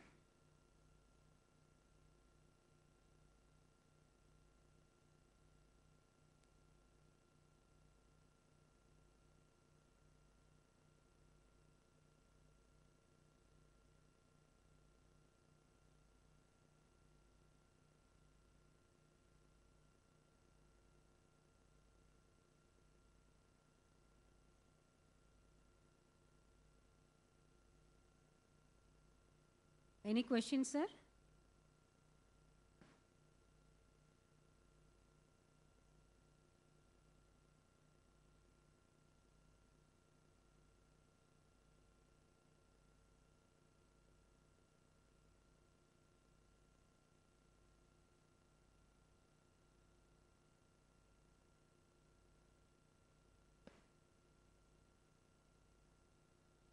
Okay. If there is no question, I will give the forum to the next speaker. Thank you, Honorable President.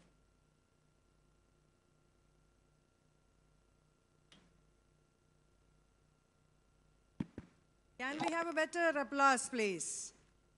Thank you so much. Thank you. Thank you, ma'am. We do have a model for a modern LMS operating here. Okay, the next session is mine. I am going to speak to you on the best practice in student support and progression, a dedicated student counseling and psychological support center. That is the topic given to me, and I am Sudha, Assistant Professor of the Department of Psychology and the in charge for the Care Center, which is the Student Counseling Center. On a somber note, I am so sad. I feel so lonely. I am thoroughly confused. Leave me alone, please. Hey, I'm doing good, but I'm in conflict as to what course to choose, what career to choose. I need help. I want you to please listen to me for a while. Nobody listens to me. I want help. I get help. I want to help others like me. I'm good. All are welcome. All the above and many, many more are welcome to care and to share at Care. Presenting before you the dedicated student counseling and the psychological support center, which we call CARE, which is an acronym for Center for Ambitious and Resourceful Endeavors. Yes, we are very, very ambitious and we are resourceful too. Okay. Now, going for the starting stages of counseling in this institute, the Department of Psychology, since its inception in 1978, has been offering counseling services to the staff and the students of the institute. But the dedicated Student Counseling Center came into being in 2012 with the objectives to keep abreast with the changing mental health scenario. All of you must be knowing that the COVID has brought in so many changes. What was not important, say 3 years back, is very, very important now. Mental health has taken a precedent in many areas. We aim to improve the mental health and well-being for all the students and the staff of this institute to bring about a holistic development and at the same time enhance employability and skill development of all our students. Okay.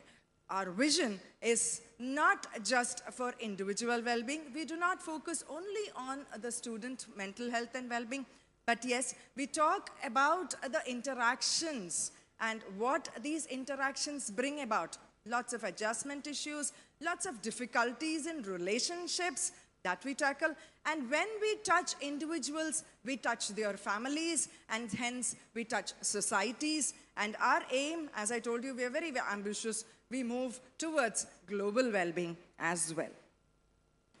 The activities are many, many. Just to name a few, we do psychometric assessment and interventions. We do capacity building. We do skill building. We do career building. And of course, research and innovation, the cherry on the cake. As far as psychometric assessment goes, we have a broad range of assessments. All the assessments, namely personality, intelligence, behavior, neuropsychological, attitude, aptitude, adjustment, and many, many psychological disorders, to name a few, all of them are done very, very strictly with informed consent as well as proper referral formats. We take referrals from teachers and from parents as and when and how required. And all reports that are generated at CARE are undersigned with RCI registration. The intervention, the psychological interventions, as you can see, we start with positive behavior therapy, which is an in-house founded therapy by our former head of department, Dr. Hemalata Nattesan. We still follow it proudly and practice it very, very proudly. And we also keep up with most of the latest trending therapies. Even in Google, you can't find so many therapies, I think. We deal with Zen, we have behavior therapies, we have the CBT, we have alternate healing therapies as well, mindfulness meditation, which is the next big therapy in the millennium. We do all these interventions as and when required for the clients that come to us.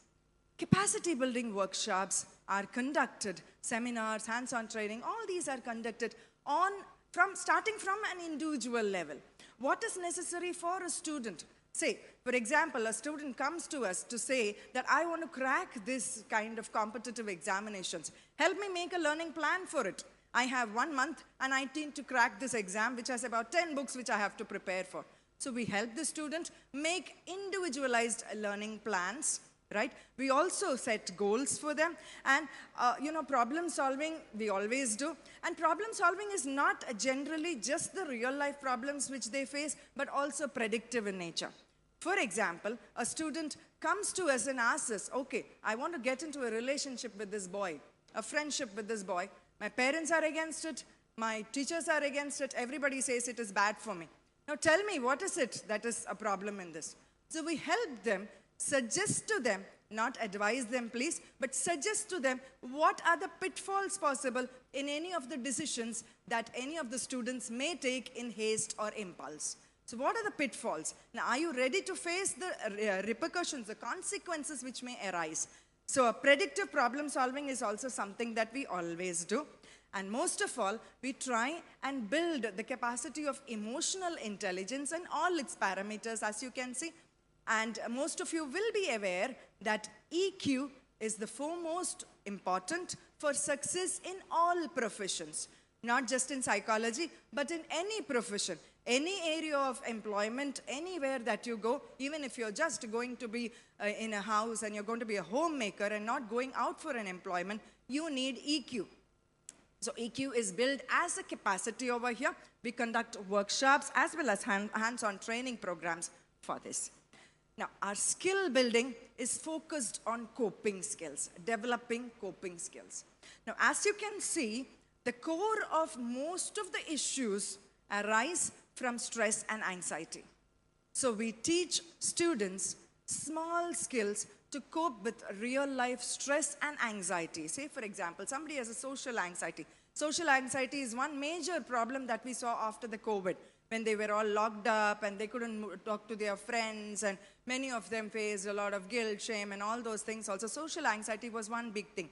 So that is based on stress. So we teach them small skills to cope with the stress, anxiety, and overcome depression. Now, when they overcome the stress, anxiety, and depression, we actually empower them emotionally.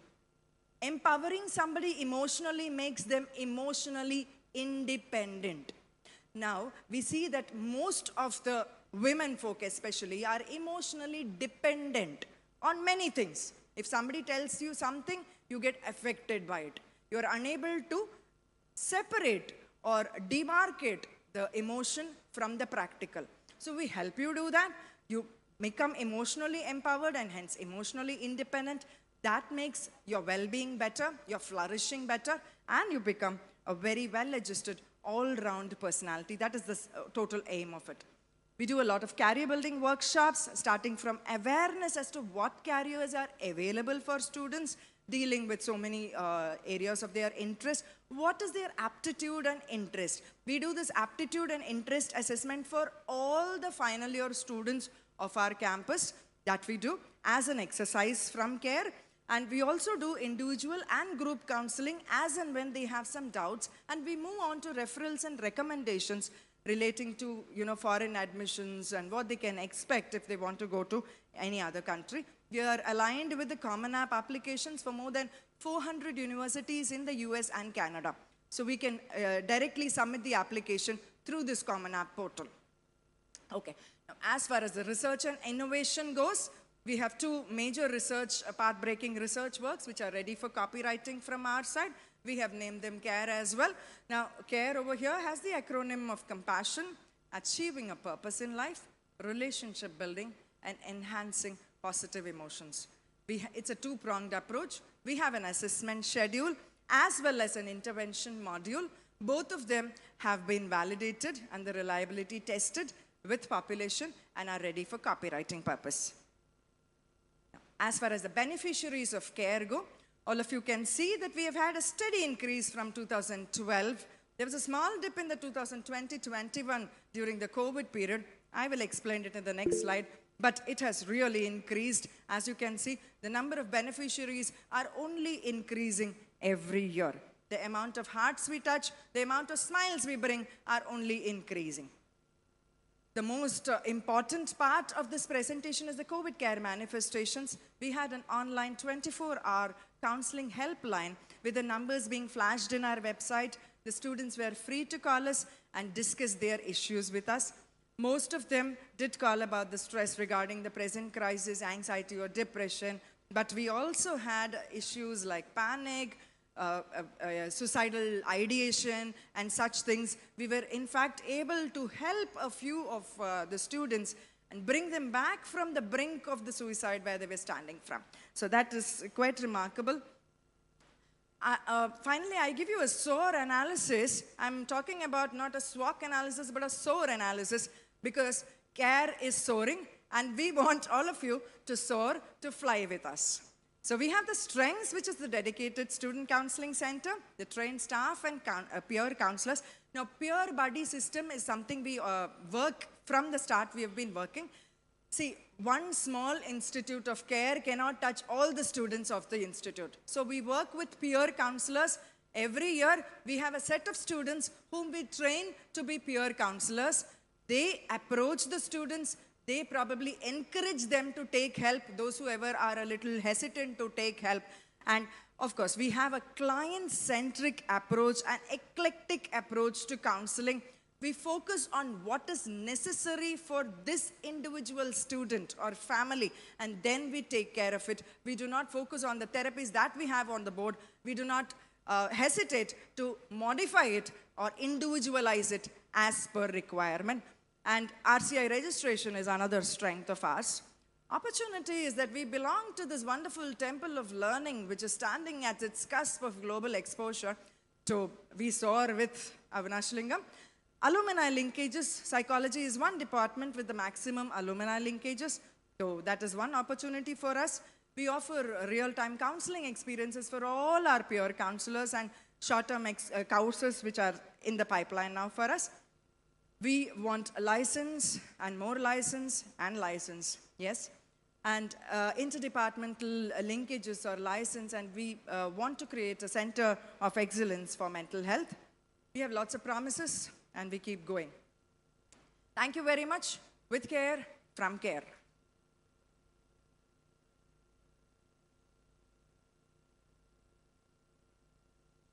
Any questions? Am I audible, ma'am? Dr. Mamta?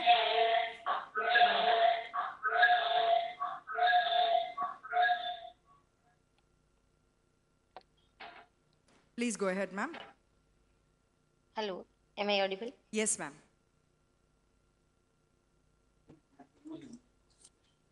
No, yeah.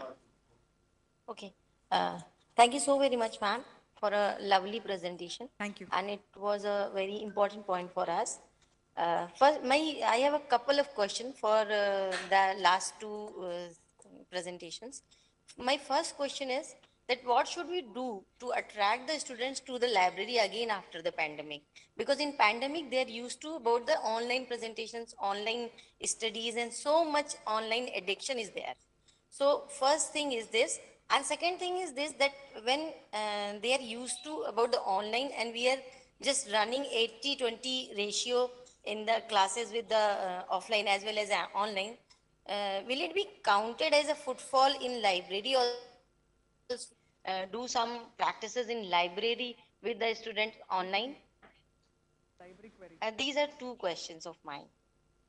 Okay, to attract somebody to the library would be, to probably offer the e-content within the library. So they would, if they are attracted to e-content, they could come into the library and access it. That is, I think, am I right? I think that would be, yes, the answer. And regarding the footfalls, I think I will require somebody else to answer this question. Footfalls, yes, ma'am, please. Look for the logins is what the expert is telling me. Look for the digital footprints, that is the logins. The amount of logins can be counted as footfalls. Ma'am, the Dean Academics would like to answer your question, please. Dear Madam, actually it is not possible to move away the children from the digital technology. Even the elders are today obsessed, and so many applications are now embedded. So it is very difficult to move the students away from a mobile phone or a technology. But how best we can use a mobile phone inside a classroom as a simple teacher, I tell you. Today all the digital contents are available as presented previously by our professor. So you raise questions to the students, let them just Google it, find out the answers. Even if you want to explain a terminology, let them Google it, find out, come out with some answers. So here the challenge is on the teacher. The content is available, but the answer should not be available. We have a system in our academic system, we have a concept called open book test. So 2 days back, I just conducted, I wanted all my students to come with the laptop, mobile, books, everything, whatever they want, they can bring it. I gave the question paper. I asked them to refer whatever material that is possible, but they have to answer to the question. So it is a challenge on the teacher, how best we can utilize the technology for better learning. That is how we have to, take the entire show. It's very, very difficult to keep the children away from the mobile phones. It's not possible, I think. There may be different opinions, but we can just engage them better. Thank you. Ma'am, excuse me, ma'am. Yes, please. Yes, ma'am. This was the main question regarding the matrices. How we will use these data? I am from Khwaja Muinuddin Chishti Language University. I am a member of Criteria 4. So how we will use all these in matrices basically? If we will take some online things in regarding library as well as regarding classes, how we will use all these things in our matrices? This was the basic. You are talking about the metrics, quantitative and qualitative metrics, especially in criterion 4, that is the infrastructure. That's what you mean, or what do you mean? Sorry? What she's saying. Pardon? Sorry, I don't get you. You are talking about the matrix or the metrics. Criterion 4 has... Excuse me, ma'am.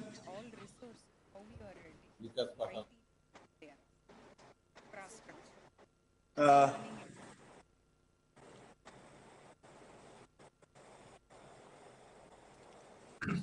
Good evening, ma'am. I just want to ask. Excuse me, ma'am.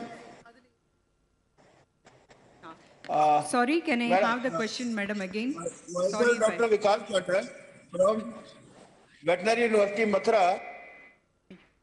I just wanted to ask one thing, that you do have very good this counseling team, but how to, you can say, do it in the efficient way in the veterinary university? Because the career, brother, we can guide about the career since we are veterinarians. So for all other issues like you are taking care of, how to go for that?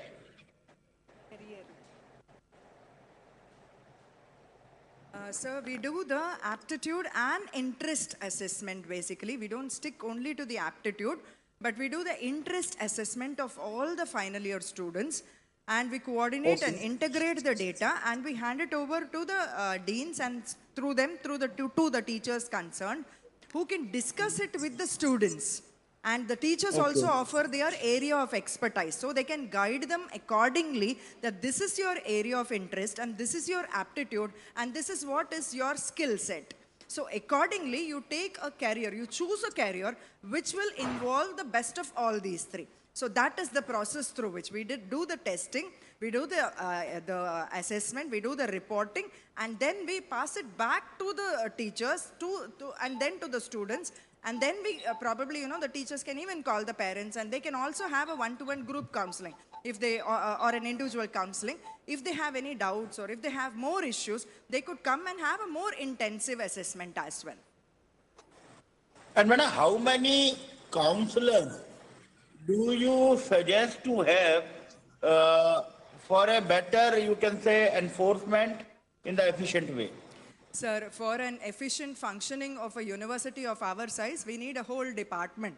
So that is why we have the whole department of psychology, which follows through this process. And as we do not have psychology, no ma'am.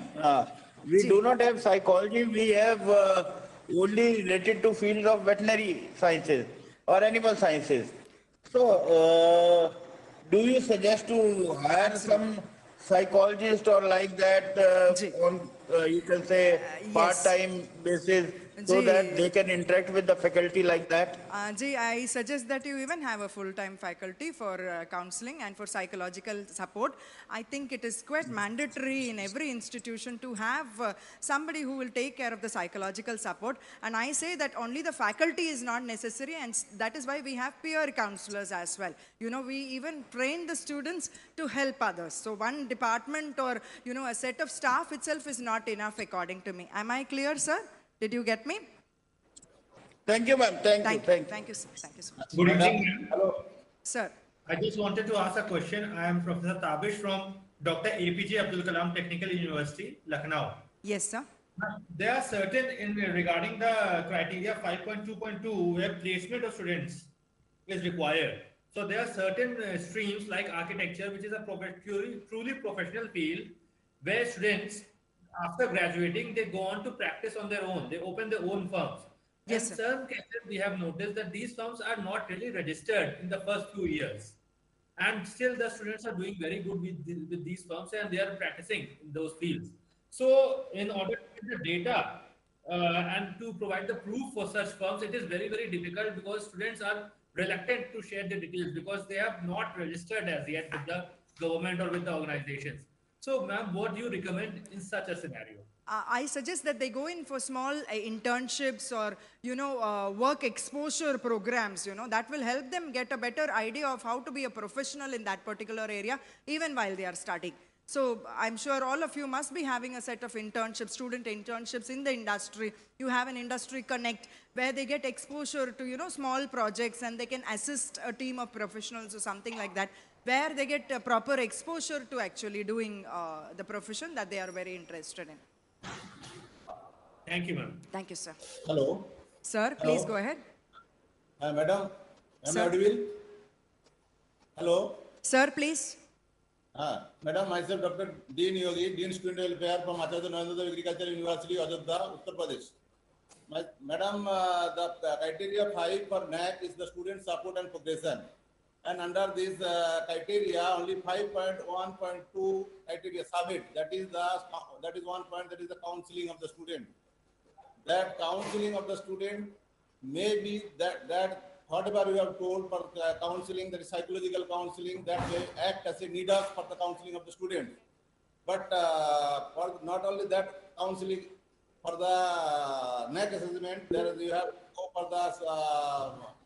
to go for the training of the student for personality development, soft skill development, and for the to motivate the student for entrepreneurship. So many things are there. Yes, sir. It is not like the university like you, that they are a psychology teacher or teacher or expert from the psychological department, that they will go for the psychological counseling of the students. So what are the other ways we can go for the counseling of the students in different ways for the better progression of the students? Sir, as was already addressed in the multidisciplinary PPT, we do have lots of, courses like soft skill courses, communication skill courses, personality development courses. We have co-curricular courses which the children can take and enhance themselves on these areas. So psychological counseling is one aspect of student support and progression which was presented as a best practice, sir. Okay, madam. Psychological counseling is one aspect, and that may act as a needle for all the counseling. Because if the person or individual is not mentally well, he cannot be counseled for any other thing. He cannot go for any other thing. That may act as needles. But what are the other possibilities? Because different universities have go for the NAAC.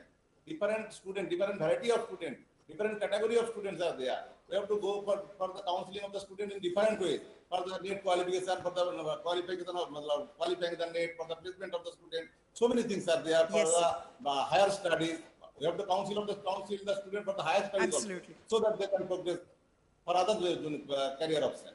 That is why I was asking the... Yes, sir. A professional counselor will know how to assess these different needs of different set of students. They are all students finally, right? And they are all human beings finally. So we have a set of parameters defining students, defining the age, defining, what they do and what are their needs. So a professional counselor will know how to answer, how to assess, and how to, cater to the needs of each specific population. So that is what a professional counselor is, professional psychologist is trained in, sir.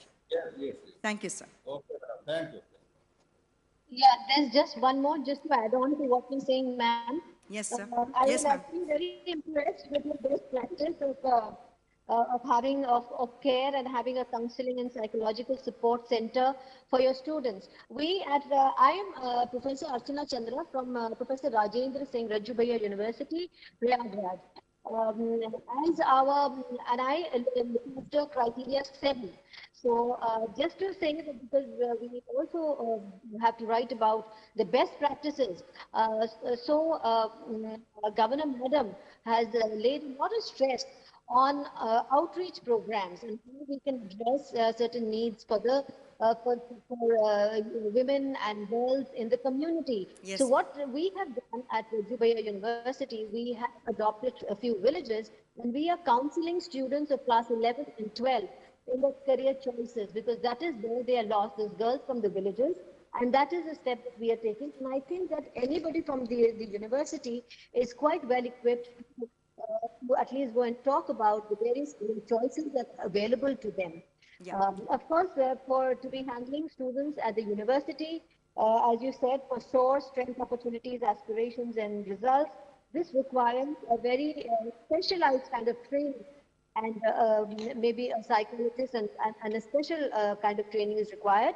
And probably those people that you have at the center are trained in that way. Yes, We are not. But these kind of simple things can really help, for which maybe an orientation program or some kind of instructional program can be held for all the teachers across the state.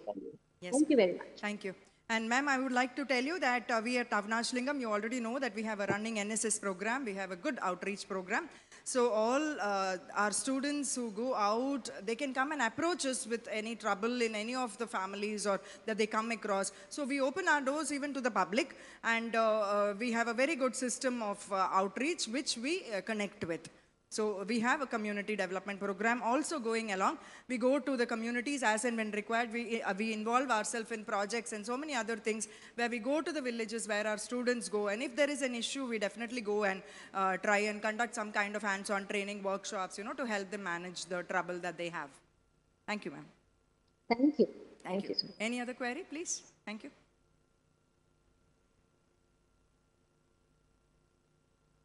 If there is no other query, let's move forward. The power to question is the basis of all human progress, said Indira Gandhi, the first female Prime Minister of India. As the coordinator of IQAC, Dr. Ujjarinabi has such an inquisitive mind. Ma'am has been the professor at the Department of Commerce and the Dean School of Commerce and Management, is now also the coordinator of IQAC of Avinashilingam Institute. She holds, beneath her belt, 45 years of experience in teaching, research and administration, presenting before you the joysome, at the same time, jaw-droppingly judicious and jovial Dr. Ujjarinabi to speak on the best practice in governance, leadership and management, namely academic and administrative audit, that is a AAA, as a tool for institutional quality enhancement. Over to you, ma'am.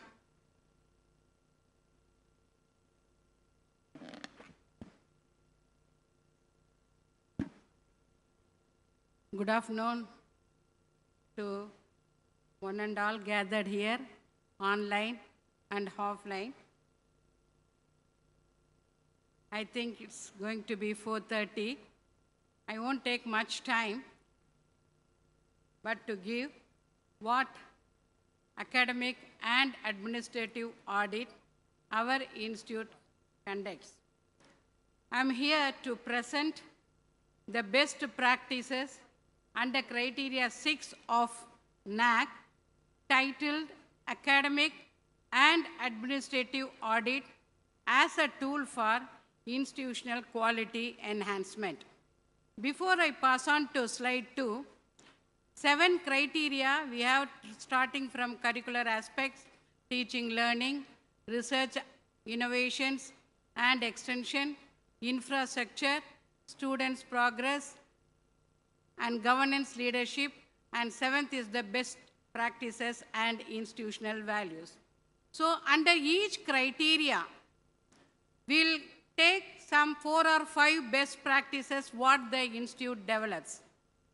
So out of this, we'll take the best 2 that will be presented under criteria 7. But now, each criteria has 4 to 5 best practices. Out of that, 1 have presented in today's seminar, the best one. So like that, under criteria 5, Dr. Sudha has given the counseling, that is CARES, that is one of the best practices what we have adopted in our institute. So if you take under criteria 6, governance, leadership, there we have taken academic and administrative audit as a tool for institutional quality enhancement. In addition to that, there are so many best practices we have adopted under criteria 6. This is the one we have taken to discuss today. Now, academic and administrative audit has been practiced at our institute since 2015. And the outcomes of this initiative has brought several laurels to the institute, and a few noteworthy and recent ones are projected on the slide. 1, re-aggregated with A++ grade with CGPA of 3.65 out of 4 in its 4th cycle. I think you will clap it, but all the audience. Recognized as Category 1 university, recognized under 12B by UGC, Category A status by MHRD, ranked 5th in Atal ranking of institution on innovation achievements under the university, that is government and government aided category, ranked 84th among university NIRF 2022 rankings. This is all we have achieved because of AA, that is Academic Administrative Audit, what we are practicing at our institute. Now, if you take the genesis of AAA at our institute, this slide presents the glimpses of the history as to how AAA got materialized at Avinity. It all started way back in 1999 when the institute went for NAAC accreditation, during when the dire need for assessment of quality in the higher education institute was highly understood. We secured 4 stars at that time. That time there was no grade, only the stars they will give. 4 stars at that time. A long, 4 stars at a time, a long way to go. Later, internal quality assurance cell was institutionalized in 2003 in order to monitor and evaluate the institutional practices with regard to academic and administration. There, the institute was graded B++, not B+, B++ in its second assessment. IQC took some rigorous quality enhancement steps, after which the institute could fetch A grade in 2013 in its 3rd cycle, which was considered higher grade at that time. Academic and administrative audit was undertaken in true spirits since 2015, which not only ensured quality of various aspects of the institute, but also helped in enhancing the quality through objective suggestions during the audit process. The rigorous conduct of AAA helped the institute to fetch the highest grade of A++ in 2022. Thanks and credit to the AAA process at Avinity. The objectives of AA process, academic and administrative audit process, to focus at analyzing the existing system for its strength and weakness of the academic departments and administrative offices. Also, the audit aims at identifying the bottlenecks in the existing system and to identify possible opportunities for reforms in academic and administrative front. AAA focuses on evaluation of the optimum utilization of financial and other resources of the institute, thereby ensuring effectiveness in its operations. Yet, another objective of AAA is to suggest methods for continuous quality improvement in line with NAAC and other bodies. Now, what is the process of AAA at Avinity? Moving on to the process carried out at our institute, AAA is conducted at 2 levels, one at the department level and the other at the institutional level. The departmental level is an annual activity. Every year we have to conduct. It is conducted for a day where one external expert from the concerned discipline will perform the audit. The institutional level audit will be conducted once in 2 to 3 years, and that will be conducted for about 2 days. 5 to 6 external experts covering a wide range, a discipline, will conduct the audit. This will be conducted similar like a peer team visit of NAAC.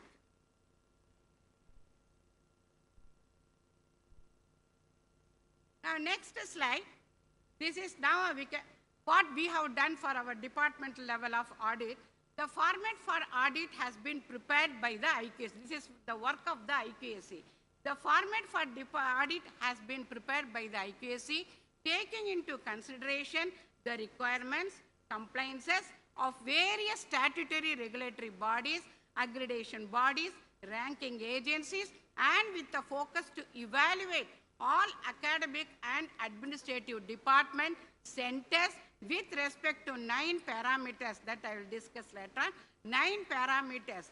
So customized format based on the nature of department or centers of is done to facilitate proper assessment and audit. So we usually frame a format and that will be given to each department to conduct the audit. So the external expert performs SWOT, that is strength, weakness, opportunities and challenges of the department, and provides a feasible suggestions for the improvement of the department. This is the departmental level that we have conducted 3 times. I mean, starting from 2013, we have conducted some 7 to 8 times this departmental level of audit. Now, the next, this again the departmental level.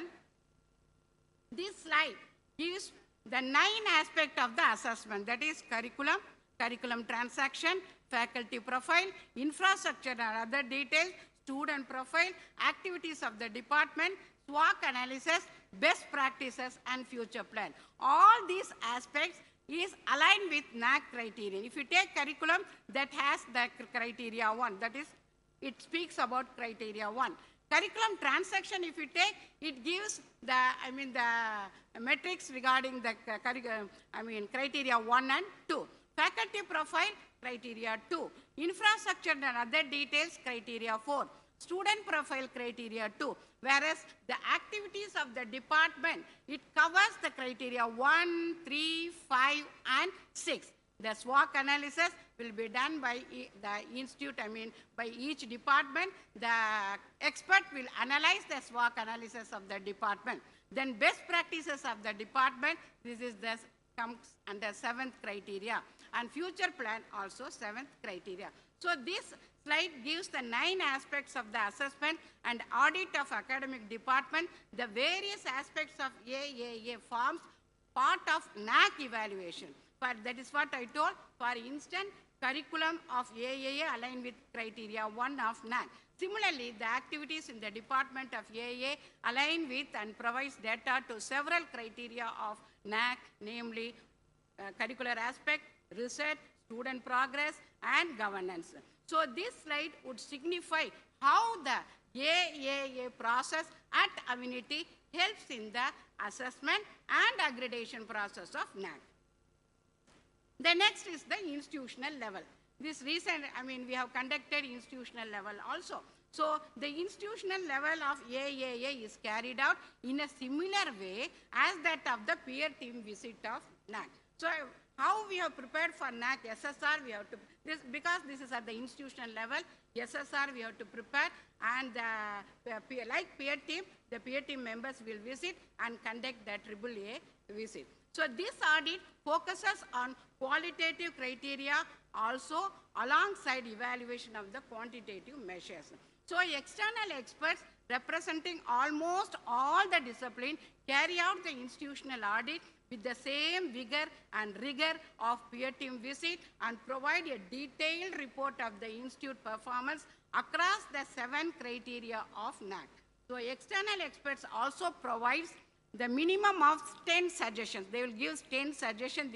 It is advisable to perform institutional level AAA at least once in a year before NAAC assessment process, so that the suggestions of AAA can be effectively implemented.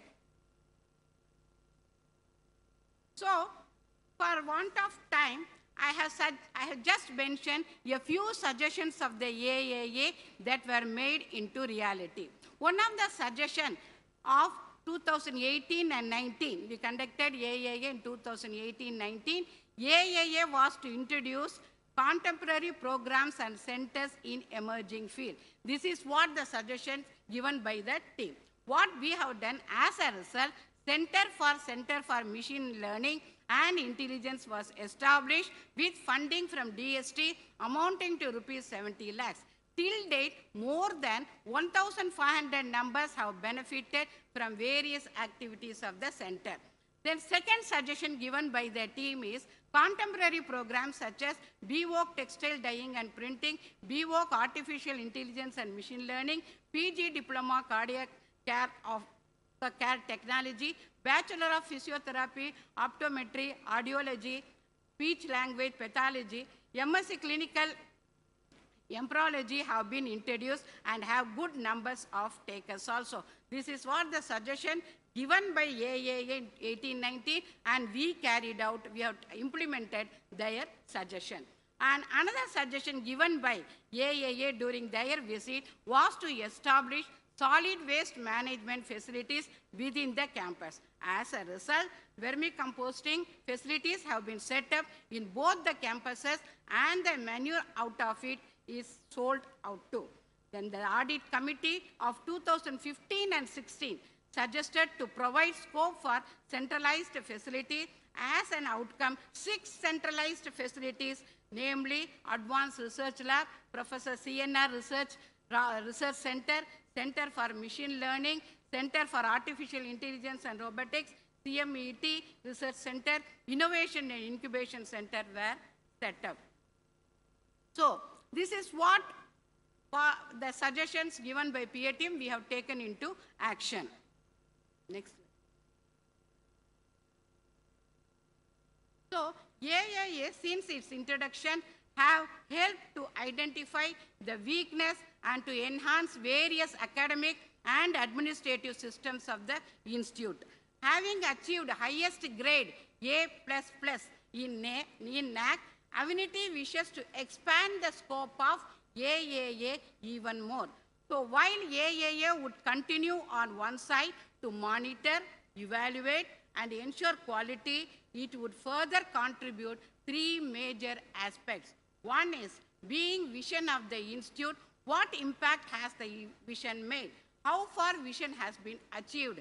This kind of evaluation would help the institute to retrospect on its purpose of existence objectively. The institute has set its ambitious yet scientific vision 2040 targets. Second one is, the next is the self-sustenance. That is, though we have got A++, we have to sustain that. We have to retain that. We have to get more grade, 3.65. Now next time we have to plan to get at least 3.9. Forthcoming AAA would focus on self-sustenance aspects relating to funding and other resources. Last but most important one is sustainable development goals. That is sustainable development goals. So Avinity to frame guidelines for evaluating contribution towards various SDG goals as a part of AAA. So with this, I have come to the close of my presentation. Once again, I would like to reiterate that AAA has made the higher grades and ranks possible for Avinity. Dear participants, with my experience with NAAC, having seen 4 cycles of assignment, I have seen 4 cycles of assignment, I have worked for 4 cycles of assignment, I would say that during the NAAC window period of 5 years, if institute sincerely attempt 5 departmental AA and 2 institutional AAA, then A++ in NAAC would become a cakewalk. So with proper guidelines and right implementation, AA will serve as holistic measure of development. Thank you for all the opportunity.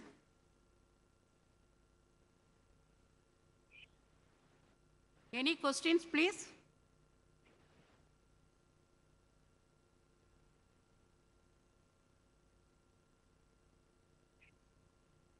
So I would suggest the universities of Uttar Pradesh and all other universities, you conduct the department level, first conduct the department level academic and administrative audit. After whatever the suggestions given by the expert, that has to be implemented in the next level. And at least once in 2 years, you have to conduct the institutional level, at least before going for accreditation. Madam, I am Dr. Ajay Prakash. Yeah, please. From Veterinary University, Mathura. Hello, I am audible? Yes, sir, please, sir.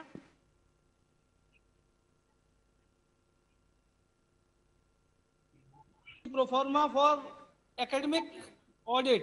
Yes, sir. What is the pro forma for administrative audit? Sir, we have the pro forma, sir. We have our own pro forma given by the NAAC also. Based on the NAAC guidelines, we have pro forma on our side. If you give your mail, we'll send the pro. It's a long pro forma, sir. We have formulated. We'll send it to you, sir. Okay, thank you, madam. Yeah, we have all criterion 7 pro forma, and this is based on the NAAC guidelines we have framed, sir. You be please. Okay, madam. Thank you. Ma'am, this is Javed from Khajamani Please. Language Unit. Please, sir. First of all, let me take this opportunity to congratulate you for such a nice presentation. Thank you, sir. It was a truly IQAC director that was speaking, so to say. Ma'am, there are that we would like to know from your side. You elaborated upon departmental activities and how to conduct these audits. Yes, sir. These audits. What in terms of administrative audits that we need to look into? I mean, how to do those audits? Apart from ranking things, what are the other, apart from the SOPs that are mentioned there? So we have the administrative audit we do conduct in the controller of examination, establishment section, finance section, and all the centers. And that for the administrative audit also, we have a separate format, sir, customized format. For external expert, we'll invite the external expert to conduct all the register section, finance section, controller of examination, establishment, all the centers that we use, conduct, sir. And the suggestions given by the expert that will be implemented, sir. Do you want to have the facilities as what? And the second point was, how do you involve the external experts? Because in your presentation, you mentioned that you involve external experts for this evaluation process. Could you just elaborate upon that? For administrative audit, sir? You mean? For the external experts. Of audit, yeah, external experts that you mentioned that you prior to the those NAAC accreditation work, you involve external experts for your audits. How do you do that? Sir, external from other universities will invite, sir, the concerned department, the subject department professors, and those who have the experience in conducting the academic and administrative audit will invite the experts, sir. That getting the permission, approval from the Vice Chancellor and Registrar, we'll invite them, sir. And mostly administrative audit, we used to invite the controller of examination or sometime assistant controller or the registrar of the universities or finance officer or administrative officer of the colleges or administrative officer of the universities will be invited, sir.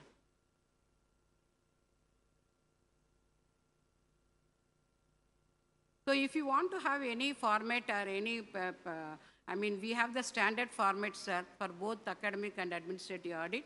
Because I have the experience of visiting many colleges and many universities to conduct this. I'll send the format to you, sir.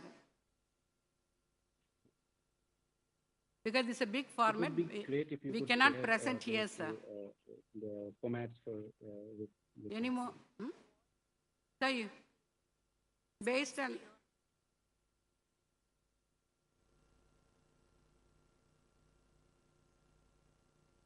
any more question, sir?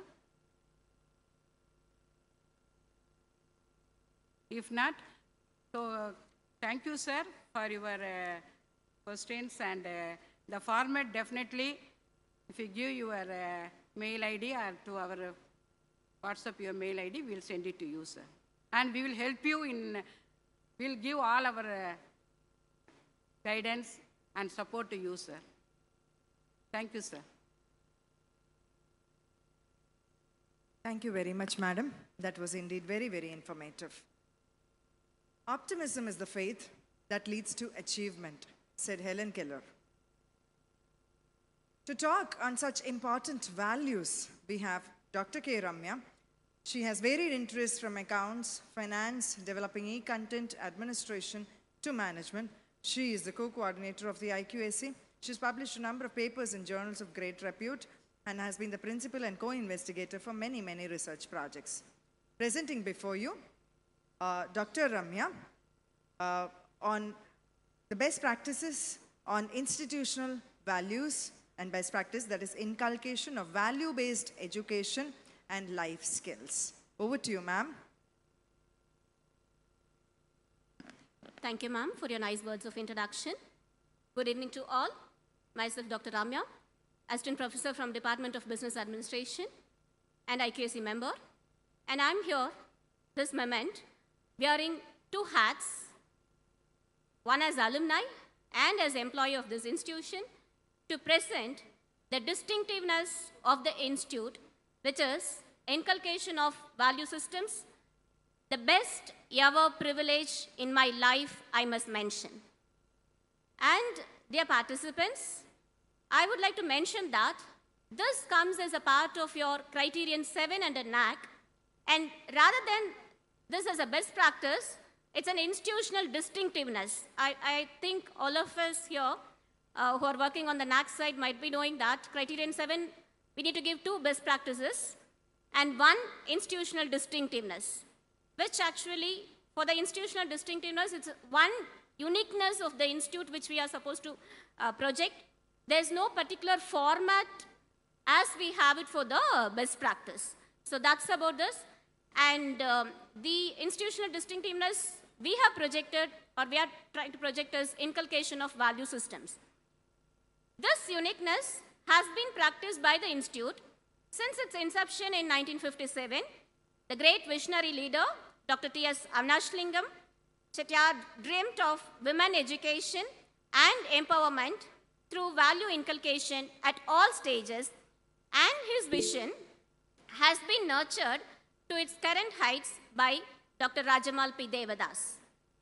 The institute ardently follows the educational ideals of Sri Ramakrishna, Holy Mother Saradamani Devi, Swami Vivekananda, and Mahatma Gandhiji, and upholds a life of purity, discipline, and service.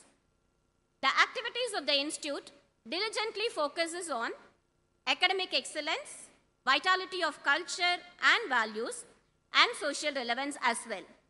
With this brief prelude, let me now take you to provide some insights into inculcation of value systems at Avinity.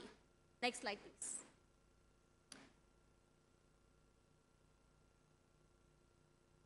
Well, how is this institute perceived at large?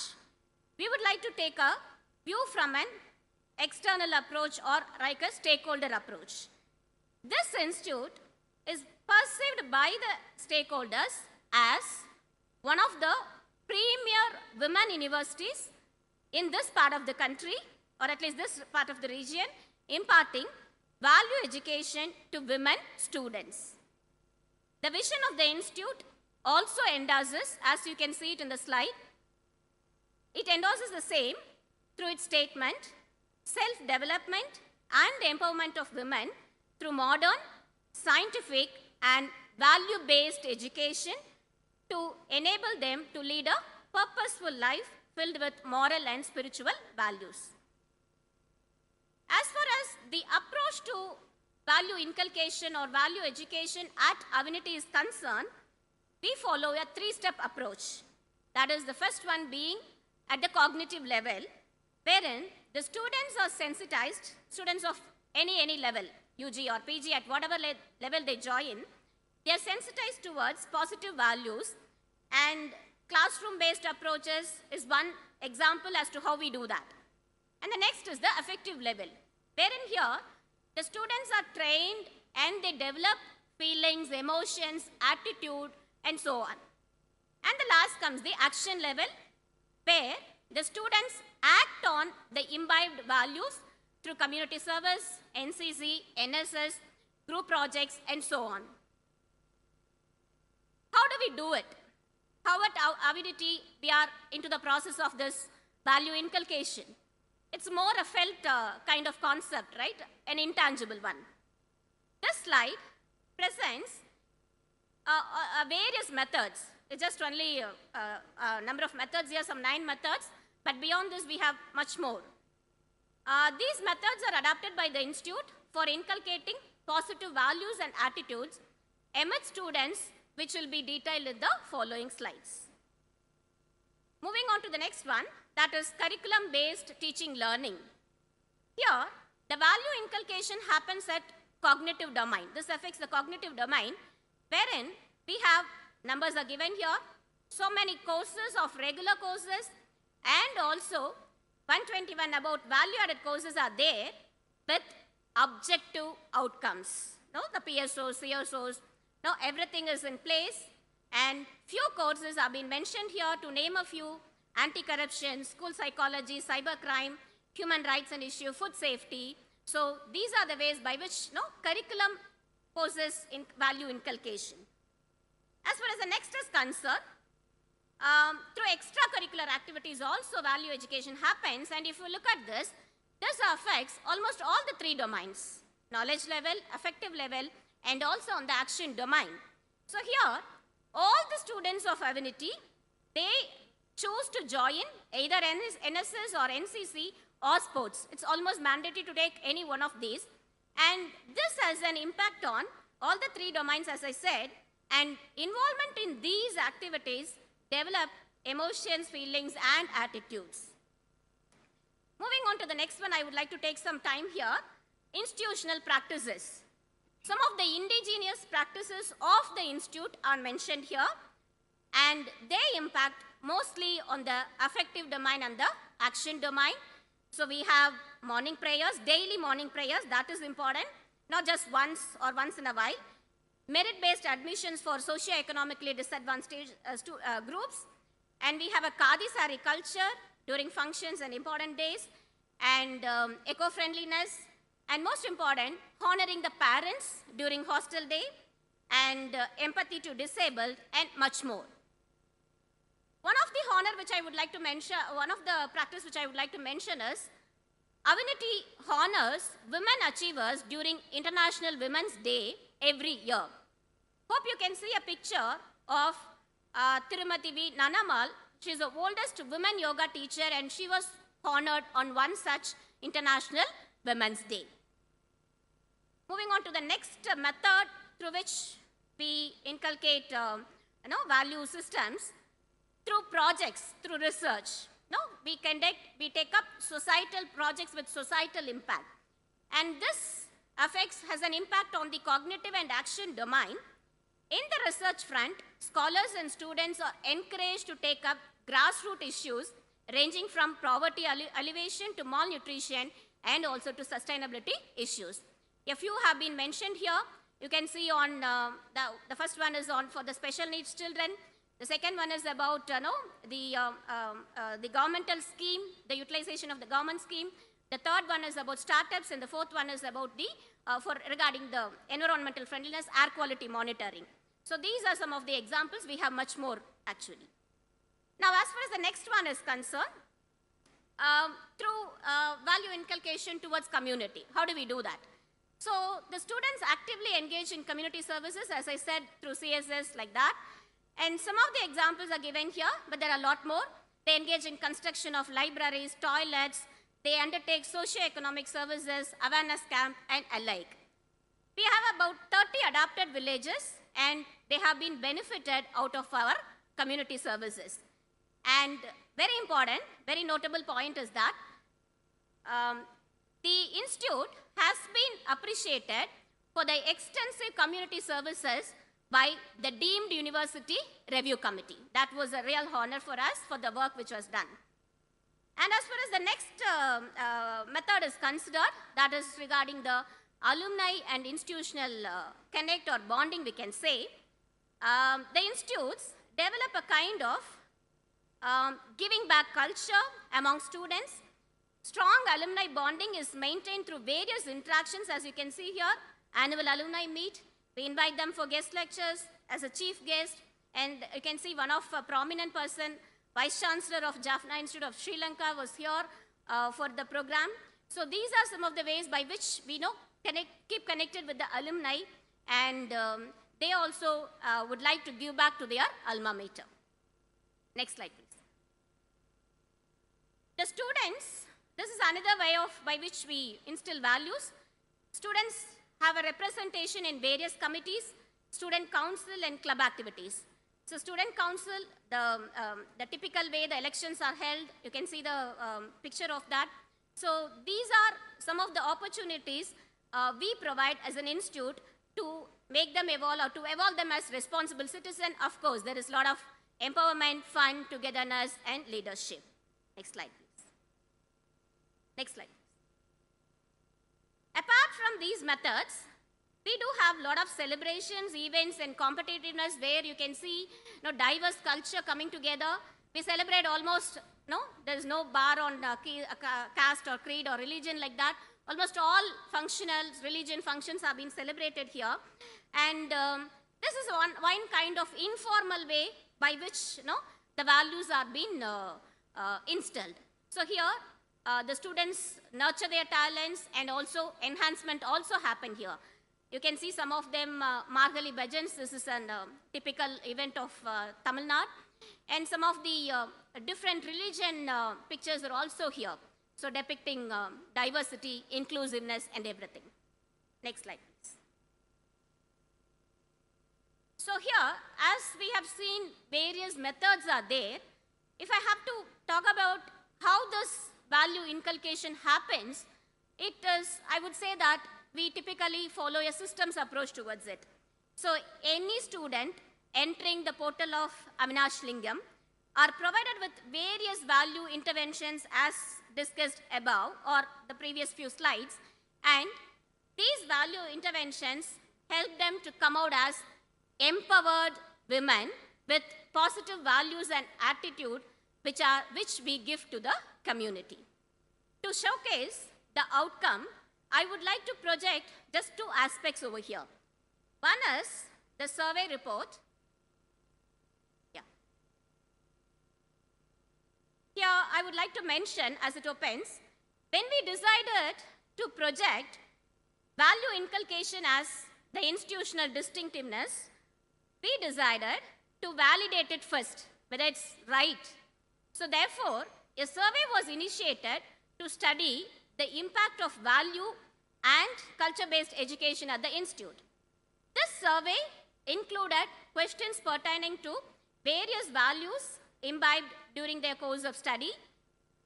A total of 615 alumni responded to the survey, and it was evident from the survey that about 80% of the respondents, I'm just scrolling through the survey report, so I'm just reading the important findings alone. It was evident from the study that about 80% of the respondents projected that ethics, cultural values, self-discipline, behavior of ethos, tolerance, and spiritual values have shaped their career, professional success, and community harmony. The survey results, no doubt, is a strong evidence of the transfer of value inculcation from the institute to the students. They carry it forward. And that was what the vision of our founder also. I'm just scrolling it. This was the survey report.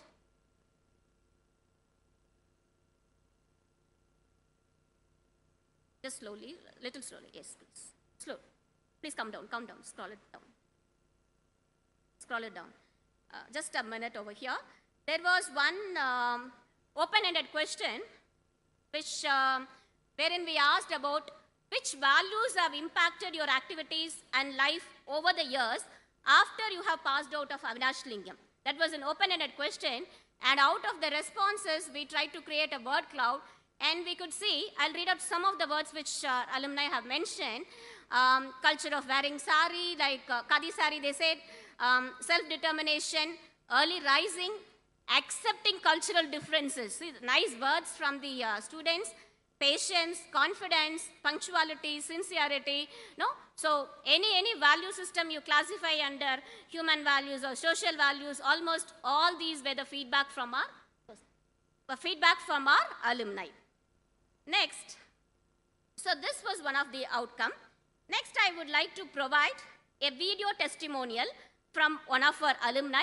I would request all to please lend your ears to this.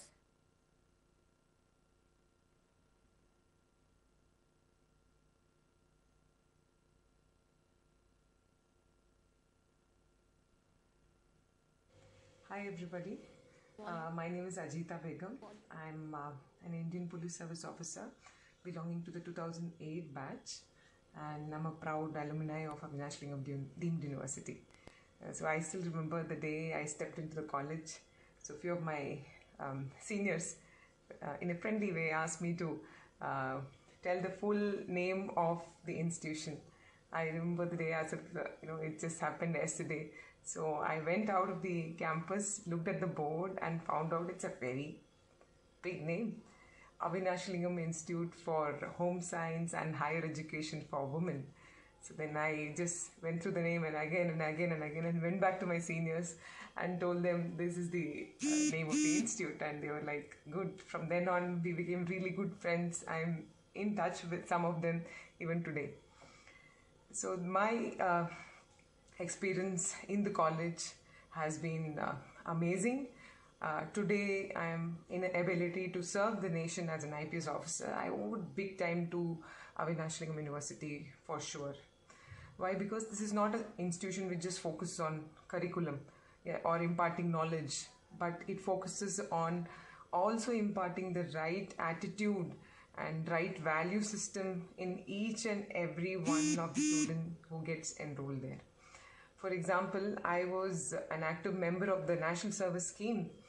So we used to go to the villages on a 10-day visit. We used to help children who are disabled to write their exams right inside our campus. We used to get involved in blood donation activities, rallies. So there are endless number of activities which comes to my mind when it comes to serving the people. It's not about looking into one's own growth, but it's also about contributing back to the nation. That is one big takeaway for me from my institution. Another important thing which comes to my mind is I had spent a brief time in the hostels. Though I am from Coimbatore, but my parents were in a situation, not in a situation to send me regularly to the college every day because my house was located a little far away. So I stayed in the hostel, and in the hostel we used to have a morning prayer session, a prayer as in which encompasses the students from all religion, students who are following all religions. We used to all sit together and pray for the betterment of humanity. So I used to appreciate that occasion. Means it's very well registered in my mind. I might be following a certain faith, but today I am in good terms with all the other religions, as in I've accepted all the other faith the same way as I accept my faith. It's also because of my college, and they give regular emphasis on developing your spiritual aspect of your life, because this is a materialistic life. Unless we grow spiritually, we don't get to see things clearly in life. So that clarity is also an important aspect which everybody should try and imbibe in one's lives, and that attitude has come right from my college. Students from various economic backgrounds used to study in our institution, and there used to be no kind of discrimination on the basis of caste, religion or economic background or whatsoever. those kids from the underprivileged background used to get scholarship those days, and it used to be of immense motivation to them. We all also used to pitch in and help our friends. If then means this fees used to be very minimal, like unlike in any other self-financing colleges and all. So it was admission was purely based on merit. So there are many aspects which come to my mind when I think about my college, and I also got an opportunity to serve as a member of the students union. So that experience, I would definitely say that it built the right leadership skills in me, which has enabled me to face the UPSC interview. So when I attempted for this IPS selection, so definitely I owe a lot to my academy, and I'm a proud alumni of the Avinashilingam University. Thank you, everybody. Thank you all for your patience listening. So I would like to reiterate from what our IPS alumni said. Avinashilingam doesn't just provide curriculum alone. It imparts right attitude. So that's what this institutional distinctiveness is all about. And lastly, next slide. I would like to emphasize that we have initiated 2 centers, namely Center for Value Education, and the other one is Center for Arts, Culture and Heritage. And this was actually envisioned in our Vision 2040 document, and we have already kickstarted it. There are a lot more activities to come as a part of this, and Avinity will continue this legacy without any compromise on values. Thank you for the opportunity. Thank you all. Are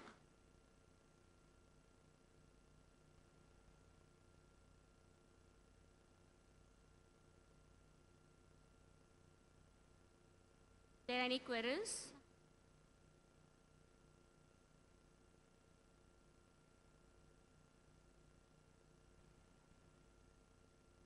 Please unmute yourself, ma'am. Amina, ma'am. Am I on now? Yes, ma'am. Yes, please. Okay, so I'm Dr. Amina Hussain, and we at Khwaja Muinuddin Chishti Language University of Pradesh have been very intently listening to this seminar since morning. At a very intermediate, I should say, stage of preparation. And so I have a very small question. Criteria 7 largely deals with morals and attitudes, ethics, and which you explained. Now, the question is that what strategies or methods do you think we should use, in order to measure the impact of the values that an institution is trying to inculcate? So you did, in your presentation, there was a survey in which, you used the statistics, and that was a clear indication of an institution moving in the right direction in terms of values. But can there be some other methods that we can use to kind of, explore other areas maybe, ma'am? Definitely, ma'am. This was one method. Survey was one method. See, as I initially said, this more being a felt kind of feeling, as you can see, like whenever a student goes out of any institution for that matter, if they are well disciplined, if they stick on to rules and regulation, that itself is one way of looking at it. But if you want to go into a more quantitative way, or just to project, to make it as an outcome, one is a survey. The other one could be, if you can have a list of alumni or people who have been placed in various government bodies, like what we projected, IPS, IAS, or that is one way, because they want to give back. That's one kind of give back to the society. So that list is another way by which you can show so many people have been produced and they are into government service. That is one way. The other way could be, that is one list. The other way could be, you can also have the same alumni list where they are into various services. Say it could be into higher education or scientists. Now, all these are ways by which they project it. So that would be one way of, again, projecting your value inculcation. So I'm sorry I'm interjecting, but the only since values are intangible. Yes. So when we try to especially this problem occurs in documentation for Okay. NAAC. Okay. So there are certain things that we are doing, but we're not able to really, quantify it. It said we can make a, but especially when it comes to outreach programs. Ma'am, for your information, yes, I got your question very clearly. This is actually a qualitative metric. So that's why NAAC is clearly, they do understand that not everything could be quantified. So there's a clear distinction between quantitative metrics and qualitative. And very specific, criterion number 7 has got a lot of qualitative than the other criterion. And this particular one, the institutional distinctive, we have projected it as value-based inculcation. I do not know what about the instinctive feature or feature of yours. So being this value-based, we were able to project, it was a write-up actually. We need to give a 1,000-word write-up. It has to be very impressive and factual. That's more important. So there's no format as such. At least in best practices, you have a format like objectives, the context, and then you have process, and then the outcome like that for the best practice. But here, there's nothing. So it is up to you to design your own way of projecting it, make it impressive and factual. And apart from that, the additional evidences, like for example, for value-based education, some of the additional evidences what we provided was, we said we do it through curriculum. So we had a list of courses, like we showed some 2,000 plus courses. So in all the courses, wherever different values were there, those were highlighted, and all the value-added courses, the number of takers, all these were provided. So that was one evidence. And regarding the alumni, where are they? So that was one. The number of alumni meets which was conducted, what was their give back to the institution, where all alumni were invited. So that was one kind of thing. And how many national festivals, celebrations happened throughout this 5-year window period. So these were, talking through all these 9 methods, we projected this 9 method. For all these 9 methods, we had such evidences. And believe me, madam, this criteria 7 had the highest score in all the other, in our NAAC. So that itself was, evidence that this institution still is sticking on to its, rooted towards value system. So we had actually the highest score in criteria 7, which was a qualitative metric. We were able to convince with our evidences, though it was intangible actually. Thank you, ma'am. Hope I have made some justice to what you wanted, ma'am. Yes. Hello, ma'am. Am I audible? Yes, sir, please. Yeah, ma'am. I have just one comment to make. Yes. For example, like in criterion 7.1, yes, we have 11 sub-criteria, and you have to provide something similar to what Amina ma'am was also sharing. Yes. The data, facts, figures, statistics, Yes. and all those criteria. For example, you have to mention whether you have provision for daycare or not, whether you have use of LED bulbs or not, whether you have some system to manage e-waste or not. So all those details have to be provided, but nothing came up in the presentation. Can you share something on that? Fine, sir. Sir, actually, criteria number 7 has got a set of metrics, okay? And out of that, if you look at, if I'm correct, the first one is talking about the gender equality. Criteria number 7 has got about gender equality. And number 2, you have about, all these kind of waste management, solid waste, liquid waste management, and all these kind of things. And then you have environmental related practices. Okay. Yeah, so it's so clear all that these you are making so practices much of claim. Yes, sir. This is You are actually making so much of claim, but the supporting documents or facts and figures have to be provided. And you did not touch upon all the sub-criteria. For example, we have 11 sub-criteria under 7.1. You did not provide any data or information regarding all those criteria. Fine, sir. I get your question.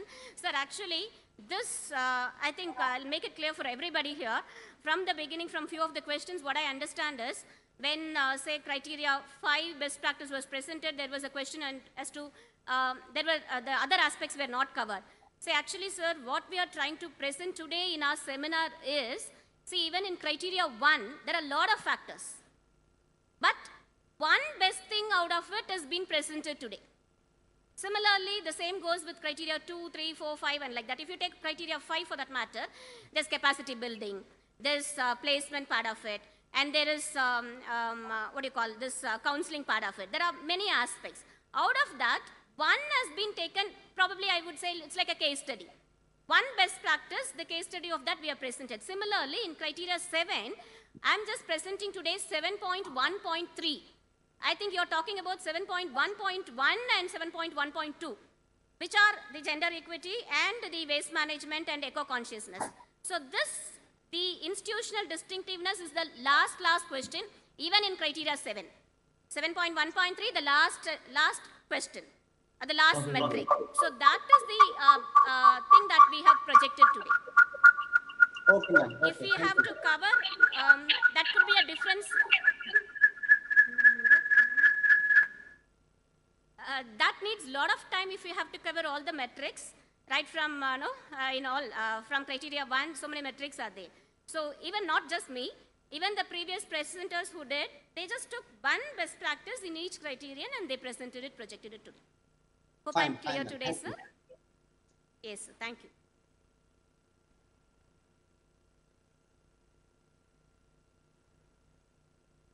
Any more queries? Yeah, good evening, ma'am. This is Dr. Vandana. Yes, ma'am. Yes, I'm from HPTU Kanpur, and I have a very small question. There is a best practice of 30 marks in case of criterion 7. Yes. So can I please ask if we can share that what two best practices you have shown in your SSR of your institution? Yes, ma'am, definitely. As you rightly said, this is again 7.1.2 best practices. See, actually, as per NAAC format, we are just supposed to provide only 2 best practices. Fine. Those 2 best practices can cut across any of the 7 criterion. That is, it can be related to curriculum, it can be related to research or innovation, or it can be related to infrastructure, it can be anything. Fine. But then out of all those, just 2 best practices are required, which carries a higher weightage of 30. And you would have seen a lot of best practices being presented from morning today. And the best practice that we submitted in the 4th cycle of assessment, 2 best practices. Number 1 was the research augmentation among the scholars and students, developing the research skills and augmentation. Research was 1, research and innovation, of course. And the second best practice was that technology-based, technology-enhanced teaching learning practices. So these were the 2 best practices that we had projected. One was, that is the first one was from criteria 3, and the second best practice we gave was from criteria 4. All right. Technology-based teaching learning process. And this carries 20 weightage, this institutional distinctiveness. 20 marks. Thank you, ma'am. Any more queries? Yeah, Professor Ramya, maybe a very small last question. An excellent presentation. Thank you for updating. Simple, I was quite mesmerized by your presentation and the points that you raised. And what we could understand that whatever we have to give in criteria 7, there has to be a physical evidence that has to be provided. Fine. I was simply curious upon a very small point that I could see in your PPT. It was related to self-discipline. So how did you provide an evidence towards the self-discipline? Because it is very much intangible and... Actually, rather than value-based kind of evidences, we provided the models or the methods which I said. There were 9 methods, right? Starting from, curriculum, extracurricular, institutional practices like that. So there were, 9 methods. So based on these methods, we gave the evidences.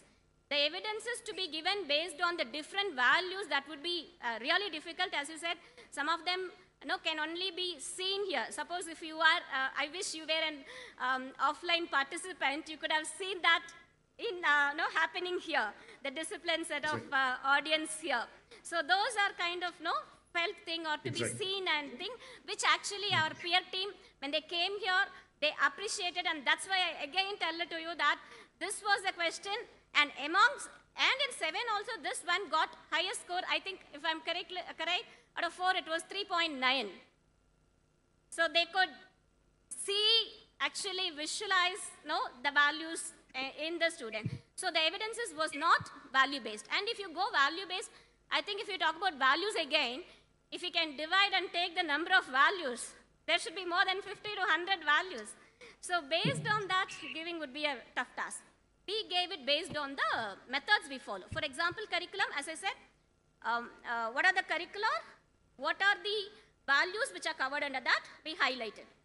Value-based courses, like I said, like cybersecurity, school psychology, like that. There are certain value-based courses which actually talk about imparting values. There are some other technical courses also. We didn't talk about that. We didn't give those evidences, which are catering to this. Extracurricular activities, like what are the functions or activities of NSS, NCC, how many students were enrolled, beneficiaries, all those. So that made sense. So community services again, so how many programs, when during the 5-year window period, when, how many beneficiaries, what was the type of activity. So that was the kind of evidences we provided.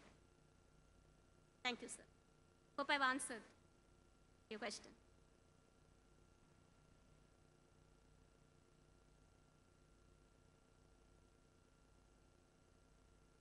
Thank you all. Thank you all for the opportunity.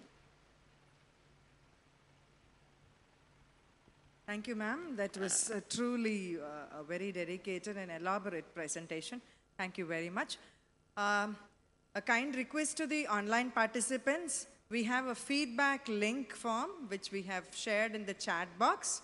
Kindly request all of you to please fill the feedback form. It will help us become better. You can also suggest what you need for future as well. Thank you very much. We have the formal vote of thanks to be given by the IQAC co-coordinator, Dr. Arukya Marie Shelby.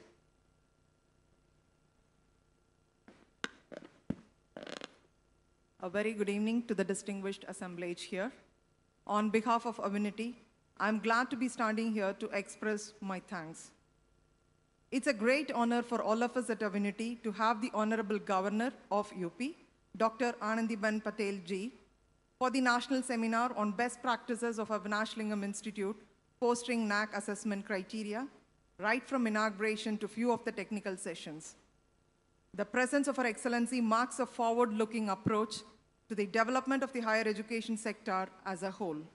I, on behalf of Avinity, express our deep gratitude for this gracious gesture of visiting us and marking a landmark in our development. I deeply acknowledge the unwavering support and guidance of our revered Managing Trustee, Dr. Meenakshi Sundaram Anna Avargal, in every initiative of our institution towards excellence. Thank you, Anna, for being with us on this momentous occasion.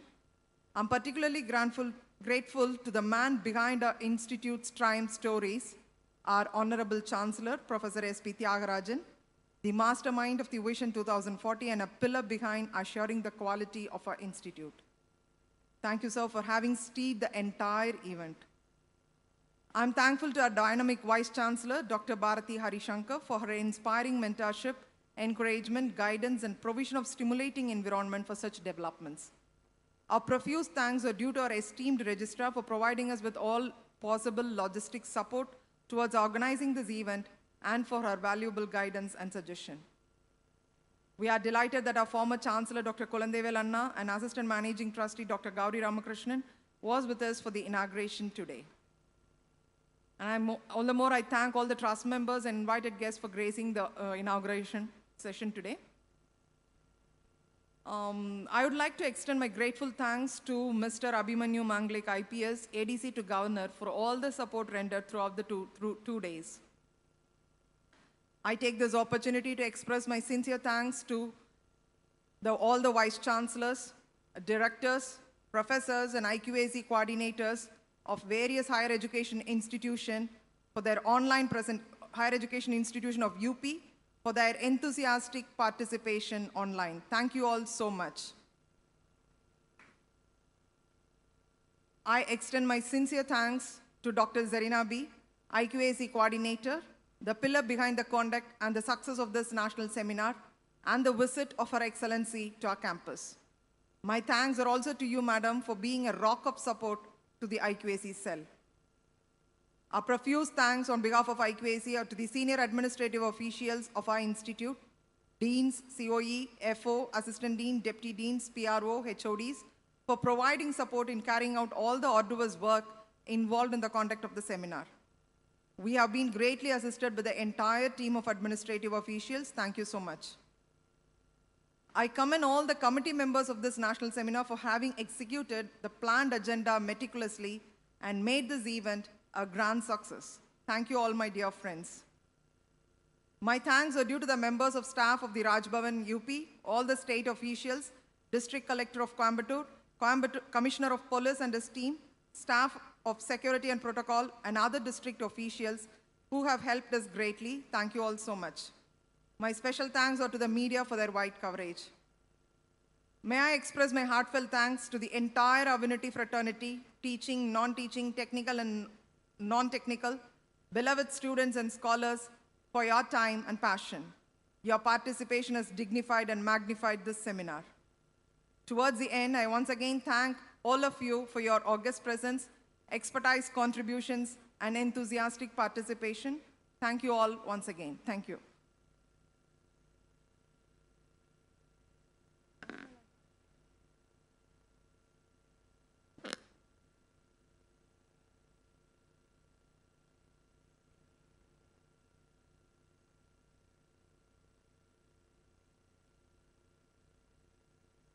Thank you all for coming and gracing this occasion virtually and offline. I again remind the online participants to kindly fill the feedback form without fail. Thanks everybody for gracing this occasion, for staying patiently with us, and for listening to all the sessions. Thank you all. Thank you very, very much. Can we stand for National Anthem for a minute, please? जनगण मन अधिनायक जय हे भारत भाग्य विधाता जाब सिंध गुजरात मराठा विंध्य हिमाचल यमुना गंगा उच्छल जल शुभ नामे जाहे तब शुभाशिष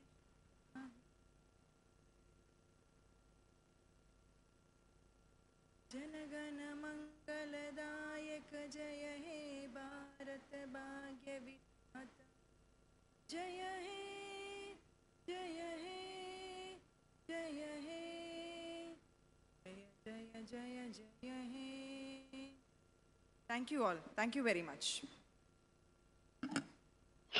Thank you, ma'am.